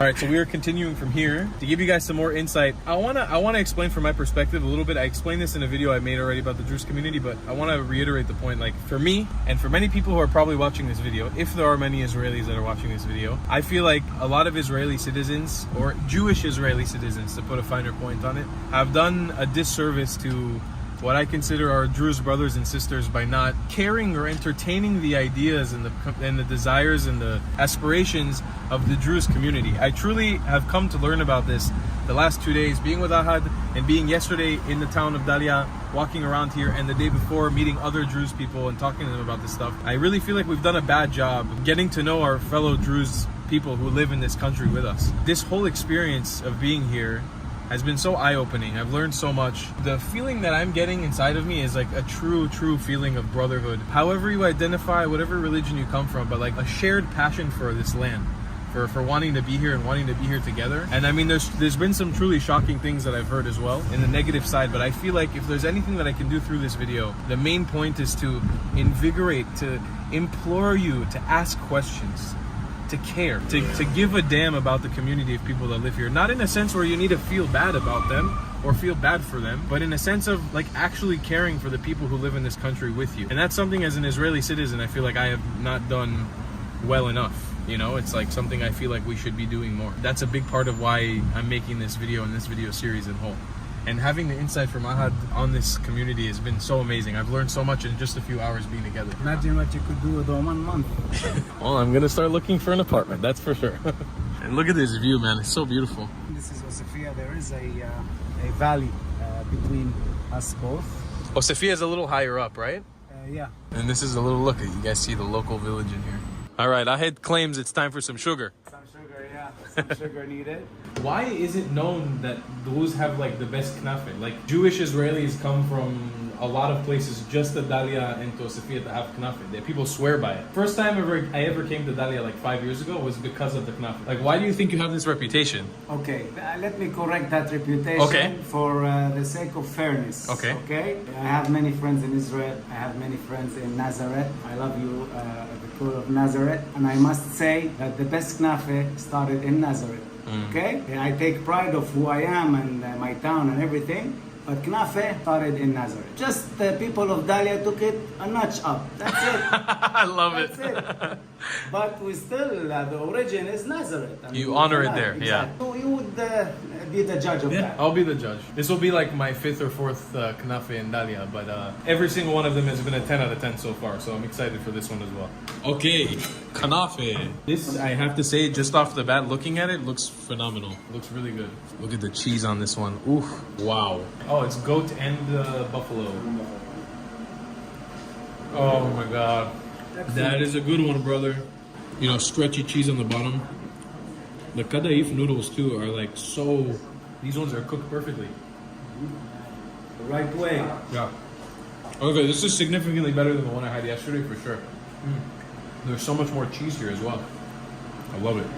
Well, when you guys come visit Ahad in Dalia, you know where to come to as well now with the knafe. He's got the spots, he's got the recommendations, he got it all here. That was one of the best knafes I've ever had in my entire life. Seriously, that was one of the best knafes I've ever had, I think. That was amazing. It was really good. Excellent. Next level stuff. Ahad is going to go into a little bit more of a deeper explanation on the dress of the more religious Jews. So yes, the mustache. So, yeah, speaking of the mustache, it signifies man, Druze man. And actually mustache is a very meaningful symbol because it hides actually the mouth. Out of that mouth, of course, a word of love, a word of hate comes out.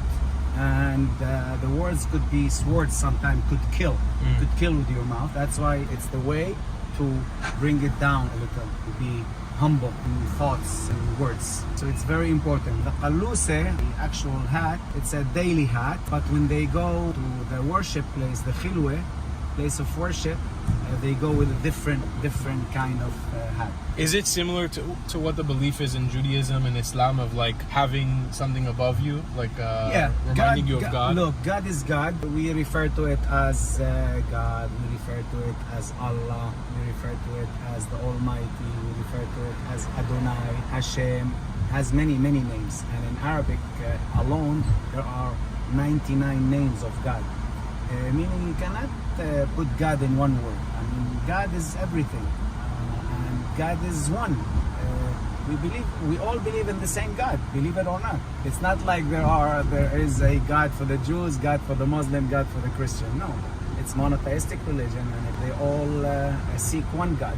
The pants are also a little different, right? Yeah, pants is actually something very comfortable.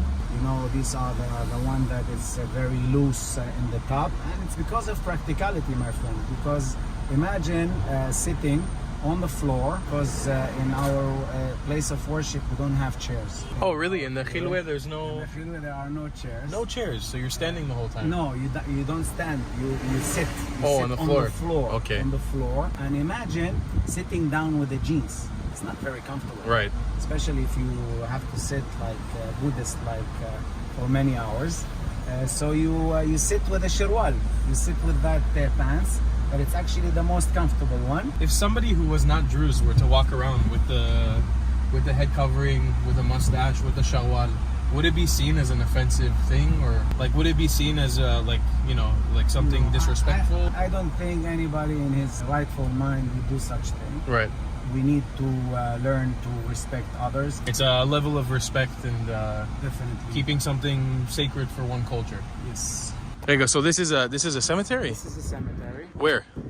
Practicality in the Druze religion is a very important thing. The land is meant for the lived one, not for the dead. We should not take so much land for burial. That's why we bury this way. In order for us to respect the body, we bury our dead in the same place, and we bury people on top of people, no problem. We don't have to worry about stones, about writing names, about writing dates. If you ask me where is my grandfather is buried, I tell you I have no idea. You don't know. And I really don't care. And I know, but he's somewhere else. In his soul, he traveled somewhere else. You see, there's now nothing, no names. You can't even really tell where it's like this. Somebody's buried like right here. And you guys believe in the concept of reincarnation? Reincarnation, definitely. We believe that the soul, once it leaves the body, the moment of his death, it travels actually and it enters to a newborn baby. This is the circle of life. This is how we believe, and think about it this way. Let's assume there is such thing called a judgment day. You go as Tal, I go as Ahed. We are in front of God. I am God. This is Ahed. What's the verdict? It's not right, because before Ahed I was somewhere else and somebody else. A different color, a different ethnicity, a different country, a different person altogether. So I'm judged according to my soul, what it remembers. The soul actually, when it travels the body and leaves the body, takes all the consciousness with it.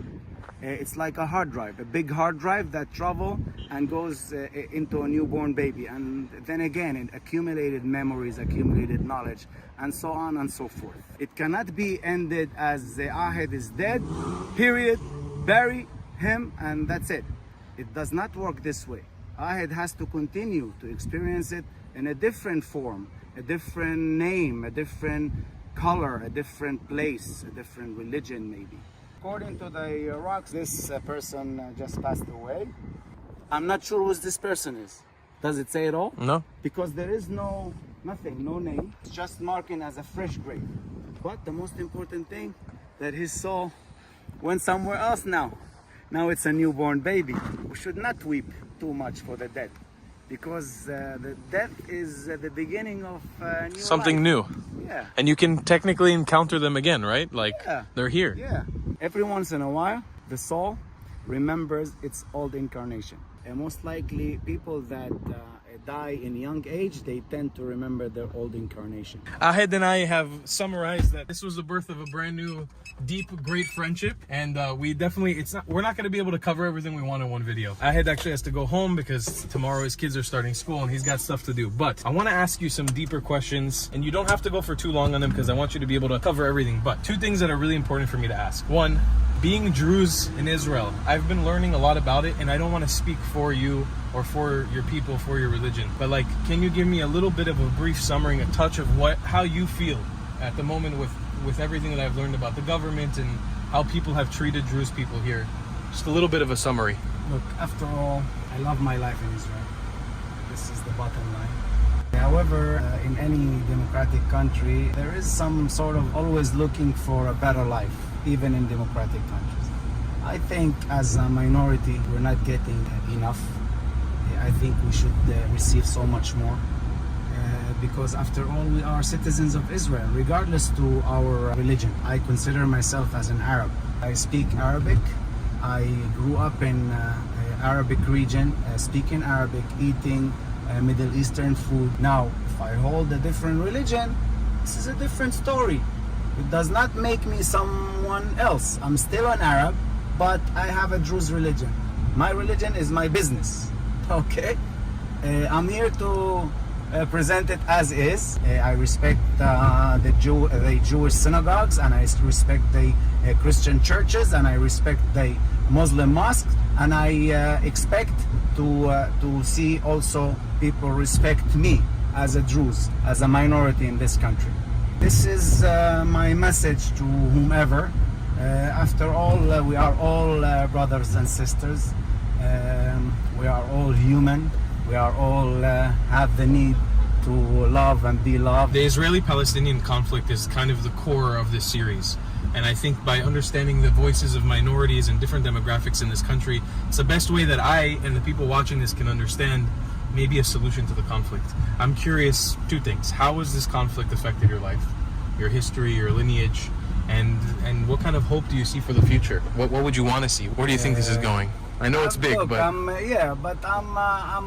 easygoing, and I see the glass half full. I'm an optimistic person. I think I have actually a recipe that could lead us somehow to peace. Okay. And that recipe, in my eyes, it's that the Jews here would know Arabic like I know Hebrew.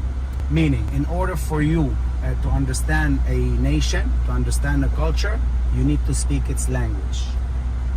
You cannot be here with Arab people as Jew and not speak the language, the Hebrew language. It's not supposed to be. Usually, I did not mention Druze religious people. They pray. They have 2 days actually of prayer a week. So they have 2 days of prayer every Sunday evening and every Thursday evening. These are the two sacred days that Druze religious, of course, must be religious in order for you to go to a chilwe, to the place of worship. If you're not allowed to, even if you are a Druze. To become religious, of course, there is a ceremony and there is a process you need to go through. Usually it takes 3 months of actually going and somehow getting into the religion. It needs to be a committee, a religious committee that would call the shots, would actually quiz you and examine you and see if you really mean it. That's why they give you 3 months in order for you to be sure this is the right thing for you. Usually the age of going back to the religion is usually at the age of 40. After the age of 40, usually you are more knowledgeable about life. You most likely got married, most likely have kids, most likely you conceive reality a different way. That's the time that you are usually go back to the religion or ask for to be given religious. the right to be in this place. Wow, so after the age of 40 is when you can get accepted to the higher part of the religion. You could join at any age, but usually people, that's what they do when they want to become religious or they have the enlightenment somehow. It hit them usually after the age of 40. After 40, wow. Yeah. You guys have any special book that is in the room or that people read while you're in there? Or of course, these are the religious books. Right. Look, the religious books, they still under, like, it's a very secretive religion. Right, that's also something I why never it's not explained. open, Yeah. It's not open to, it's not like you go to the library and you could get it, or go to Stimatsky and buy it. It's not gonna happen. However, the religion is very accessible to the religious people. But not accessible for people like me, non-religious. Brother, listen, not only was it a pleasure, but it was a freaking honor to meet you. You were Likewise, everything I hoped and more. One of my favorite people I've met in my travels. I'm not even joking. That is an amazing man right there with an amazing, beautiful family, an amazing story. We're gonna end this day here in this Druze village by trying to get some mansaf, which I've never had before. I do want to remind you guys though, check the description down below for Ahed's information. If you want to take a tour in Israel, take a tour in Israel with him. He's an amazing guy. I can highly recommend it. Everything will be down below in the description. So thank you again, Ahmed, for the amazing day. Let's see if we can find some mansaf. So here's Andrin restaurant. They have mansaf. You can see it over there. So mansaf, Ahmed explained to me, it used to be a very celebratory food here, but now it's become more accustomed to just eat it whenever. I've never had it before, and I'm very excited. So let's try it out. Wow, we was anak. Oh my God, Jeez Louise, mansaf. Oh my God, this is so much food. I'm not even that hungry, to be honest with you guys. This is a little bit overwhelming. Here you go. That's the plate right there. You got a giant shank of lamb. Look at that dinosaur leg. Potatoes, peanuts, and rice. Now, obviously, this is not food for a single person. I'm gonna probably eat this for dinner tonight as well. But like, damn, look at that. It's so amazing. Look at that. So I was told again by Ahed that this is like more of a celebratory food. Let's try it out. Oh my God. Look at all that beautiful rice cooked with that lamb fat. Those flavors are to die for. And it all comes inside of a delicious Druze pita. I don't know for a fact, but eating it the right way probably consists of picking up some of this like this with your hand and throwing it down the hatch. Wow, that fat is phenomenal. Look at the shank right here, and there she goes, clean. Wow, right off the bone. Oh my God, look at all those juices. And you know what I'm gonna do with this, right? That is another amazing day here in Daliat al-Carmel, here in the northern Haifa mountains of Israel. The incredible Druze village has shown me so much hospitality and kindness the last 2 days that I've been here. Make sure you check out Ahed, the amazing tour guide, down below in the description. I'll leave all of his information there. And if you want to support this channel, you become a member by joining the channel below. And I'll see you in the next one. I love you long time, class, and goodbye. Assalamu alaikum. Welcome to the middle of the desert here in Israel. I am currently in an unrecognized Bedouin village encampment. I don't really know how to classify it exactly, kind of like a township, but it's unrecognized, unmarked, not recognized by the Israeli government. This is sort of what it looks like. I'm here at a friend's house. He actually lives over here, kind of off the grid. He has his own farm and stuff. Really, really cool. Beautiful house. I'm going to take you guys in. But today, we're continuing our exploration of the Bedouin community to get to know this community better. There's a lot that needs to be said, needs to be explored, more than what I did yesterday in the Bedouin city of Raat. So we're going to go in today. You guys a really good look at, well, for one, what more of the rural life like this looks like, where you're literally living on kind of like farmland, but also in the middle of the desert, and also put up by a lot of metal shacks. And it's gonna be really interesting. My friend Raji is waiting for me inside of his house, and he's super hospitable. He's just put out a big Bedouin style breakfast, so let's go check it out. It's a beautiful entrance to his home. You can see here there's pomegranate trees growing, lots of plants, lots of green. Hello. Hello. So this is my friend Raji. How are you? Fine, thank you. Where are we right now? We in Wadi al-Khalil village. Wadi Khalil village? Yes. And this is, what are we about to eat right here? Is this a typical Bedouin breakfast? It's za'atar, oil, it's lapani, egg. Some cheese. Some cheese. Yeah, I'm very excited for this. It's gonna be really good. So we've got a long day of exploring, obviously, and we're gonna give you guys a lot of information about this place. But first, we gotta gear up with a nice, nutritious breakfast. So let's dig in. All right, check this out, guys. There's olive oil draping these little balls of goat cheese. Look at that. Beautiful stuff. Oh, wow. That's good. It's a little spicy. This is my favorite type of breakfast. Super fresh. Everything's nice and fresh. Gets you running for the day really nicely. Just chilling here with my friends. All right, we're putting away the food. It's tea time now. Is there something special in this tea that I'm tasting? It's tea with marmaria. Marmaria? Yeah. What is marmaria? It's a small tree. You put in the tea. It's very tasty. Yeah, it's I don't know how to explain it. It's like when you taste it, it's like initially it's just regular tea, and then this other flavor comes in towards the end. It tastes like candy. I don't know how to explain it. It's kind of like a, I don't know, it's really weird, but it's really good. Really, really good. And you got this beautiful teapot right here. Beautiful way to start the day. And it's so peaceful here. So nice and quiet. Here's the birds chirping. Awesome. All right, so we finished our delicious breakfast. I just met Raji's mother over here in her house. Super cool. And where are we heading to now? What's our next stop? Next stop, we go to visit my family. Extended family? Yeah, extended family. And they live in the same area here, or it's far away? It's far, about 5 kilometers. Okay, cool. Let's continue the exploration. Okay. So this is like the public road. Is it a road that the community has paved? It's not the government hasn't paved this road, right? No, it's the community. The community paved this road. And this goes between house to house, or? Yeah. This is unrecognized village. Unrecognized village. Without infrastructure, without electricity, water. So everything's off the grid. Yeah. And is there a name for the village? This area, Wad Al Khalil. Wad Al Khalil. Yes. And this area, it's El Said village. Said village? Yeah. Are these names based off of families? Yeah. Okay. Said is the name is. So the Said family. The big family. Yes. Okay. And you can see like these. I guess these are barriers of property, right? This is like the private. Yeah. Private property. Yeah. Like this is like the entrance into a house. Yeah. All the people go on this street, but left and right, private area. It's a big difference between the development of Rahat and here. Yeah, of course. It's like a completely different lifestyle, right? Of course. In Rahat, you're completely linked to the grid, right? You're connected to water, electricity. Yes. Internet. And here you can see solar panels on them. These solar panels also privately bought. Everyone's buying these solar panels privately. It's quite an expensive feat to get solar panels, no? It's very expensive. Yeah. But in the winter, because the sun, we don't see the sun in the winter. Right. It's a problem. We don't have electricity all the time. So how do people survive through the cold days? Because it gets very cold here, no? In the winter, Yeah. because of the desert. Yeah. It's very, very cold. So what, do people survive with fires? Wood burning? Wood, yeah. And gas. Gas stove, things like that, yeah.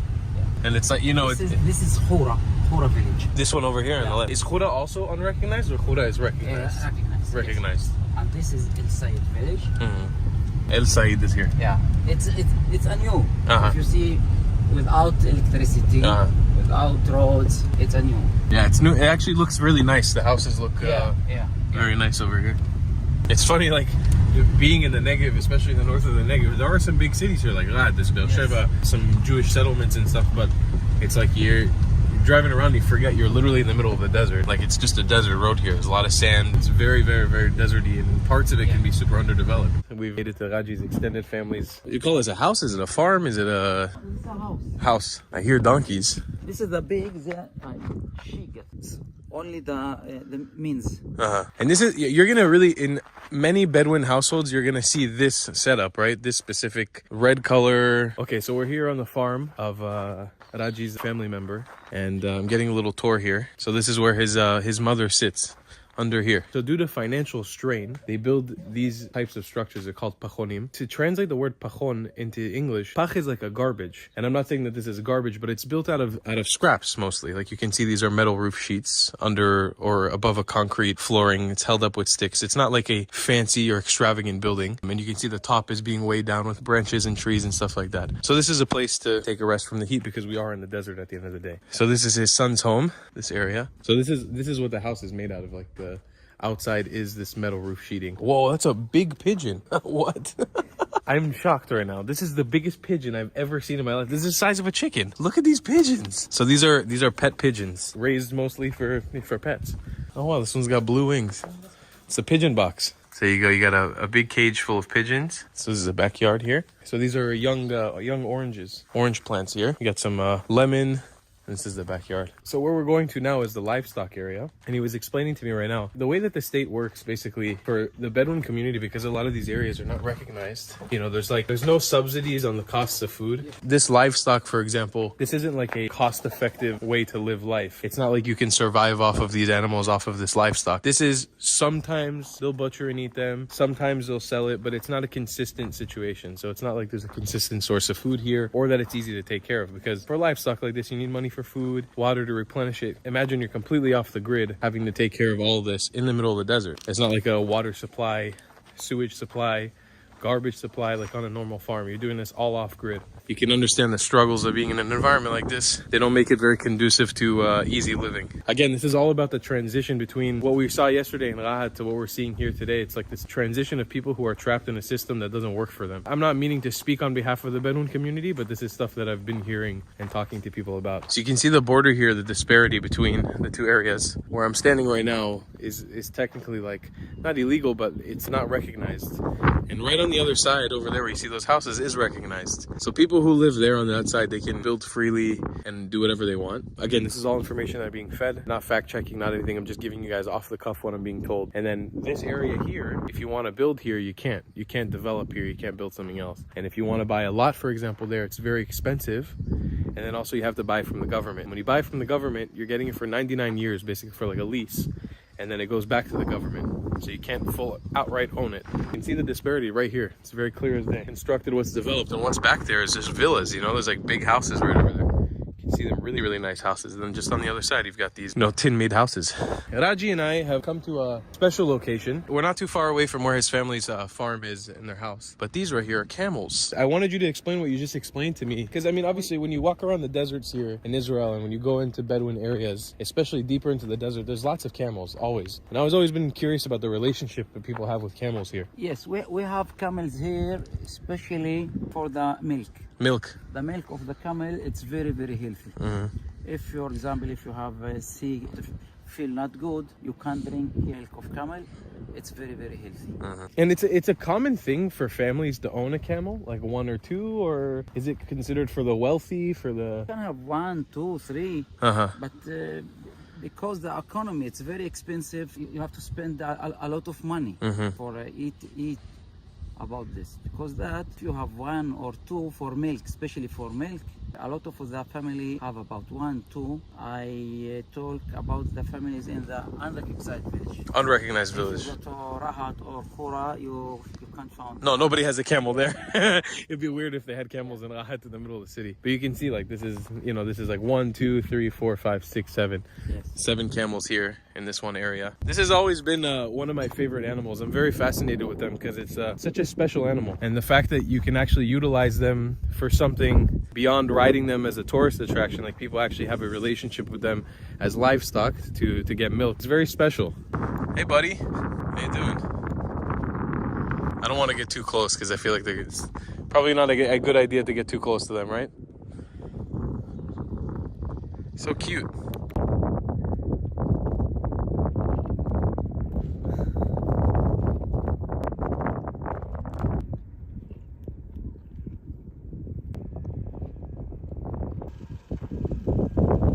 So again, you can see with such an animal like this is like the utilization of being able to get milk out of them. Raji was explaining to me pretty much only when they're pregnant, you'll be able to get them. And he was telling me that there's a rough value of around 15,000 shekel or 12,000 shekel, depending if it's a female. Because then, you know, obviously she can bring more kids into the world and continue your camel population. But if you have a male, they go for way less. So we're talking something in the range of 3,000 US, I believe, for a camel here. And apparently donkeys are super cheap and around even free. Like people just trade donkeys like it's nothing. So these guys, they have a high value to them. High ticket item here is the camel. So we're going into Raji's neighborhood mosque here.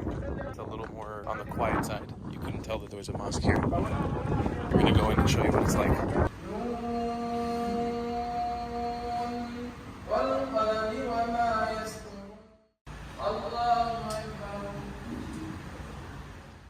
Okay, Raji, so that was the Friday afternoon prayer in Islam. This is the most important prayer in Islam to come to for the week? Every week on Friday? Every Friday, yeah.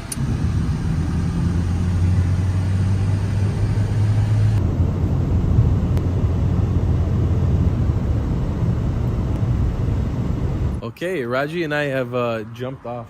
Where are we right now? We're now in Abu Tlul, especially in the high school. Abu Tlul, this is 9 at 12th grade. High school? Yeah, high school, yes. I am a principal here. You're the principal? Yeah. What an honor. Nice to meet you, sir. Nice to meet you.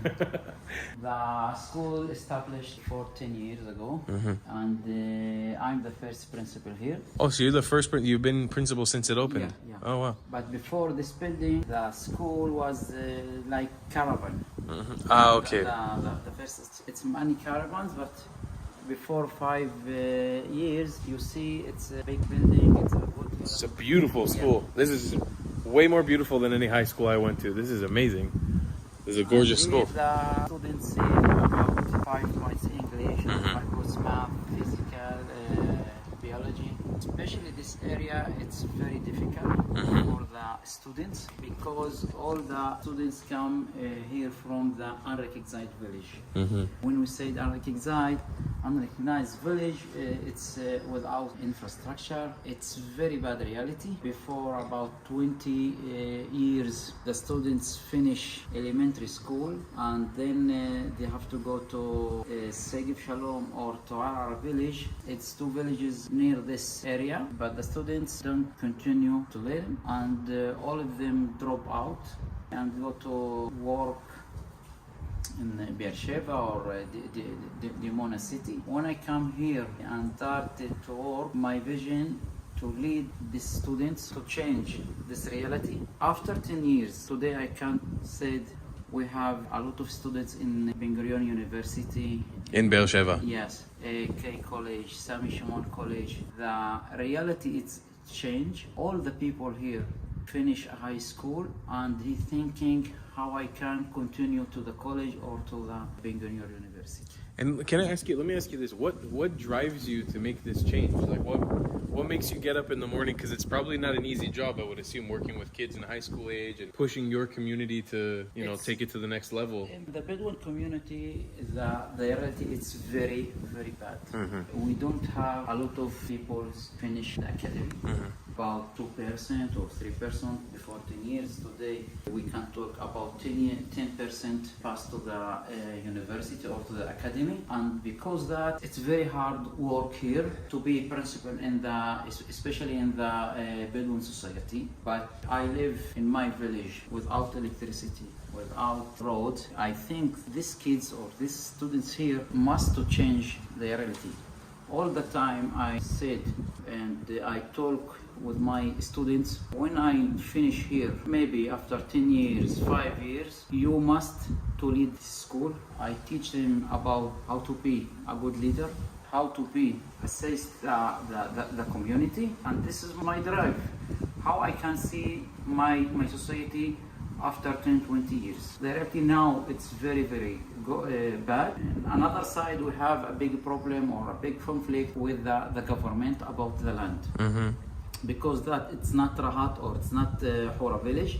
This is Abu Tlul, and all this area, the students come back in the home and these guys don't know what happened about my house. Maybe after 2 weeks, maybe after 2 months, the government destroyed my house because if you want to build a new, you can't. It's not allowed because that all the time you thinking about the future. How happened for me. And these guys, when you finish a high school, after 2 years, 3 years, you don't go to the academy, you go to work. After then you must to build a new family, to marriage near your family, and you have to build your home, a new home. But when you want to build this home, it's very dangerous to build because the government maybe destroy your house. Because that all the time the leader of the Bedouin community have communication with the government. And I think if you meet me after 10 years, you can see a new villages here, a new buildings. This is my hope and this is my vision. All the time I told with my students about the positive citizen. This is our country, and Israeli, Jewish, Druze, everything must to build this country to be a good, strong country in the Middle East. But it's my dream after 20 years, maybe the reality change. My big goals to lead these students to university. If you want to be a strong society, you have to go to learn, especially in the academy. To get educated. So this is the reality that kids here are dealing with. And they're coming from households that are poor, living in very rough neighborhoods, and they're coming to here to a reality that they're just not sure about. They don't know what's going to happen tomorrow. Like there's no way to tell for certain if they're going to have a house, and their communities are not recognized by the country. Yeah, because that, you see, we get him For example, internet, good buildings. I can show you the library. Yeah, let's go. Wow. Oh my God. This is awesome. Wow, Raji, this is a beautiful library. Oh my goodness. This is like a call for like Americans who are watching this. This is not, I feel like a lot of the American school system needs stuff like this. This is amazing. What a library. Oh, that's awesome. Oh man, this is a place that seriously inspires learning. This is the kind of environment you're looking for. I'm pretty sure that's the Philippines too, maybe. Looks like the Philippines. That's so cool. You got beautiful murals on the wall. But when the kids come back to the home, yeah, the reality is very hard. It's different, huh? Can you tell me a little bit about these trophies? Is this a school compete in? Yeah. In sports. In sports and speech of Hebrew. Wow, that's awesome. Super cool. I mean, at least, you know, while the lives of the kids here are nothing simple or easy, at the very least, they have this amazing school as a resource to be able to come to inspire learning and creativity. I mean, this is a beautiful high school. This library is phenomenal. This is absolutely amazing. So, at the very least, they have this. Raji, how many students are in this school? About 800. 800? Yes, about 800. Wow. So that's a tour for you guys. And this is a predominantly Bedouin high school, right? Like this, or is it only Bedouin? Yeah, only Bedouin. Only Bedouin students. Yeah. Only Bedouin. Yeah. So, I mean, it's an amazing resource that they have. Boys and girls. It's mixed school. Yeah, mixed school. Okay, so Raji brought me surprisingly to a Bedouin wedding today, which is so cool. So this is what the celebration looks like. We've been given coffee and tea, sitting under this beautiful tent on these little mats. And basically every time a man comes in, they walk down the aisle here, everybody else gets up, takes their hand and says welcome, says salamat. But it's super cool. Wasn't expecting to be able to see a Bedouin wedding. So this is a cool insight for you guys as well. We're really today exploring this side of Bedouin life, more rural. It's very, very cool. Just like this in the tent.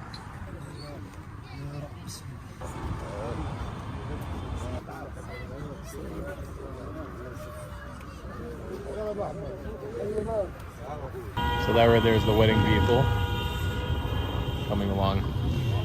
So we left one wedding and just ran into another wedding on the road. Raji was saying that there can be like 3 or 4 weddings happening in one day here, right? It can be a lot, no? Multiple weddings in one day. So this whole thing is for the wedding? Yeah. Wow. Raji was telling me how like in one day you might have to split up between 5 different weddings or 4 different weddings. Have to literally wedding hop, like jump from wedding to wedding to wedding because so many can happen on the same day. But it's really cool. It's a really cool experience of just lying down, shaking people's hands, walking in, getting to know the people. It's cool. It's a really cool experience. Friends, and welcome to the Bedouin city of Rahat, here in the middle of the desert in Israel. Now, if you know what the meaning of the word Bedouin is, or if you've ever heard of Bedouins, the word city doesn't really come with it because Bedouins, for a very long time, were a nomadic group of Arabs that used to travel around this part of the Middle East. And now there's a city here. Well, for the last like 50 or 40 years there has been. So I've never been here before. I've come to explore today. I've got some potential friends and people that I'm gonna be meeting along the way. But I've come to learn what has been the effect of a nomadic group of people transitioning into city life. Because it is a sprawling city in the middle of the desert here in Israel. Let's go and find out what is Rahat all about. So the first place I was told to come to is the Bedouin market, or the souk. In Hebrew we say shuk. I really don't know what to expect because I've never been here before and I don't have anybody to go around with me right now. So I'm kind of doing some free exploration. But I have already scouted and seen some cool food spots that I'm interested in trying out here. But this is sort of the open marketplace. There's a few shops and stands up here. And then some banks up here as well. I've also been given the name of a person I should be looking for. So his name is Karim, I believe.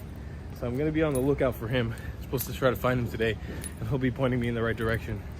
I have some cool places to see and some cool people to meet and potentially some good food. Let's see what we can get up to here in Rahat. So look for you guys a little bit on the streets here on the way to the market that I'm actually supposed to be going to because I just found out I was in the wrong market. I always love seeing in places with high Arab density, like Arabic graffiti. It's so cool. I've just started taking Arabic lessons as well to start learning so I can read very basic this stuff.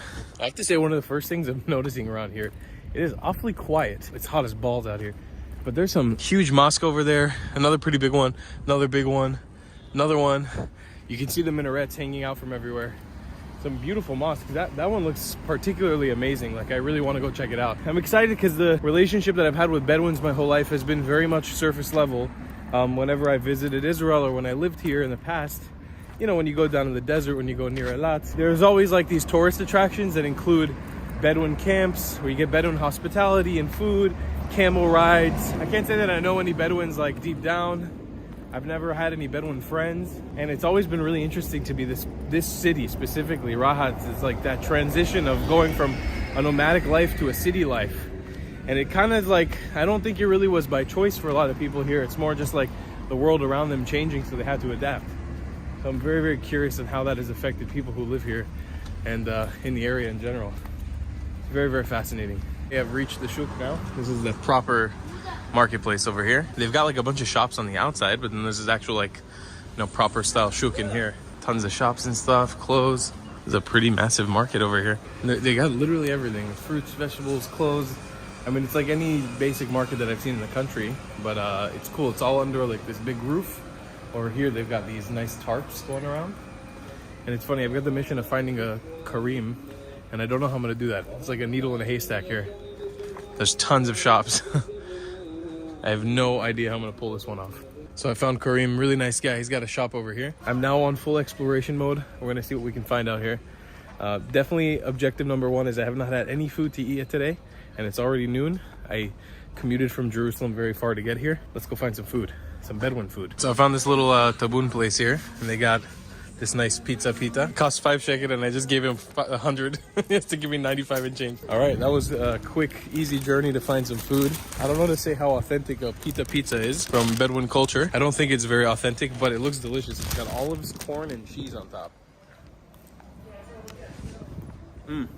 Fantastic. No, obviously, I'm not going to say that this city is a representative of all Bedouin life across the Middle East, because obviously in the Sinai Peninsula, when in the desert there, you're going to have different types of Bedouins there. Even when you have the desert, like people deep in the desert here that are still living that semi-nomadic lifestyle, they're going to be different than the way they are here in the city. But I mean, over here right across the corner, there's a Mexican place. This has become a very modernized culture, I would say, in a lot of ways, and probably changed a lot. Okay, I'm on my way exploring right now, and I want to go to that mosque. You can kind of just see the minaret from back there. It's in the neighborhood of Al-Nur. So this is in Hebrew Shkhunat Al-Nur, or the neighborhood of Al-Nur. Halan, YouTuber. Nice local kid just came over. He saw me talking to the camera. He was like, oh, are you a YouTuber? He shook my hand. That's so cute. Let's continue up this street here in the Al-Nur neighborhood and see if we can get to that mosque. The Mosque of Al-Nur. Man, I walked into a part of the town where it had some absolutely beautiful houses. Look at these houses. Like mansions. This I love. AFC, Arab fried chicken. I'm definitely gonna try to hit that place up on my way back down from the mosque. That's so awesome. Just turned a corner and we're rolling up on this beautiful mosque. Oh man, this thing's awesome. Al-Nur Mosque. Salam alaikum. How are you? Nice to meet you. Ismi Tal. طال وانا اسمي لا اني هازم احمد Bedouin everyone Bedouin nice no where are you from USA Miami امريكا America India you know India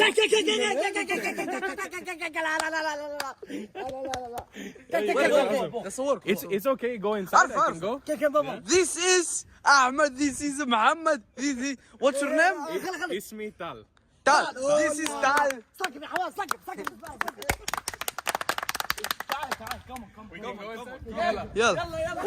how are you المسجد I love this. The vlog has been taken over. I'm in a TikTok now. TikTok. Okay. I really wanted to record some information about the mosque. I don't know what happened. I don't know how this happened. I just wanted to give you guys information about this beautiful mosque. But we're going falafel now. Okay, falafel. All right, so we're officially leaving this beautiful mosque.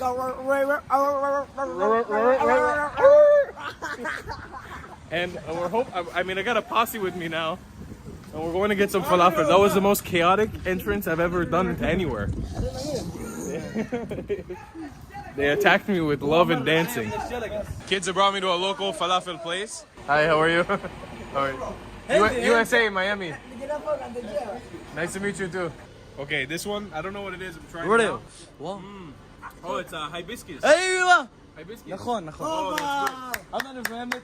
The little man paid for me. He literally just paid for me. He didn't even let me pay. Whoa. Wow, here we go. Ready? Wow. 1, 2. واو So good. Bye, guys. Bye guys. Thank you. I genuinely have no idea what to make of what just happened. That was the weirdest experience of my entire life traveling, I think. I just got mobbed by these kids. Brought to a falafel spot. They just bought me falafel and hibiscus juice and just left me here. It's an extremely strange situation. I don't know what's going on. I do have to say though, the falafel is fantastic. The pita is really delicious. Really, really yummy food. And it's only 20 shekel with juice, so it's pretty affordable over here. Really, really yummy. I'm not gonna lie, I'm not a huge falafel person. This is one of the best falafel I've ever had in my life. That falafel is so tasty, seriously. And it's a dense pita. It's packed with salad, tahini, tomatoes, cabbage, cucumbers. Wow, and the falafel is just amazing. Well, that was a fantastic little falafel spot. That was really delicious. Now we're gonna go back to the kids and see what they're up to. And again, you got this beautiful view of the mosque down here on the street. Finish. Thank you so much. Shukran. Okay, wait, hold on. There's a lot of chaos happening. This is Tarek. Yeah. He kind of like saved me on the side of the road right now from all the kids. They were lovely. They bought me food, which was nice, but it was a little chaotic. To save this video, Tarek is coming along with me now. Yeah. You just got home from school. Yeah. So Tarek was nice enough to just drop his stuff off, and we just got pulled into a store called Yes. Boutique Alaris. Boutique Alaris. Alaris. The bride. So you've got so this is like a wedding store. Yeah. Mm. And some of the casual. That's cool. It's a nice shop. The real goal is though we're going to get some mansaf. I wanted some traditional Bedouin food, and Tarek was saying we can go get some Palestinian mansaf. Yeah. Okay. It's down there. Let's go try it out. Okay. We're getting new subscribers in Rahat right now. Okay, let's go. They're like a little gang of energy. They're so free. They don't go to school. Oh no? No. Maybe they go. Maybe they don't. So you, Tarek, you're in high school? Yeah. High school. Where are you going next? You're going to college next? Maybe to university. Maybe university? Yeah. Not maybe. For sure. And where you're from here originally? From Rahat? Yeah. Can you tell me a little bit about this city? Because I don't know much about it, but I know this is my knowledge, and I wanted my audience to understand. Okay. I know that Bedouin is like a nomadic group of people, right? They used to be a nomadic group of people. Yeah. But this is a city, so how does it connect? Before, we Bedouin, we just travel. We don't stay in one place. Right. Maybe we stay for a period of time, but we travel a lot. Then the world advanced. We came to here. Mm-hmm. In the south, we are the only city in the Arabian city. The others are villages. Villages. Yeah. Rahat is the most advanced city. That's what we know.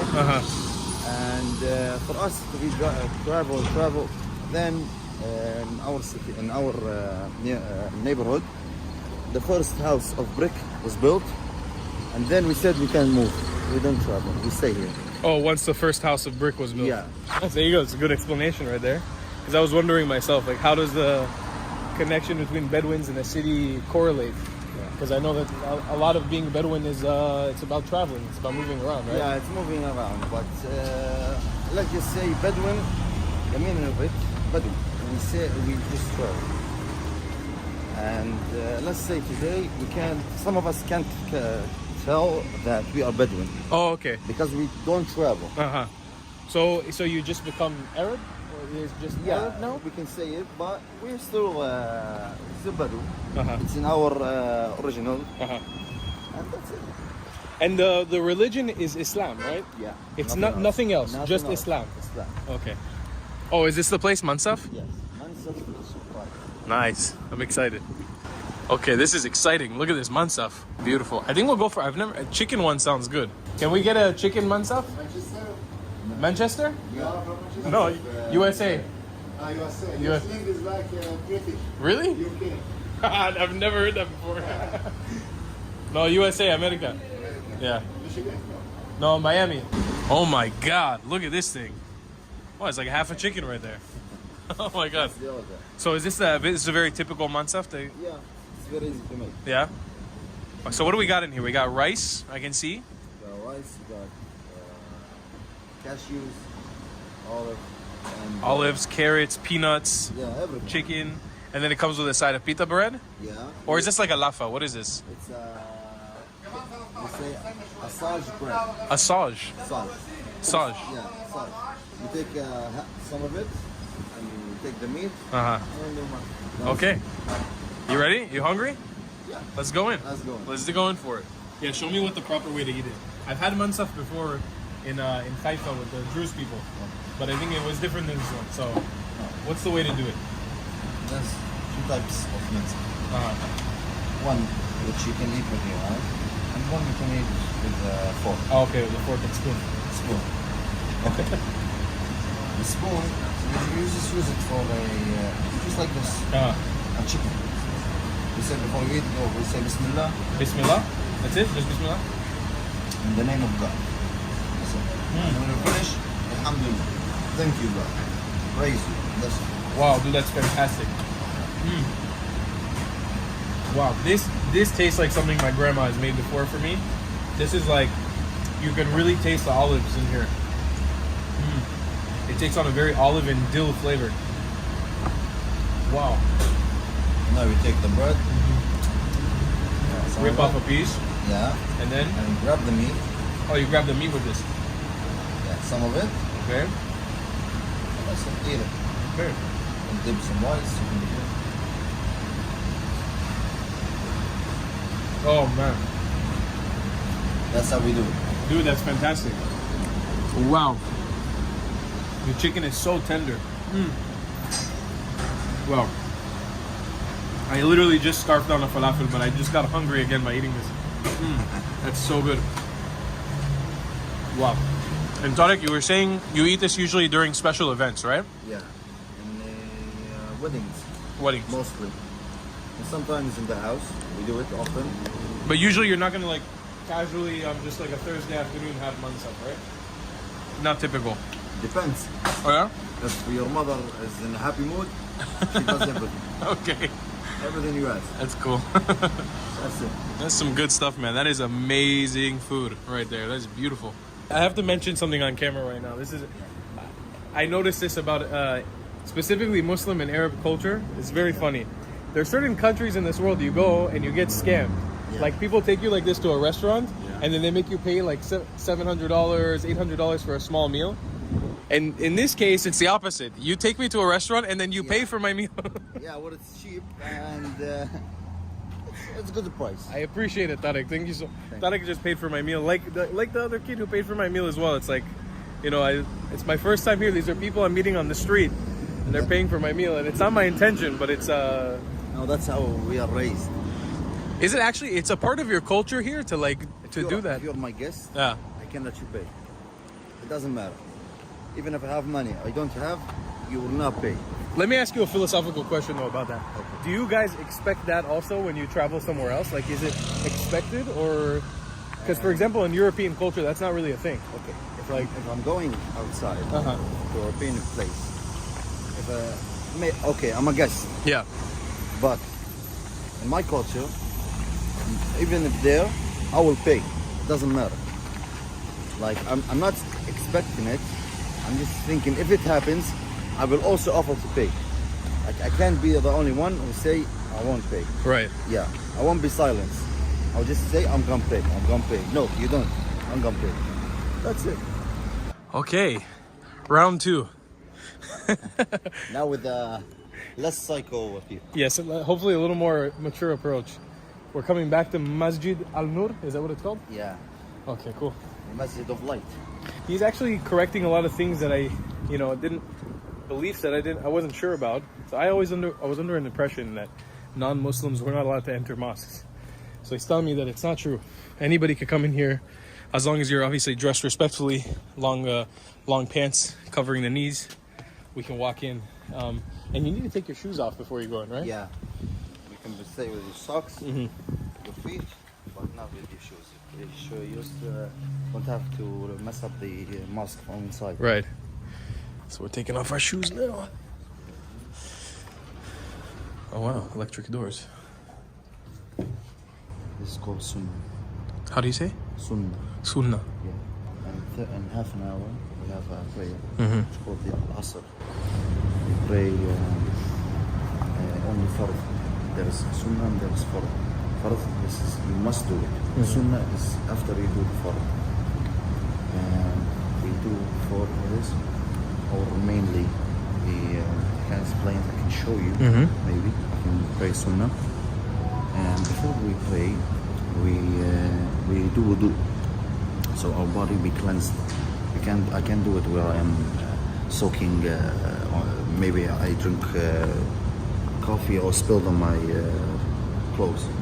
Yeah. And that's it. That's basically it. Nice. After we do wudu, we can pray. Is this a very popular mosque, this one? Or is it one of the bigger ones here? But there's many new ones. They're all over Rockwood.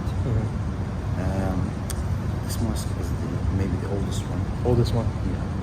Yeah, I read somewhere on Google that it was like from the 70s, this mosque. It's built from, 70s. It's actually really beautiful in here. It's not the most beautiful one, I can show you that, but yeah, it has its purpose. I like the green. The green is really nice. It's beautiful with the flowers. This area here, this is pointing towards Mecca, right? Yeah. Towards the Kaaba? Yeah. This is the direction we pray. I can't pray just like in this direction. Only the Kaaba. Maybe if you live in America, you have a different direction. If I go to my house, maybe I'll go this. Because in the end, I would go the same direction as this one. And is there a name for this area of the mosque? Like this, no? This is the, like, you see this mattress? Yeah. It's called Sajjada. Sajjad? Sajjada. Sajjada. Yeah. The Imam comes here, stands, he has his mic, starts to pray, he says, Istaqim al-Salah, which come and join us. He will say Allahu Akbar. Everyone that's behind him will join him and say Allahu Akbar, and there will be silence. He will start reading the Quran. He will start reciting, and then after he finishes, he says Allahu Akbar. Maybe I can show you how you pray if you want. Yeah, please, that would be amazing. Okay, good. This is finally time after 8 years of traveling and many mosques that we've been into that we're going to see how you pray in Islam. I've never seen it myself, so I've only ever seen bits and pieces. Tariq is going to show us how they do it now. I can show you, I can explain it a lot because it takes a lot of time. I'm just going to take my bracelet.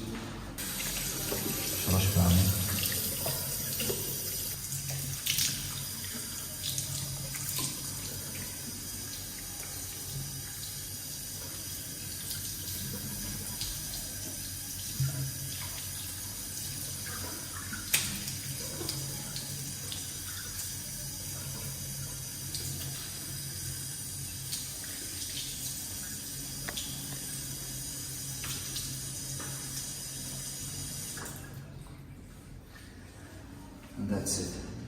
That's how we do it. So Tariq basically did the cleanse. The name is, what is it called again? Wudu. Wudu? Wudu. Wudu. Yeah. Which is really cool to see you do it. It was like 3 repetitions of everything, right? Like you blew your nose 3 times, you wiped your face 3 times, everything was 3 times in a row. And is there a reason why 3 times? It's how the Prophet basically used to do it. And we do as he's done. As he does. Okay. The nose one, as Sunnah, it's not how, it doesn't have to be like this. I can do this, I can do this. But how the Prophet did it, he just put in his nose and you have the out behind. That's it.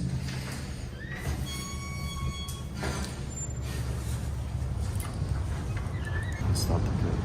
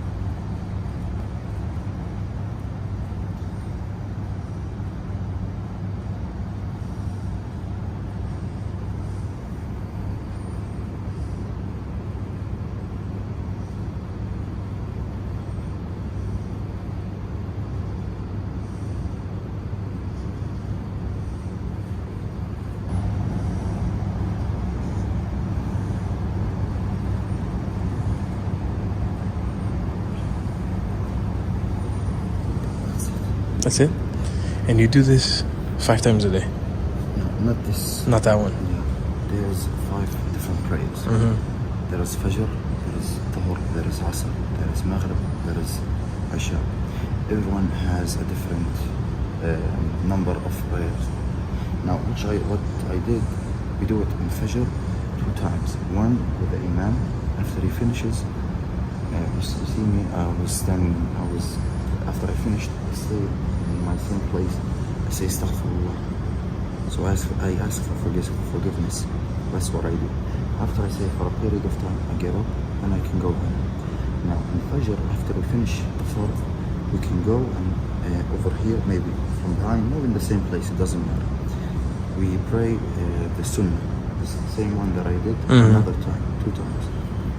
After that, we can read the Quran, or we can go home. That's what you can do. Or you can wait till Shuruq. Shuruq, this is when the sun rises. There's a prayer. Yeah, you can do it. It's not Fard, it's Sunnah. And there is Dhuhr, there is Asr, as I said, but they are different. And Dhuhr, I'll give you just for example. In Dhuhr, which I did, I do it in the same prayer another 2 times. I do 2, I finish, I do 4 all together, then I do another 2. Sunnah, Fard, Sunnah. Or how the Prophet, peace be upon him, did 4, 2, 2. That's how I sometimes do it. And you said some people will come after, when they're finished with their prayer, and they come and read the Quran. Yeah. Right? So the Quran is the story of Muhammad. No. Peace be upon him. The Quran is the words of Allah. Of Allah? Yeah, it's not the story of this prophet or this prophet. It's the words of Allah. What happened, what will happen. And now I can tell you in the Quran, there's Surah Al-Baqarah, which the opening surah is maybe one of the longest. There's the surah Al-Fatiha. It comes before the Baqarah. And this what the Surah Al-Fatiha, we say it in the first, when we start praying, we read it, then we read a different surah. Al-Fatiha is its main surah, you must read it. Without it, the prayer is not accepted. Okay. Yeah, in Baqarah. It's like a prayer you say before the prayers. Yeah. Okay. Surah Al-Baqarah. This surah, in the first sentence, Quran, which nothing is wrong with it. This book, nothing is wrong. Many philosophics, maybe many people tried to find any something that is wrong. They couldn't. I can show you in the Quran. Yeah, let's go for sure. Said, I will translate. Okay. All of these books is the Quran? This is one. All these books of the Quran, some of them are hadiths. Okay. This is the word of the Prophet. Peace be upon him, Muhammad. The Quran is the words of Allah. Hadith, this is what happened with the Prophet. Now, this is Surah Al-Fatiha. This is the main surah, which we read it before we start praying. Now, Surah Al-Baqarah. Before we start any surah, we say, أعوذ بالله من الشيطان الرجيم بسم الله الرحمن الرحيم. We say, أعوذ بالله, I don't know what the proper translation is. We say, like we say in the devil, so we can read without him, like we ask God to put him away. When we pray, we don't need any distractions. So, he says, ألف لام ميم ذلك الكتاب لا ريب فيه هدى للمتقين. ألف لام ميم. This is the book that has nothing wrong. Huda is like being calm, or maybe something like that, for the ones going to pray. And that's it. This book, this sentence itself, it touches me deeply, because I know this is the right religion. Like this is the truth. Yeah, that's it. In this book, in the Quran, you have the story of Ibrahim and Musa. Is that all in there also, or no? No. I can tell you in a different way. These are the words of Allah. No one else. It's not if someone came and said, he says everything like this. This is book which has nothing changed in it since 500 and something. The same words. It's not like other religion which they change the words. All these books, all the same letters, all the same sentences. Nothing is changed or something different. You see? That's it, basically.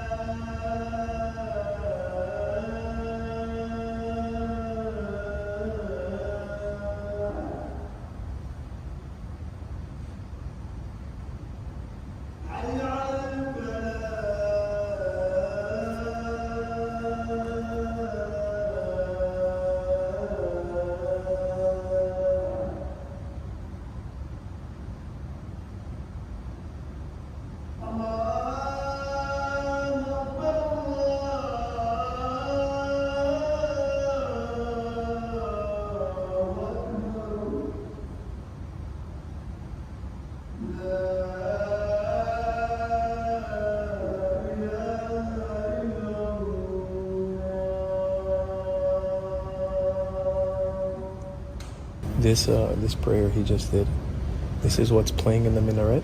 Yeah. So now this was blasted to everyone in the city? Yeah, he turned off on the mosque because he wants to concentrate. The voice maybe disturbs him, so he just turned it off. But outside, everyone can hear. In Rahat, in many places, there's not only one mosque. Maybe in one neighborhood, you might find two of them. Because this mosque can't reach everywhere in Rahat. Rahat is a big city. So we have a lot of mosques, maybe over 20, maybe 25. So there's a lot of neighborhoods. So we put one here, one there. They're maybe close, but in the end they serve one purpose, just to come and pray. That's it. When the prayer is blasted in the minaret, it's to call people to come to the mosque, right? Yeah. He says, Allahu Akbar, Allahu Akbar. God is great, God is great. He says it 4 times. Then he says, Ashhadu an la ilaha illallah. I testify there is no one but Allah. Ashhadu anna Muhammadan Rasulullah. I testify that Muhammad is the prophet of Allah. Hayya ala salah, hayya ala al-falah. Flee to the prayer, to the salah. Hayya ala al-falah. Flee to the success, to the greatness. Maybe this is maybe the proper. Then say Allahu Akbar, Allahu Akbar once again. Then La ilaha illallah. There is no one but Allah. This is the prayer. Now, when I say it like this, once Ashhadu an la ilaha illallah, when he calls when they call them to the prayer, he says it 2 times. Everything is doubled. Allahu Akbar. Instead of doing it 2 times, he says it 4 times. Instead of doing it Ashhadu an la ilaha illallah once, twice. Muhammadan Rasulullah, twice. Hayya ala salah, twice. Falah, twice. But أشهد أن لا إله إلا الله, Allah Akbar, Allah Akbar. In the end, we said it 2 times. In the end, أشهد أن لا إله إلا الله. That's how they finished the prayer. All right, Tarek and I are leaving the mosque right now. Thank you, brother. I appreciate not only the explanation but everything today.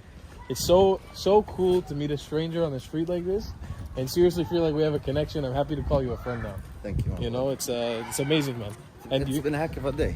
And I have to mention, Tarek is not. I have to ask him, like, have you done a YouTube video before? Have you done a documentary? You're so good at speaking on camera. So, I mean, I don't know if you want it, but I'll leave you a shout out on Instagram. Go follow his Instagram down below. He's a photographer, a talented guy, and send him a lot of love, guys, because he's amazing. And thank you again so much for the day. It's been awesome. Follow him, don't follow me. He's the best.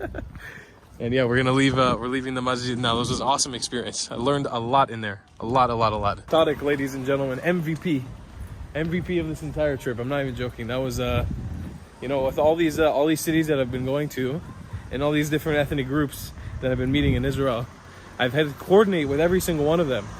And I did have some coordination in Rahat today as well, but I met him on the street, and he just helped me film and full content for like 3-4 hours, which was amazing. So I'm now heading back to the market, to the shuk, to go pick up my backpack, because it's getting towards the end of the day and I don't know what time they close, and my drone and all my important stuff is in there, so I gotta get there before it closes. So let's go get my backpack. Question is, will Tal remember how to get back to the market? I don't know. This seems familiar, but I can't 100% remember where I'm going. All right, back in the market now. I managed to get my backpack back. They held it for me for all these hours, actually waiting for me with a smile, which was really nice. And then the hospitality today has been next level. Lots of smiles, lots of super friendly people. It's been awesome. And now it's time to try to find a place to fly the drone, because this town is built very, very interestingly, and I want to get some aerial views of it. If you guys ever want to see some of my drone footage, I don't really put them in the vlog anymore, but I do upload them to Instagram occasionally, so make sure you check out my Instagram. It's down below in the description. Well worth it. I upload a lot of funky little reels and stuff. Well, my friends, that's the end of my first amazing day here in Rahat. I had a blast. If you guys want to support the channel, become a member by joining the channel. I will go a long way supporting me, and I really, really appreciate it, especially when I'm doing a crazy series like this that costs a lot of moolah. But nonetheless, this has been the most rewarding series of my entire YouTube career, I think, so far. And I've been having so much fun. So check back for another episode coming real soon. I love you a long time, and I'll see you in the next one. Goodbye, Klats.